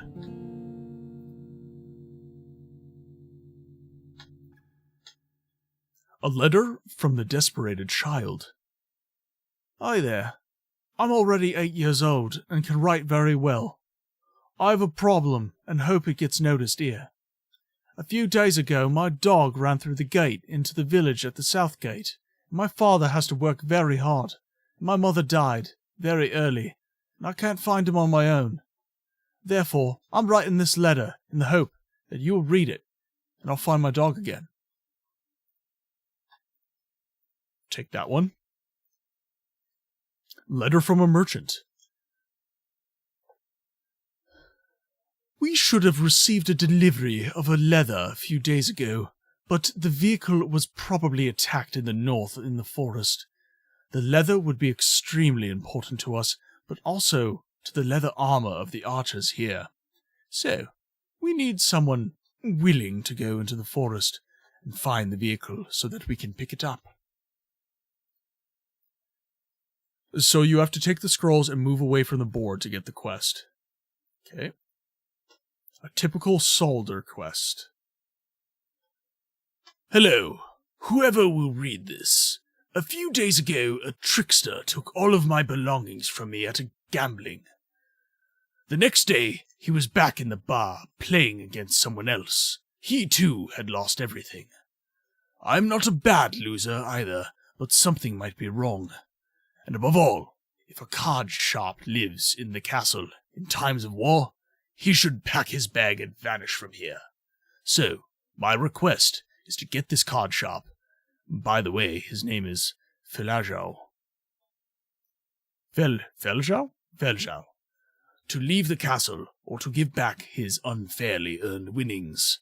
If you have to use force, I am too weak myself to be taken seriously. These all seem like noble enough quests.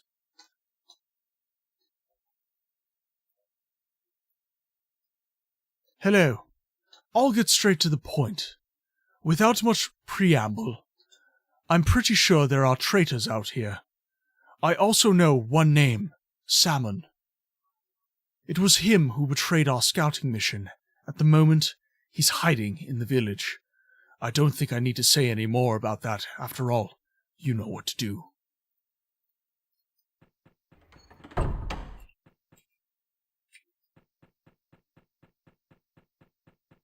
Scrolls have been taken.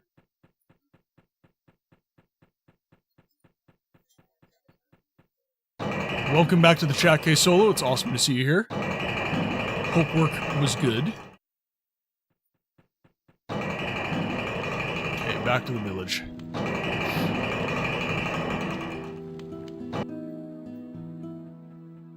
Okay, let's try to do Village 2. I want to try and get a save here. So we'll head down this way.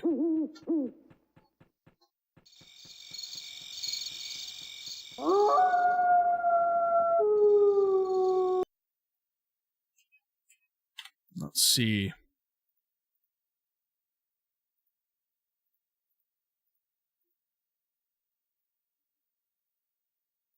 Okay, so this is the most recent save. So it was when I walked away. Oh, God. Okay. So it was when I walked away. The save triggers after visiting the map for the first time. Okay, cool. So I do have a save after taking all those quests by the looks of it. Excellent. Alright. So, let's head down and fight those skeletons. Get some more TP.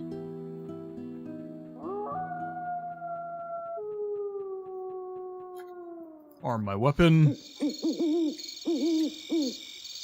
have 5 TP. I need to get more, because it would be a good idea to go to the quest, the Scoutmaster as well. Get some quests off of him. Okay, now. Let's see how this goes. Okay, they all missed me.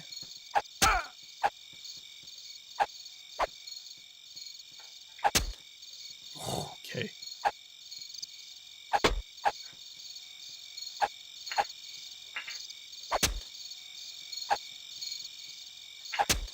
There we go. Okay, grab that axe off of him. We're not going to have a lot of room. Try to get lucky again? Yep, always trying to get lucky. Oh, wait, that sounds wrong. Nobody clipped that. Okay, got one more skeleton there. Let's go. Boom. Ow. That hurt a lot, actually. Ow! Damn it. Oh, nearly out of health. Scrolls can be thrown away? Oh! Right. In that case, what I will do is this.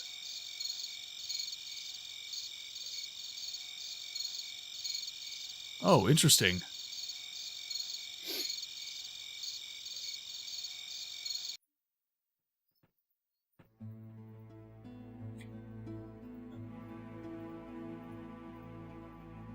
Just throw these on the ground.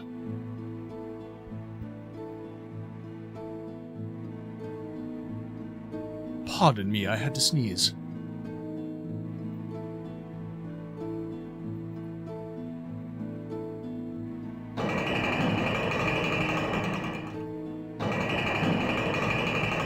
Okay, so we have just dumped all our scrolls out. It sucks that I've been getting 2 skeletons at once lately. That has been inconvenient.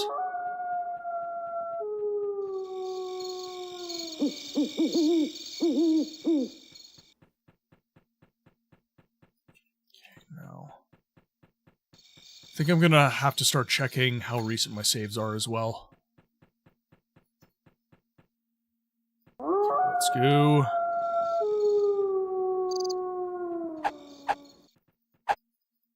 Ooh. There we go.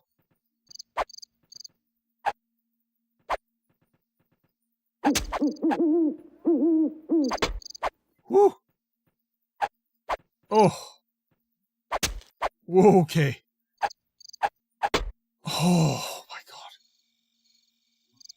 You guys have no idea how hard I'm trying not to get hit in these situations. It's actually ridiculous. Hit and run, lucky the skeletons are slower in attack. This will be a lot easier once I get a faster attack time as well. As I level, it's going to be easier and easier. Okay. Yeah, just lure one of them in. And not all of them are slower either. Some of them are incredibly like that. A little bit faster. So close. There we go. Grab all your stuff.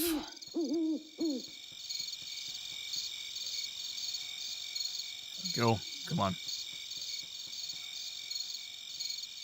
It's going to be a lot of hit and run. I'm not going to be confident enough to take hits.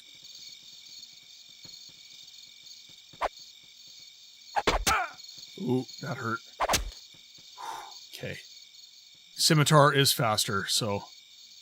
And once I'm able to lose the axe... Actually, I could debatably do that. Because the attack recovery speed of the longsword is much, much better. Attack recovery of 14 versus attack recovery of 12.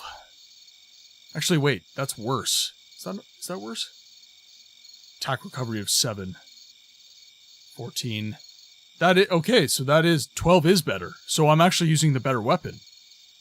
Interesting. It's just less damage types. Okay. So we'll leave it at that. Let's keep looking around. We still have a decent amount of health.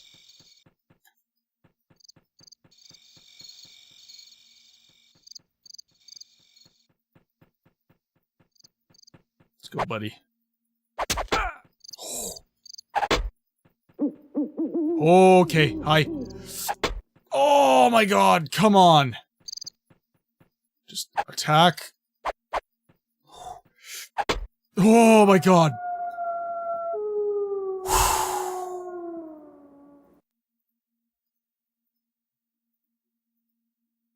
Oh, good lord.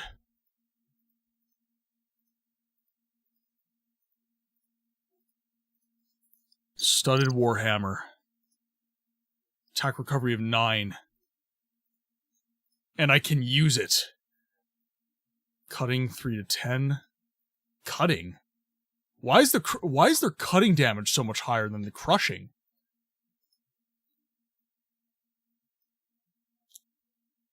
Four to 14, 3 to 8. 1 to 6, 3 to 10. So this is actually better. This is really weird. Yeah, like, this should be a crushing weapon. It did a lot of damage to me. It was quite a bit faster than the battle axe as well. Okay, we're gonna go back. We're gonna turn in for some gold. Because Sepp said crowns are important, so we are going to treat them as important. So, the Warhammer is lower damage, however, it is faster output of said damage. So I am kind of wondering if I should use it.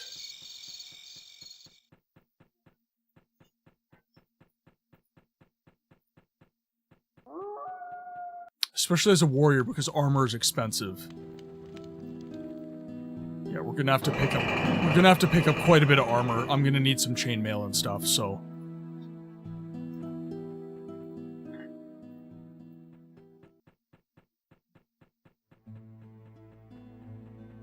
But that's why you have more charm than...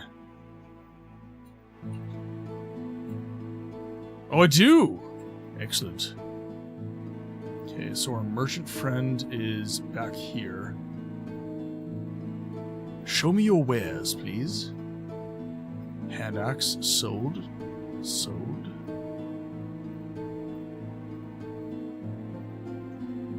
Studded Warhammer, we'll sell that. He also has a side quest. Okay, we'll pick that up too. So he doesn't have any armor. Other than a hard leather vest and a leather cap and a canvas hood. He has some black boots, which are a little bit better. Or rather 2, but it's random which one you will get to play through. I wanted to ask you if you have a task for someone like me. As a matter of fact, well, in the village there's a small warehouse with some very classy clothes. They are mine, but due to the collapse of the skeletons, I had to leave some behind. So I would love to have them back again. No, K-Solo, Paige did not die. He won. We defeated the Pillars of Avalon. We are now playing a sequel game called Ashes of Avalon. So we beat the game. We did the best. Yeah, I guess technically he is gone, but not for the reasons you think. We defeated the main quest. Alright, now.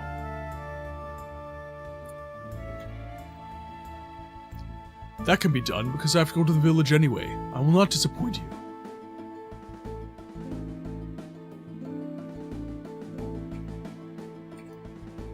Okay, so Dude McBro down here has some armor.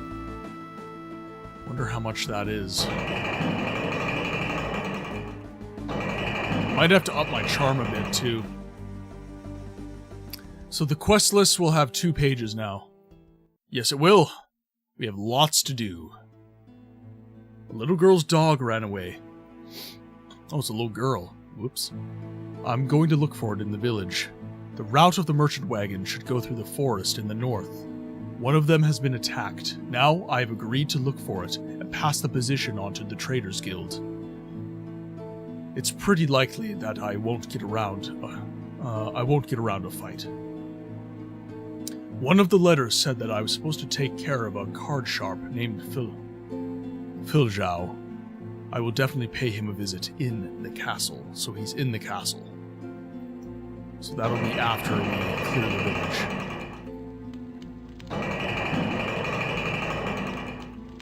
So we're keeping our eye out for a dog, a turncoat, and to the north... Ooh, geez, the audio kind of clipped a little bit there. Sorry about that, guys. It actually clipped really hard. That hurt my ears.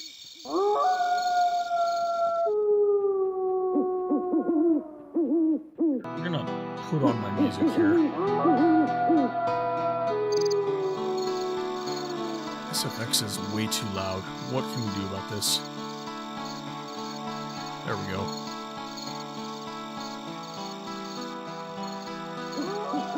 Actually, there might actually be music. Let's check.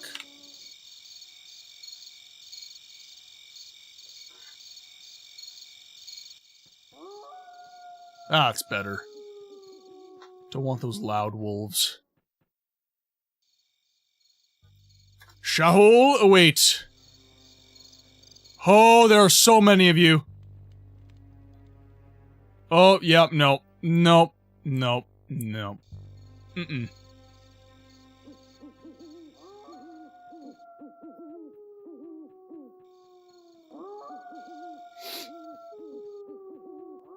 I need to level up before I do anything even close to that. So we're gonna go back down to Village 3 and we're gonna continue to take down skeletons. That is a hard no. I'm not even gonna try that. I'm barely beating the skeletons as is. Okay, let's pop in.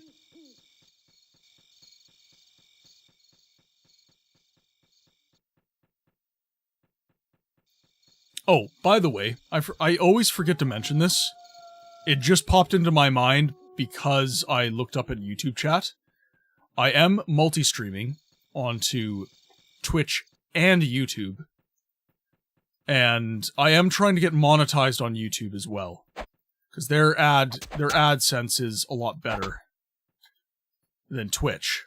So, and frankly speaking, if the VODs are getting watched, that's kind of evergreen AdSense. So, if you guys are hopping over to YouTube, even if you don't continuously watch the stream, if you just drop a quick like on the live stream, it does help the live stream go out to more people. And then, who knows, we might get some new people that come in that like Siege of Avalon. And we can either have them watch on YouTube, or we can send them over to Twitch. And they'll have some fun with us here.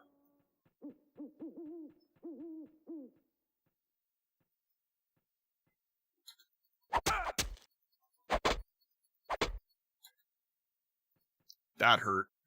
That was a mace. Let's see how the mace does. Thank you very much, Sep. Okay, so attack recovery is the same. Crushing 4 to 12, stun 3 to 7. 3 to 8, 4 to 14. I think the battle axe is still technically better. We do have a slightly... it's really a 2 a 1, half a dozen of the other. Doesn't really matter. Skeletons are more vulnerable to crushing damage. Alright, well, we'll give that a go then. Throw the mace on.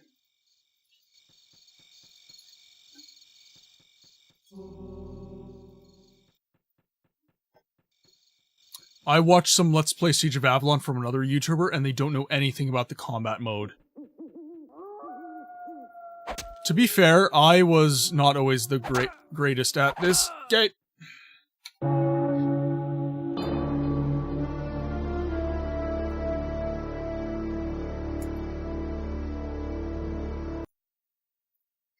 Alright, let's find the most recent save.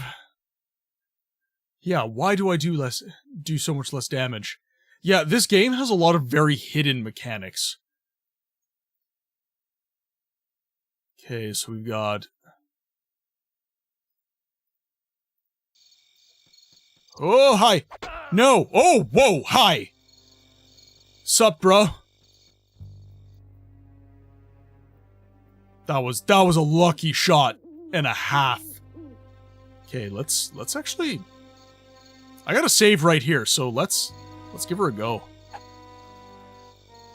Come on. Come on. Oh!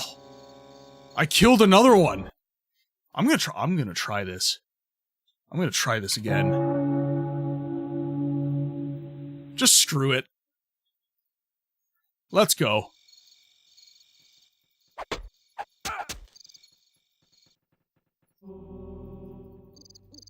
I got the health. Come on, buddy. Okay. Attack, yes. Oh, one hit KO. I feel like I can do this. I feel like I can do this. I'm just in denial. Let's frickin' go. Oh, yeah, baby. Woo! That's what I'm talking about. Let's go, baby! Oh, the wolf is upon me. The wolves have descended upon me. Okay. Take the wolf down. Oh, no.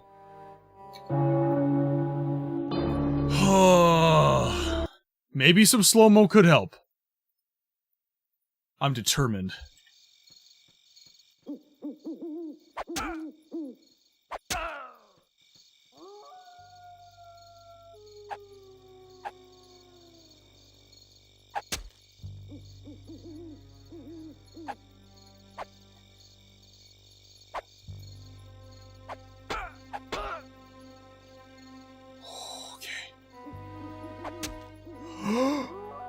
Oh my god!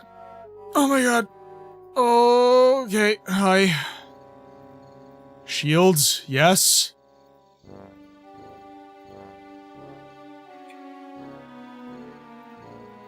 Can't use a shield with that. We have machete. Slower attack recovery. Throw these boots on.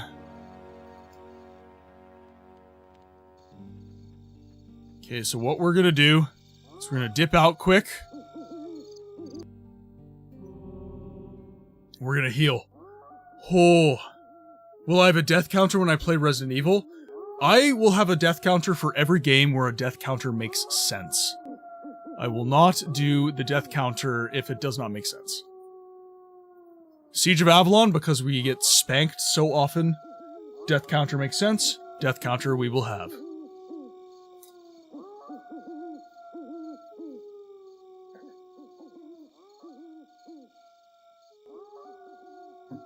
Okay. Gonna heal a little bit, get as close to full health as I can. That gave us a lot of training points as well.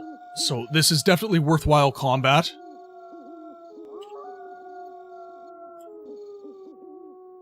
Slow-mo is really, really helping. Will we reach 100?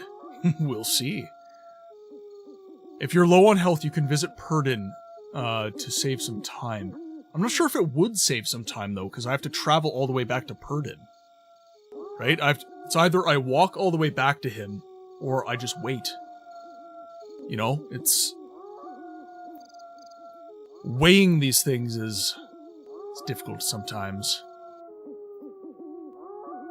I also feel like, I don't know if you have a thought on this, but if I just level up mysticism a whole bunch so that I can heal multiple times, as opposed to just a singular heal, I kind of feel like that would almost be better.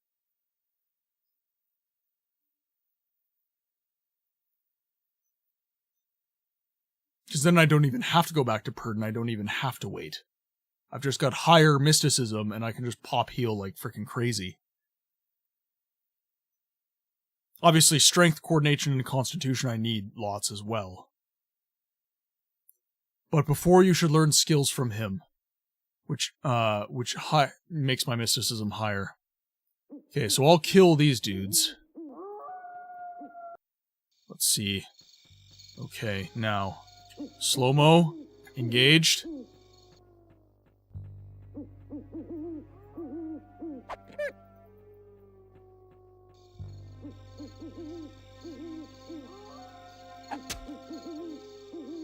That was a hit. Good. Wolf is down.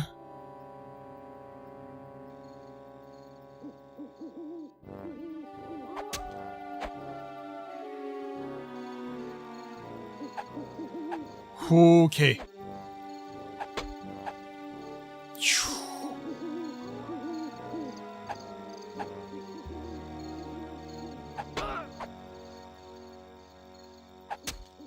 Boom. Juked it.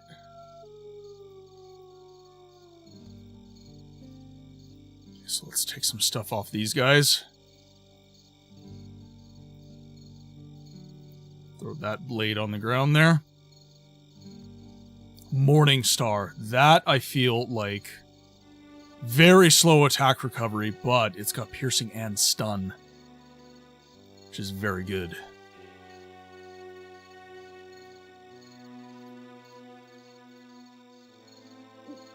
This guy's got some good gear too.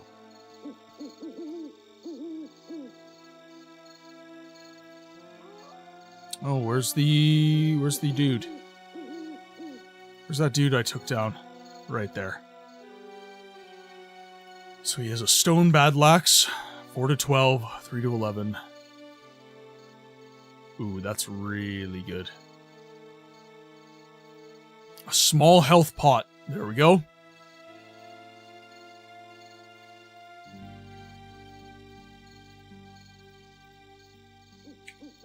Go here.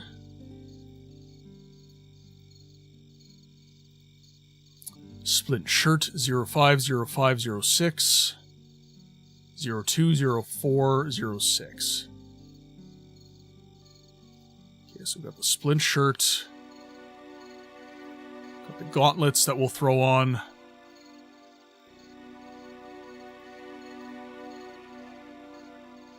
And then how do I use it? This one is more for archers because it lowers the attack.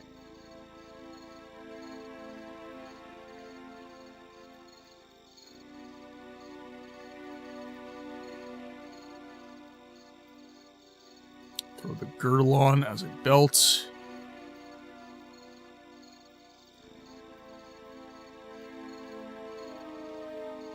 Let's take our time here. Put these on. Put these here.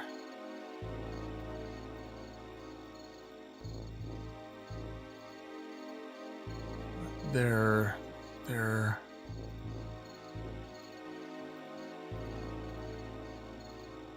This is tough.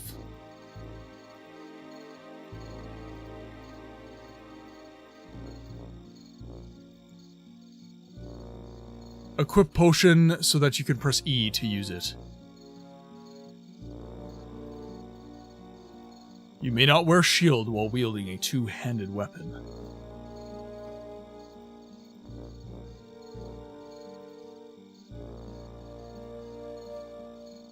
There we go.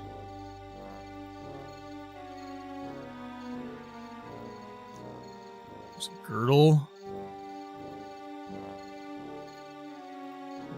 shoulder pads, an open cloak. So throw the cloak on as well. Welcome back from ads, everybody, by the way. If you got stuck in ad jail, I apologize. It's more to prevent pre-rolls. So 3 minutes every hour on the hour versus when you jump into the stream, you are forced to watch like 9 minutes of ads.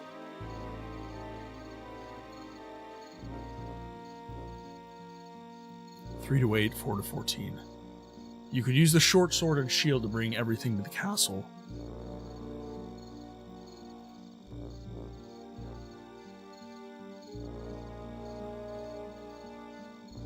Yes, I agree.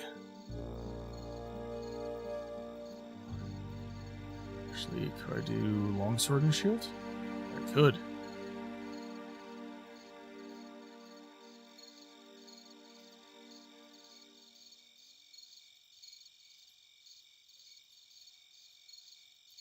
There we go. There.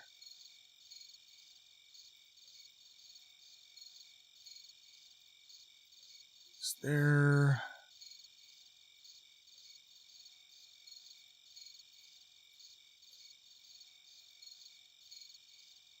Yes, okay, perfect.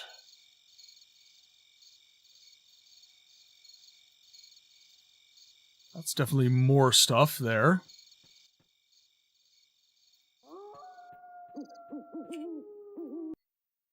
We'll take everything back to the castle here.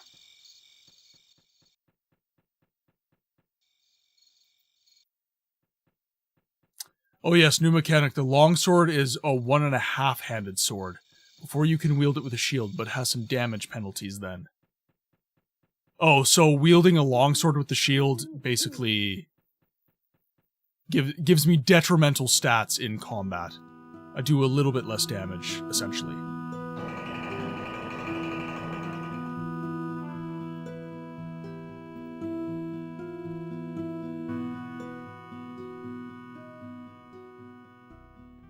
Okay, and then I really need to get some saves going on here. Make sure that I don't die.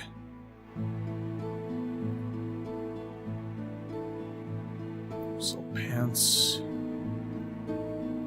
Sailor sash. We'll sell machete. Low leather boots. Patchwork pants. Fur-lined boots. Studded leather tunic. Studded coif. Boots. Girdle.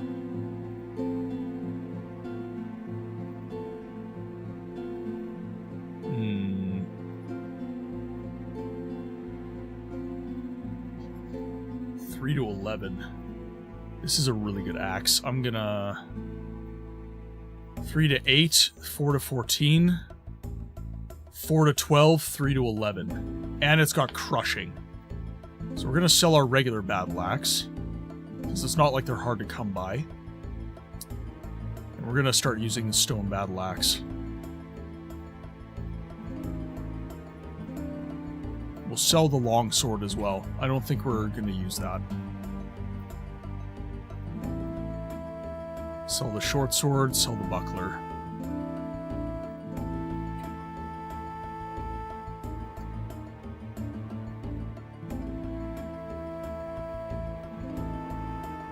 It was nice that we encountered the A'houl enemies because they overall have much better items. So, let's go back up there. I want to go back, I want to finish looting those guys, because if gold is actually important in this game, unlike the previous Siege of Avalon games, this is going to be important.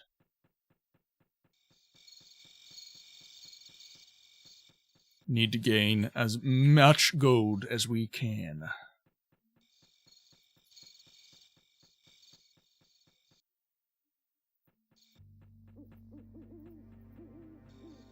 Okay, so we got everything from him.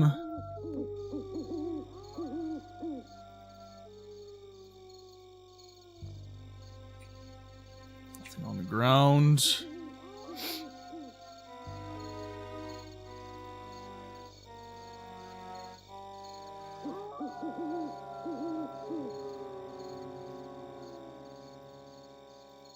That's everything. Good.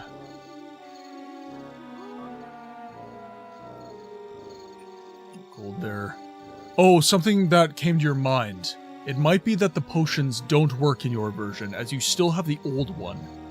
In the English version, because there is something missing in the specific items DB. Good to know. Throw on some red pants just for some pizzazz.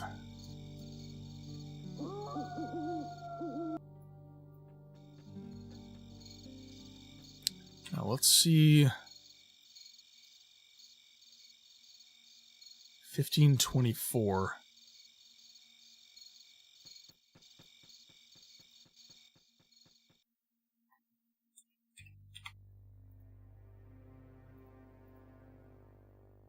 Okay.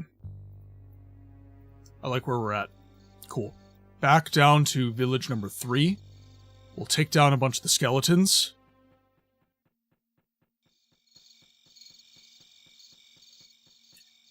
$15 training points in total.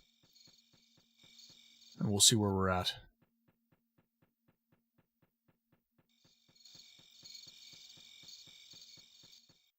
I don't think there's going to be too many more skeletons. We'll slow it. We'll slow everything down.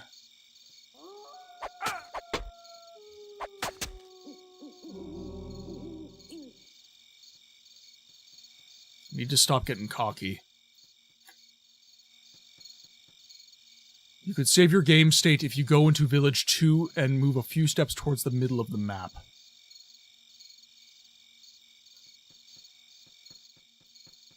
Okay, good to know.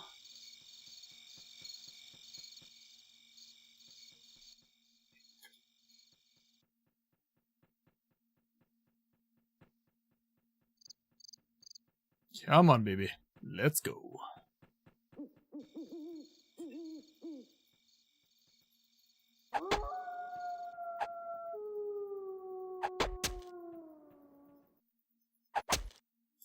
Boom. That's how you do it. Okay, take that. That's just a strat for hard mode. Okay, so we'll hop over to Village 2 quickly, because I have made a lot of decent progress, so I don't want to lose it if I don't have to.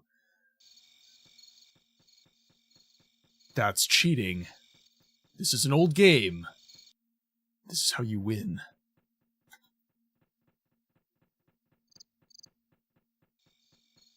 Screw it. Okay, we now have...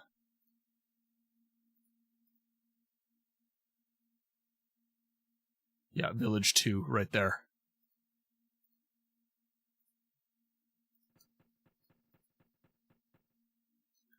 We now have 3 angry skeletons, however, we now have a save game.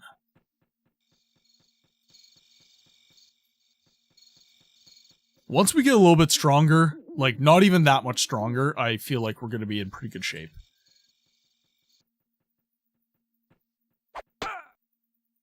Damn. Come on. One more. There we go. But in this regard, you lose the save state in the future. Yeah, like it's just this early game that this gets me through, right? Okay, I didn't actually take a BRB during ads, unfortunately. I should have. I intended to, but I was just too into that particular fight that we were in at the time. So what I'm going to do is I'm just going to do a quick BRB. I just have to use the loo is all. So BRB quickly, and then we're going to get back into the gameplay. And I will pause the game so that nobody attacks me.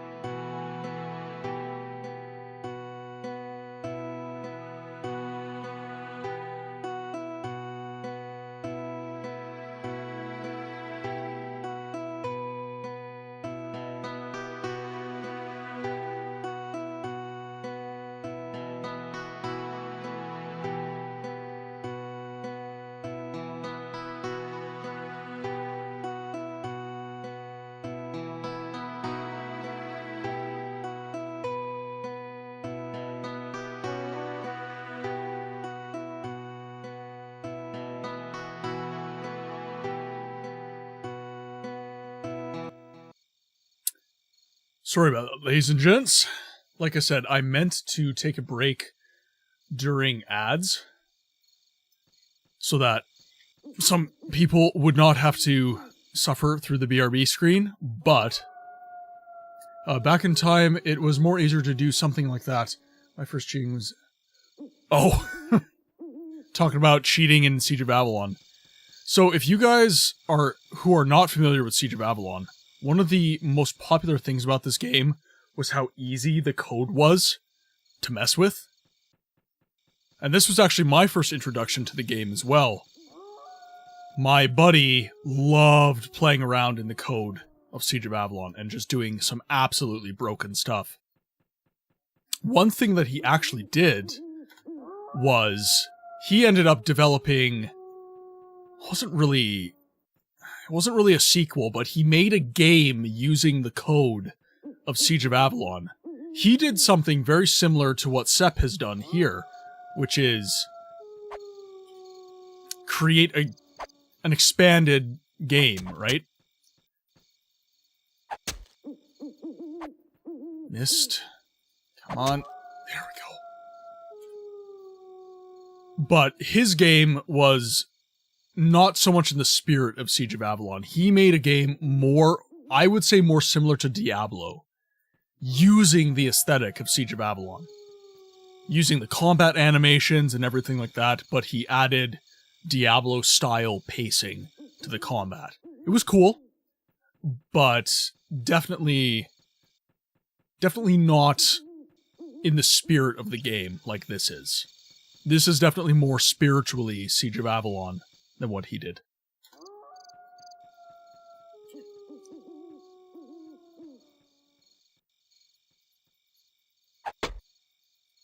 Oh, he's got no arms. Got no arms and armor. There we go. I'm still in slow-mo.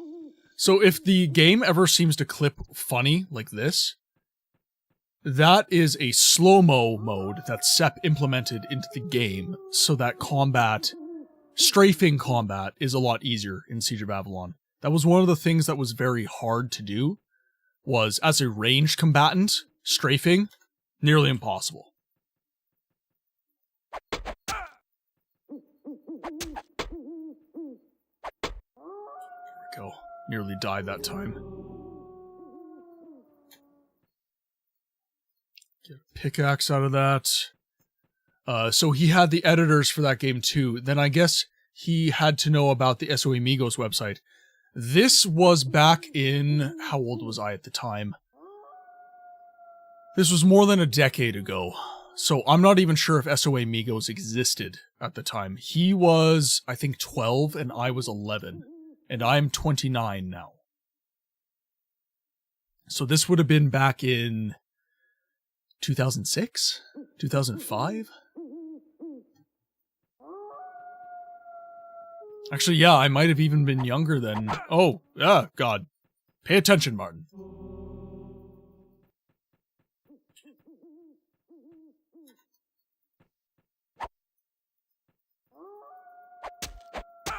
Oh, boy.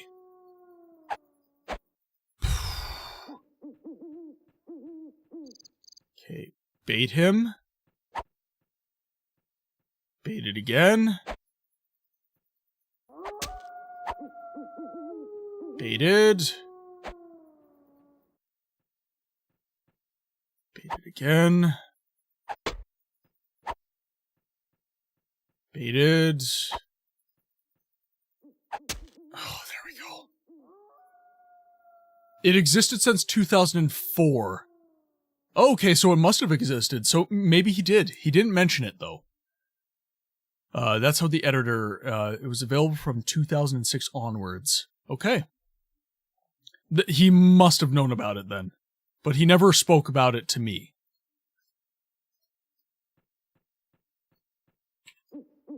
That would be really cool if he had known about it, though, because then I would really feel like I had come full circle. Okay, so there's the Mare Swags.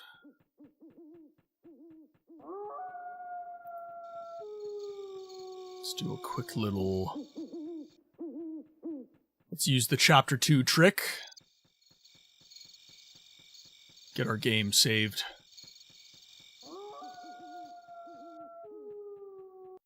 Because I really don't want to die. Editor cheating, man. I loved it. Oh, it only works once. Ah. Alright. In that case, I will have to be extra careful. Let's go back to Avalon. We'll turn in our items, we'll get some gold. And then I'm gonna see if I can buy some superior armor. That would be something I'd be very much interested in grabbing.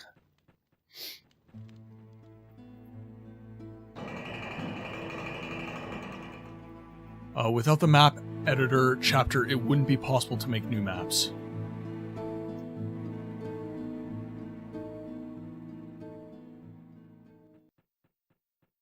Okay, now let's see. Merchant is here. So longsword, patchwork pants, low leather boots. We'll sell the Morning Star. Great helm. 2 scimitars. Ooh, do I keep the mace? Oh, that'd be a better single-handed weapon. No, you know what? We're gonna... Oh. Yeah, attack recovery is actually worse, so we're gonna sell that too. That is what we will do.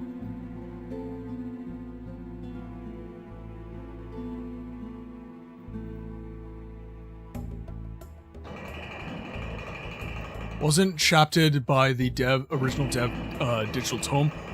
Yes, I think the story behind that is that one of the developers, not the whole team, wanted the code of the game to be open sourced so that essentially the fan base could carry on the game. Because Digital Tome went defunct and they couldn't. Which I personally think is incredibly cool of them to do.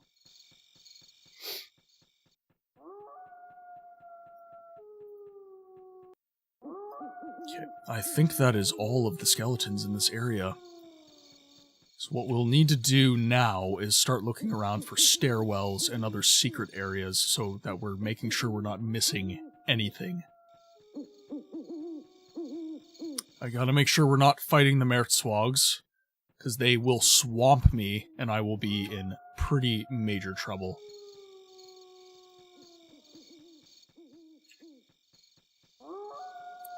That's true, at least the source code of the application itself, but we got editors, quote-unquote, privately.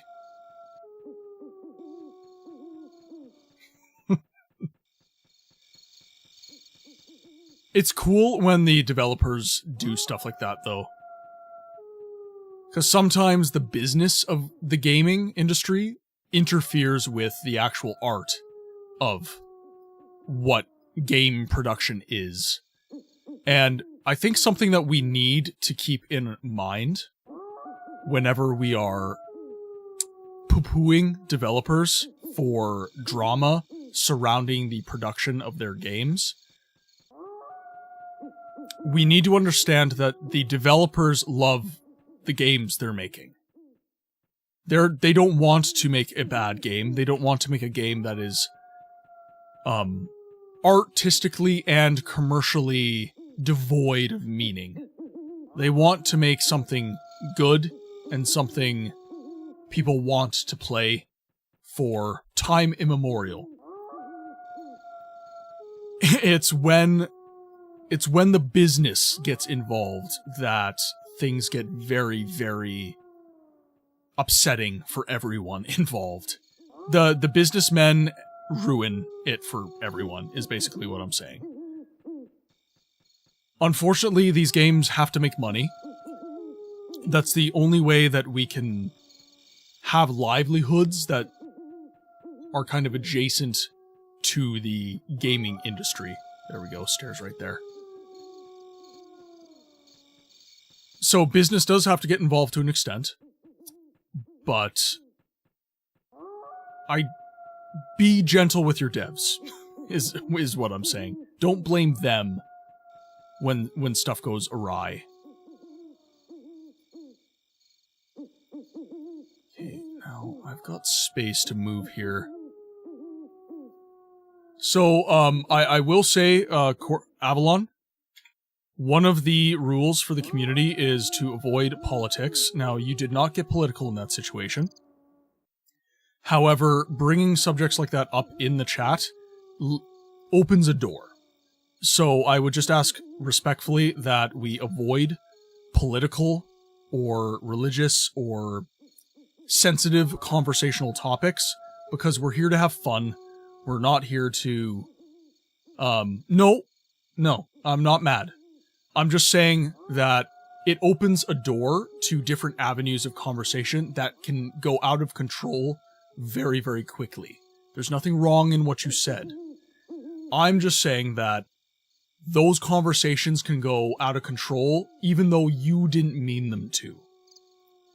So, again, just respectfully reminding all of the community that there's nothing wrong with those topics.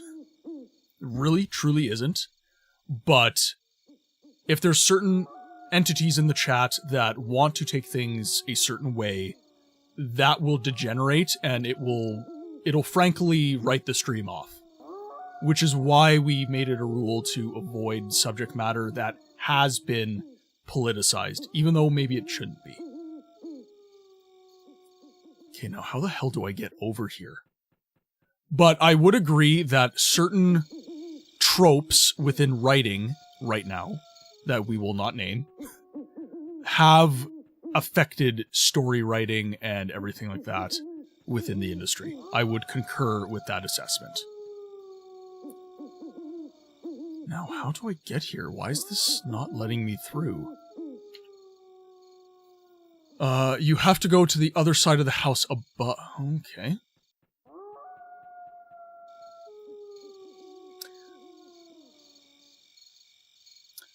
What you wanted to say was that games need to be more art rather than politics, and I would agree with that.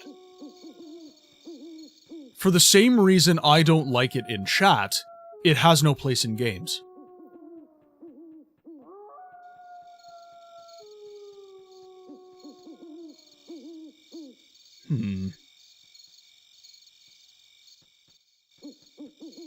I think everyone would agree with that.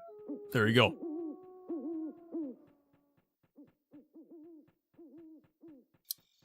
Okay, now... Please don't poo-poo the developers, it makes us very uncomfortable.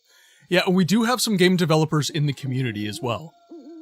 So, I personally have actually entered a place of higher understanding of certain things within the industry through streaming and through being kind of a little bit more injected into this world. I have far more sympathy for the development side of things than I had previously. I probably would not have been as understanding prior to becoming a streamer. There is other stairs in the house above, which leads there via... Oh, I see. So it's this one?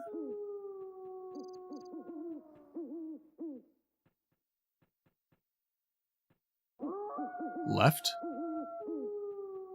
So this one.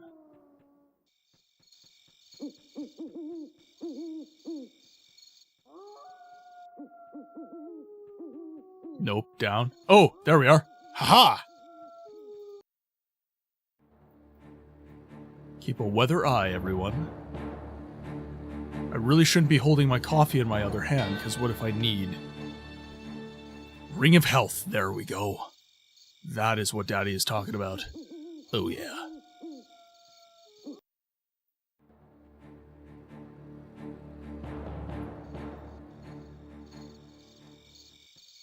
By the way, everybody, I should say that when I correct things in the chat, it is not from a place of derision or anger. Never.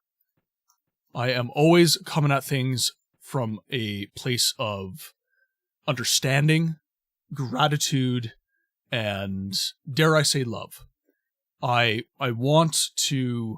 just want to remind people of things at times within the chat, just so that things remain above board. I'm never coming in, swooping in, and correcting things out of bad intention. It's always from a place of love, guys. Seriously. The new Rainbow Road is gorgeous. I've been plucking away and it unlocks whilst you stream. That is awesome, Rumble. Okay. Are you going to be streaming Mario Kart, by the way? Or are you just enjoying it right now?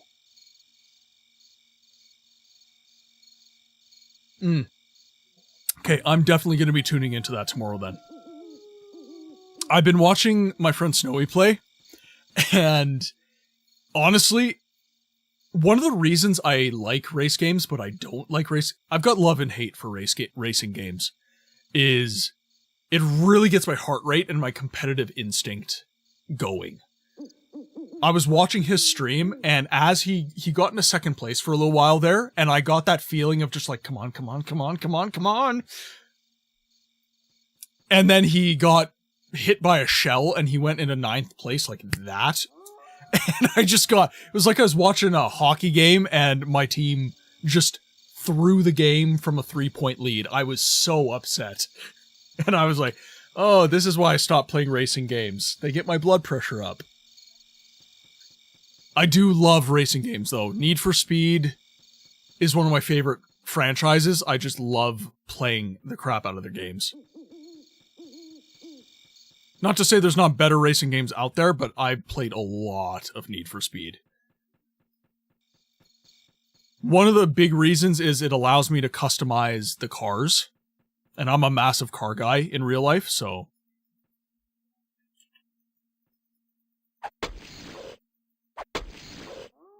Okay, I might be able to farm these guys for experience. Just one of you, please. Can we just do one? There we go. Yes! Come to me. Give me your experience. Good, good. Alright. One more. Yes, yes! Victory is mine! Let's go, baby.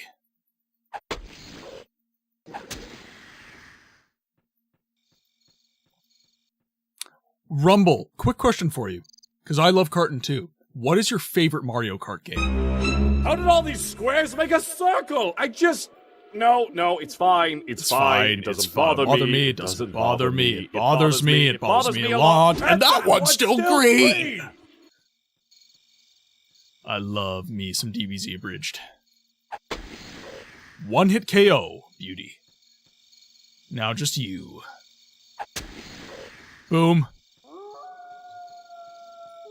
Boom!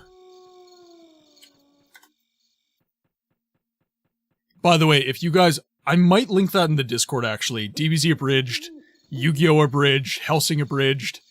All of it's just so hilarious. I love it so much. Okay, do we have any more steps that I can get into? That one's covered by rubble. Can't get in there. So can't get in there. Nothing here. For whatever reason, all those squares make a circle popped into my head. Yes, the Tavern House. Tavern House. Tavern House. Yes, spread the Team 4-star. Second... So this guy? Sep, where I have my cursor? This one? On the left, second from the top. Or... Okay, so not this one directly left. Okay.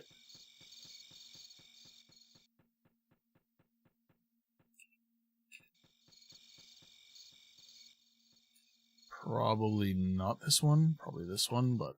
I'm gonna check just in case. Oh, hi! Oh god, there's so many. Bad touch, bad touch, bad touch. Alright.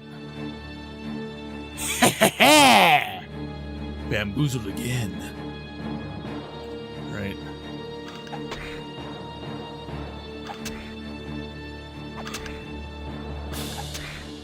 There we go. Vest. We have a rusty chain coif. We have a small mana potion. Beautiful. Star Wars Force Unleashed 2 modding community needs to make Star Wars Force Unleashed 2 restored content mod so that fans can play the full version of the Force Unleashed 2, like cutout levels, like the Malastare level, like in Force Unleashed 2 novelization. Honestly, the more levels you can get, the better, so... Interesting. I can't wear my chain coif here. Because you gave me a chain hood right here.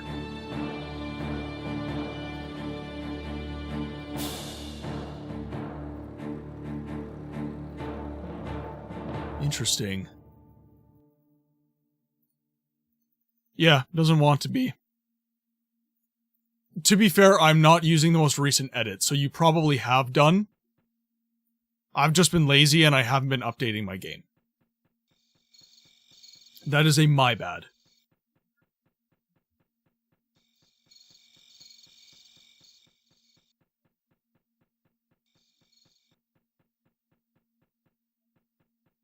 Now, I can go this way.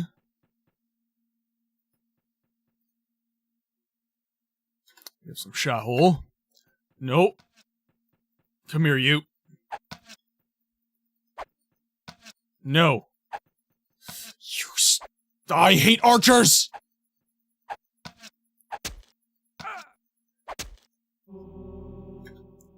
I hate you so much!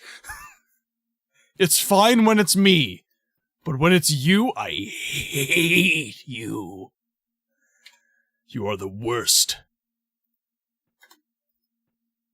Hate, hate, hate, double hate, loathe entirely.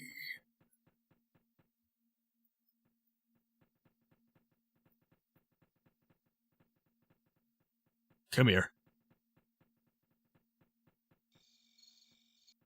Alright.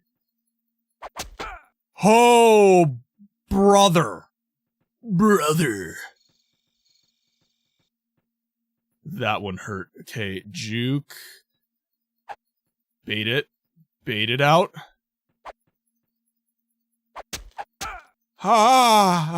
Okay. Hi.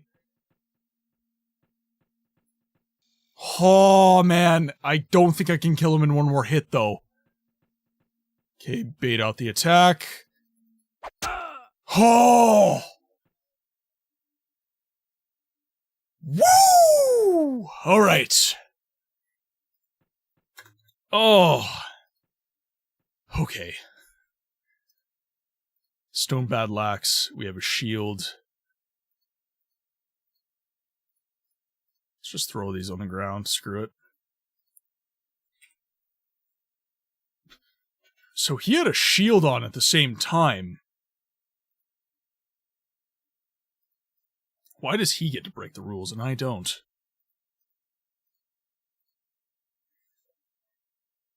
So we'll throw that on, because that offers... not really any defense, honestly.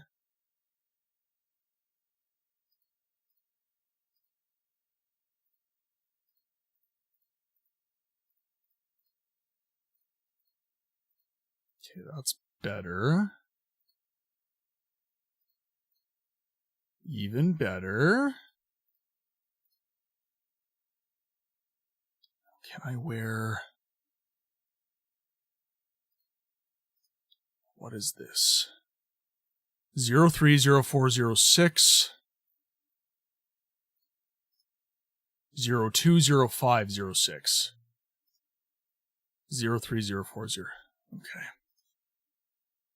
So it's better against piercing.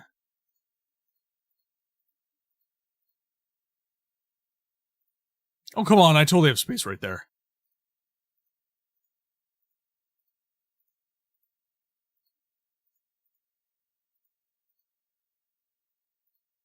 There we go.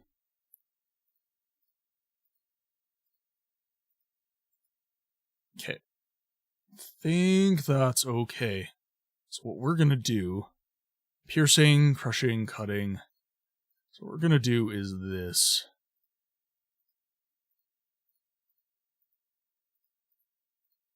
We're gonna do that. Oh, your internet died, Necro. Well, I'm glad you're back.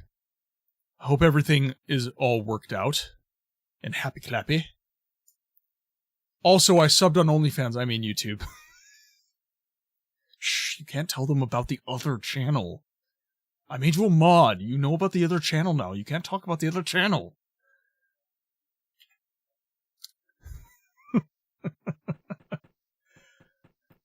No. No, Sep. I don't know what you're talking about.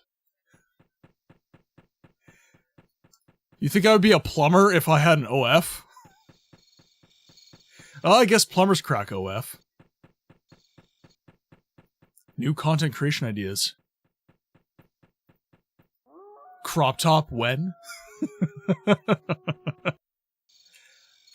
Stop giving them ideas. You could leave your hat. 5 minutes! I'll leave my hat on! Sir, we have to go now! Cheers, hot lips. Stay bad. He posts plumbers crack like no one else. Unfortunately for all the onlookers, I actually stay in shape, so my pants do not fall and give plumbers crack. This is a strictly no crack plumber. I actually work in a pretty good shop. Most of the guys are in pretty good shape, so if not all, I would say most, yeah, all the guys are in pretty good shape. I just spackle my crack. Okay, I'm gonna keep that chain coif. Hunting bows sold, leather boots, A'houl armbands, quiver belts, black studded shoulders, leather gauntlets, we'll sell the stone battle axe, buckler, pants. Getting all the gold, baby. There we go. Boom.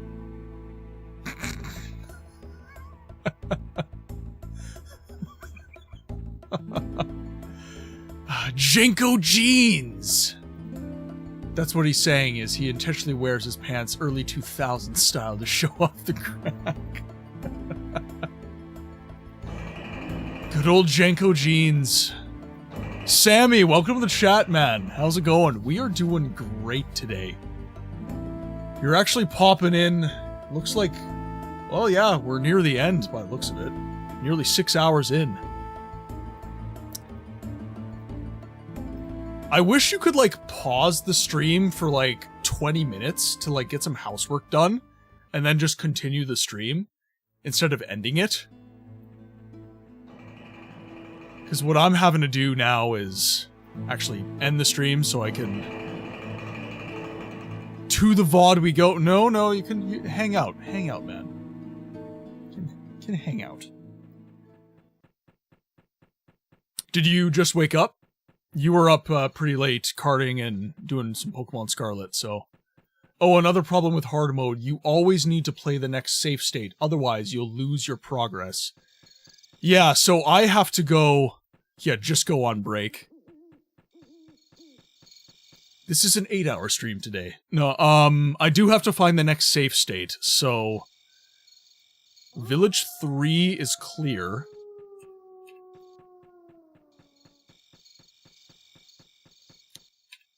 Okay, so let's look at this here. So we've got Avalon.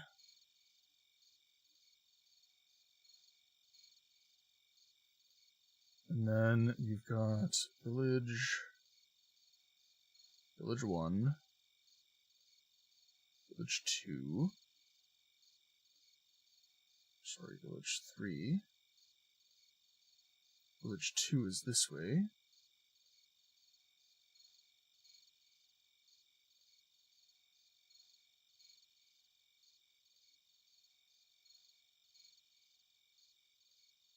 So what is down here? That'd be village 4.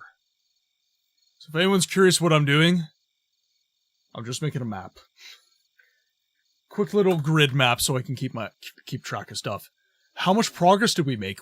Okay, so Sammy, I don't know if you've ever really been in a Siege of Avalon stream. Essentially, Sep in the chat here has created expanded content for the original game because the developers of the original game didn't get a chance to make their sequel. So, we beat original Siege of Avalon, we beat the prequel, Seven Kingdoms, we beat the the sequel, Days of the A'houl, we beat Pillars of Avalon. So we have 3 pieces of content remaining. Ashes of Avalon, which we are playing, The Caves story, and Rise of the Dwarves. That's all we have left. So we are currently playing through Ashes of Avalon, which so far has been freaking insane. It's been so cool. So, the original story of Siege of Avalon encompasses the story of a fortress. Sydney, welcome in. I hope you're doing amazing today. How's your Saturday? Hope you and John are doing awesome. So it encompasses the last-ditch defense. I'm actually going to pull the map up for this. Sorry, guys, we've had a lot of people new to the game come in, and every time I want to explain the game, because I would really love for more people to be playing this game. So, let's find my pictures here. Okay, so this is the map of the Siege of Avalon universe called Eurale, spelled E-U-R-A-L-E. This is Eurale right here. The game encompasses the last-ditch defense effort of Avalon right here, within the Kingdom of Orium. I guess the most basic way to explain the story for you, Sammy, would be that the A'houl are a race of half-orc peoples, and it is a hierarchical society. So you have the shaman at the top that look actually quite human, incredibly intelligent, magically proficient. You really wouldn't be able to tell much of a difference from a regular human, other than slightly beastie facial features and their religious culture being so different. Lower in that culture of caste, you have the A'houl, spelled A-H-O-U-L. So you have the A'houl, S-H-A-A-H-O-U-L, and then you have the A'houl, which are the A-H-O-U-L. They are beastly, very orcish, pigman-looking creatures. Not very intelligent, brutally strong. They make up the chaff within the society. All that to say, this society of religious zealots discovered one day, to the west, there were the Seven Kingdoms. Now, the religious faith of the A'houl is very naturalist. Very don't mess with Mother Nature, don't mess with the land. Even farming. They are foraging cultures. So they found the Seven Kingdoms, and the Seven Kingdoms and their inhabitants were abhorrent to their faith. So what did they do? They do what any other religious zealot culture does. They gathered an army, and they marched west, razing everything as they went. So, they conquered Orium, and they conquered Cathea, and they were stopped at Avalon. Dwarven-designed, built by man, fortress. This is the bastion of the Euralean Seven Kingdoms against Eastern incursion. So the game, the original game, goes over that siege. So the A'houl had surrounded the fortress, the citadel, and were attacking from all sides. You couldn't get men, you couldn't get supplies. You were trapped. And the game went over your efforts to break the siege and win the day. So, 7 kingdoms. How long are each section of the game? So this is why Siege of Avalon was not actually... I'm gonna put on some music here for you guys. It got kind of quiet, sorry. So, the game was the first attempt by the developer Digital Tome to do an episodic release. So you had chapters 1 and 2 as your introduction, and then 3, 4, and 5 were your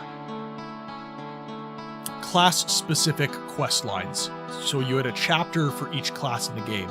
So chapter 3 was Warrior, chapter 4 was Scout, chapter 5 was your Mage playthrough. And then chapter 6 wrapped everything up in a neat little bow, and you won. Sep, in the chat here, has created expanded content that basically adds another 20 hours of gameplay. And we are now in Ashes of Avalon. So now we have game sound again. I guess it's because I tabbed out. Yeah, like this game... So the reason this game didn't succeed is because Diablo 2 came out a month before Siege of Avalon did. That, coupled with the fact it was the first attempt by really any developer to do any sort of episodic release of a game, it was a recipe for disaster. The game floundered. Diablo is a fantastic game. Blizzard cooked when they did Diablo 1 and 2. 3 and 4, we can have a conversation. But 1 and 2, unabashedly, I love those games.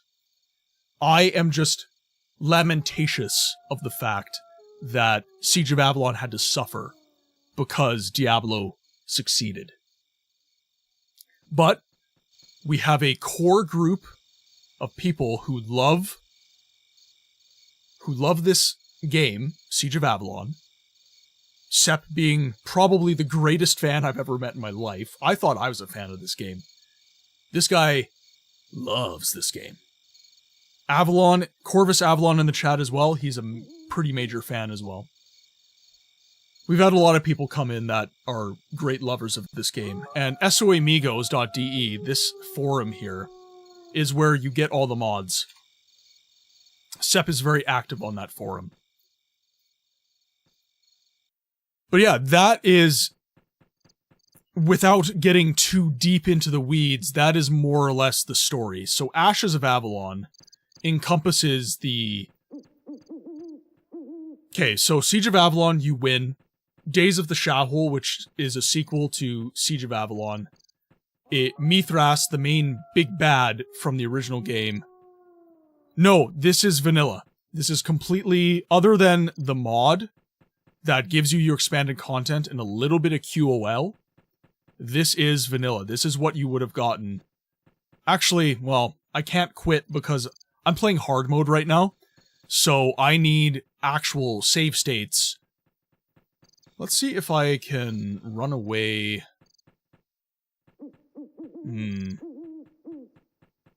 I would really love to show you in 800 by 600. Let's... Okay, let's fight these guys. Win this battle. And then we can have a conversation here. Oop. So this is 1920 by 1080, so basically the scale is all that's really much different from what you would have had back in the day.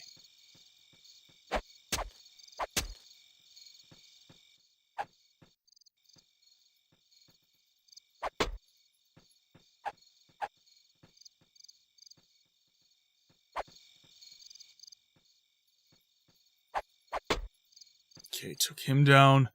And if anyone's wondering why it looks so jank, it's because I'm running a slow-mo. Okay. No spank, thank you.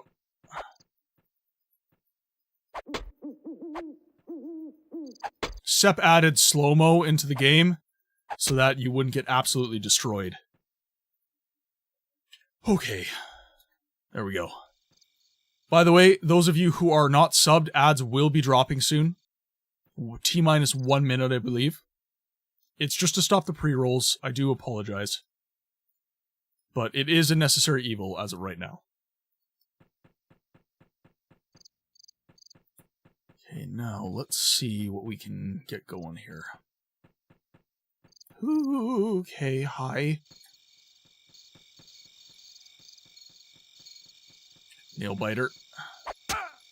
How did you hit me? I was literally behind you, dude. Cast my heal spell. Oh, no. Okay, thank God. I thought I was for sure gonna die there. Yeah, Sep is incredible. He has labored on this project for, I want to say, you said 14 years, right, Sep? You've been laboring on this for 14 years. Absolutely immense. Maybe try the potions now. I will. It's not letting me arm them. Yeah, okay. I will need to install your most recent patch, my friend. I need to stop being lazy and do that. Because, yeah, the potions aren't working, and neither is the chain coif, and that's all down to me not installing the most recent patch. Oh no, that means Vorworm. Oh god, there's health there. We got Vorworms, baby. We got Vorworms. Greetings. Yeah, oh god.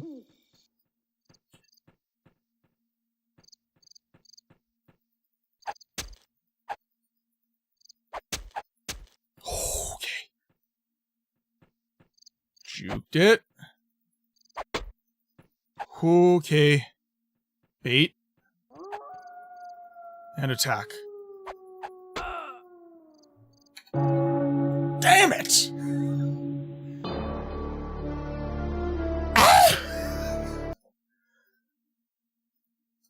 Damn. Damn, damn, damn! Alright, our most recent save is this. Oh god. That is a while back, too.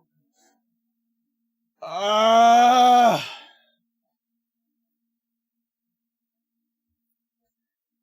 it. I died during ads. I died during ads. I didn't even have to die. I could have just ran. Oh, I was greedy. I just got greedy.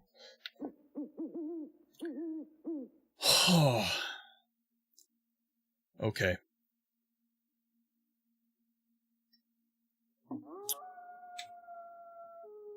So we are in Village 1 now. That's why I said hard mode is for self-flagellation. Yep. No, you're not wrong, sir. You are definitely not wrong. Oh, man. Heckin' frustration. Okay. Well. Once ads are done, there's really not much point in doing much more here. Because nothing's gonna get saved. So, we did save after our big... You know what I'm gonna do? I'm just gonna explore. So we know where we're going next time.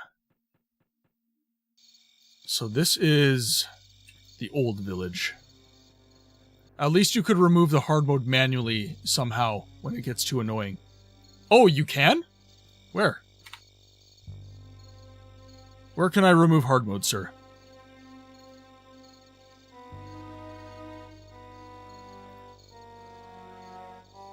Oh, by modding. Oh, okay. I see.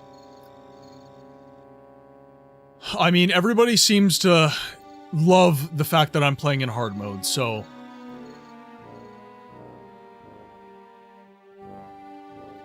Let's see, does the death counter go? My bets are on the dog chasing me? Yep. Alright. Oh, it didn't... There we go. Okay. Were we at 9 or 10? I think that was 10. I think that was my 10th death. Okay, ladies and gentlemen. Your recent comment. Let's see.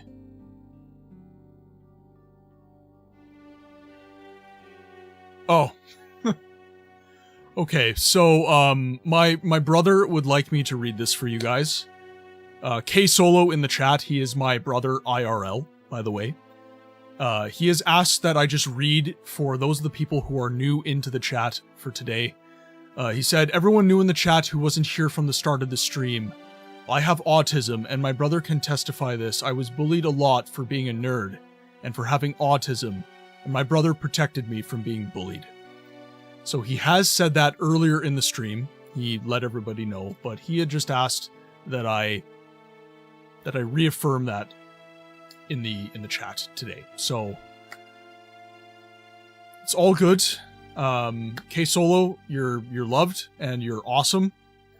And this chat is an amazing place, and it's a lot of safe people for us to hang out with here. Safe for me, safe for you, safe for everyone. So now, with all that loveliness said, I'm Booga Grabol, and I say you better buy a goddamn book. And right away, damn it. I'll just wait for the other prompt to play. For some reason, the sub plays I first. am my principles, Lister. You think you can buy me with promises of power and glory? Do you really think... Okay, I'll do it. Thank you so much, Ogre, for gifting my brother a sub. So now, K Solo, I don't want to say your actual name because I don't want to dox you, but enjoy all the emotes. You can just press... You're on mobile right now, I know for a fact, so you can just press the little smiley face looking symbol beside your text box, and that will give you all of the channel emotes there. Awesome-tism in here? Yeah, exactly. Much love, everybody. Alright, with that said... I hate to do this, but we are past our time. It has been over 6 hours, ladies and gentlemen. And I gotta get some housework done. Unfortunately. So, with that, our time in the game library has come to a close. Thank you for spending your time with me today, giving voice to the voiceless games. It is massively appreciated, and it is amazing to see this community grow and flourish before my very eyes. I'm a broken record when it comes to this, but it is truly incredible that this is happening to me. There are so many communities from other streamers, and there are people who have just come in organically that are loving what I'm doing here, and they're showing so much good vibes are coming my way, and sometimes I don't quite know what to do with it. So all I know to do is to say thank you, and thank you. Now, with that said, the intent of the stream is to give voice to the voiceless games, and to do that, I need to grow.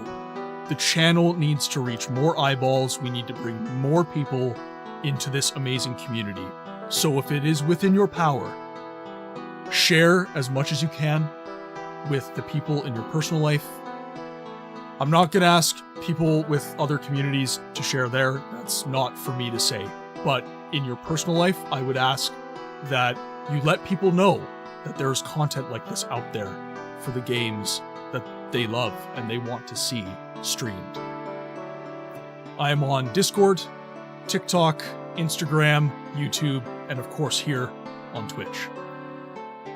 Now, we don't just end the stream here, we raid out and we share the love with other small creators. So I'm just going to open up Twitch here, and I am going to see if there is another community online that we can go raid. I'm not going to give you over to some rando, don't worry. I'm going to find a stream that I have vetted for this very purpose. We can give them some love. Alright.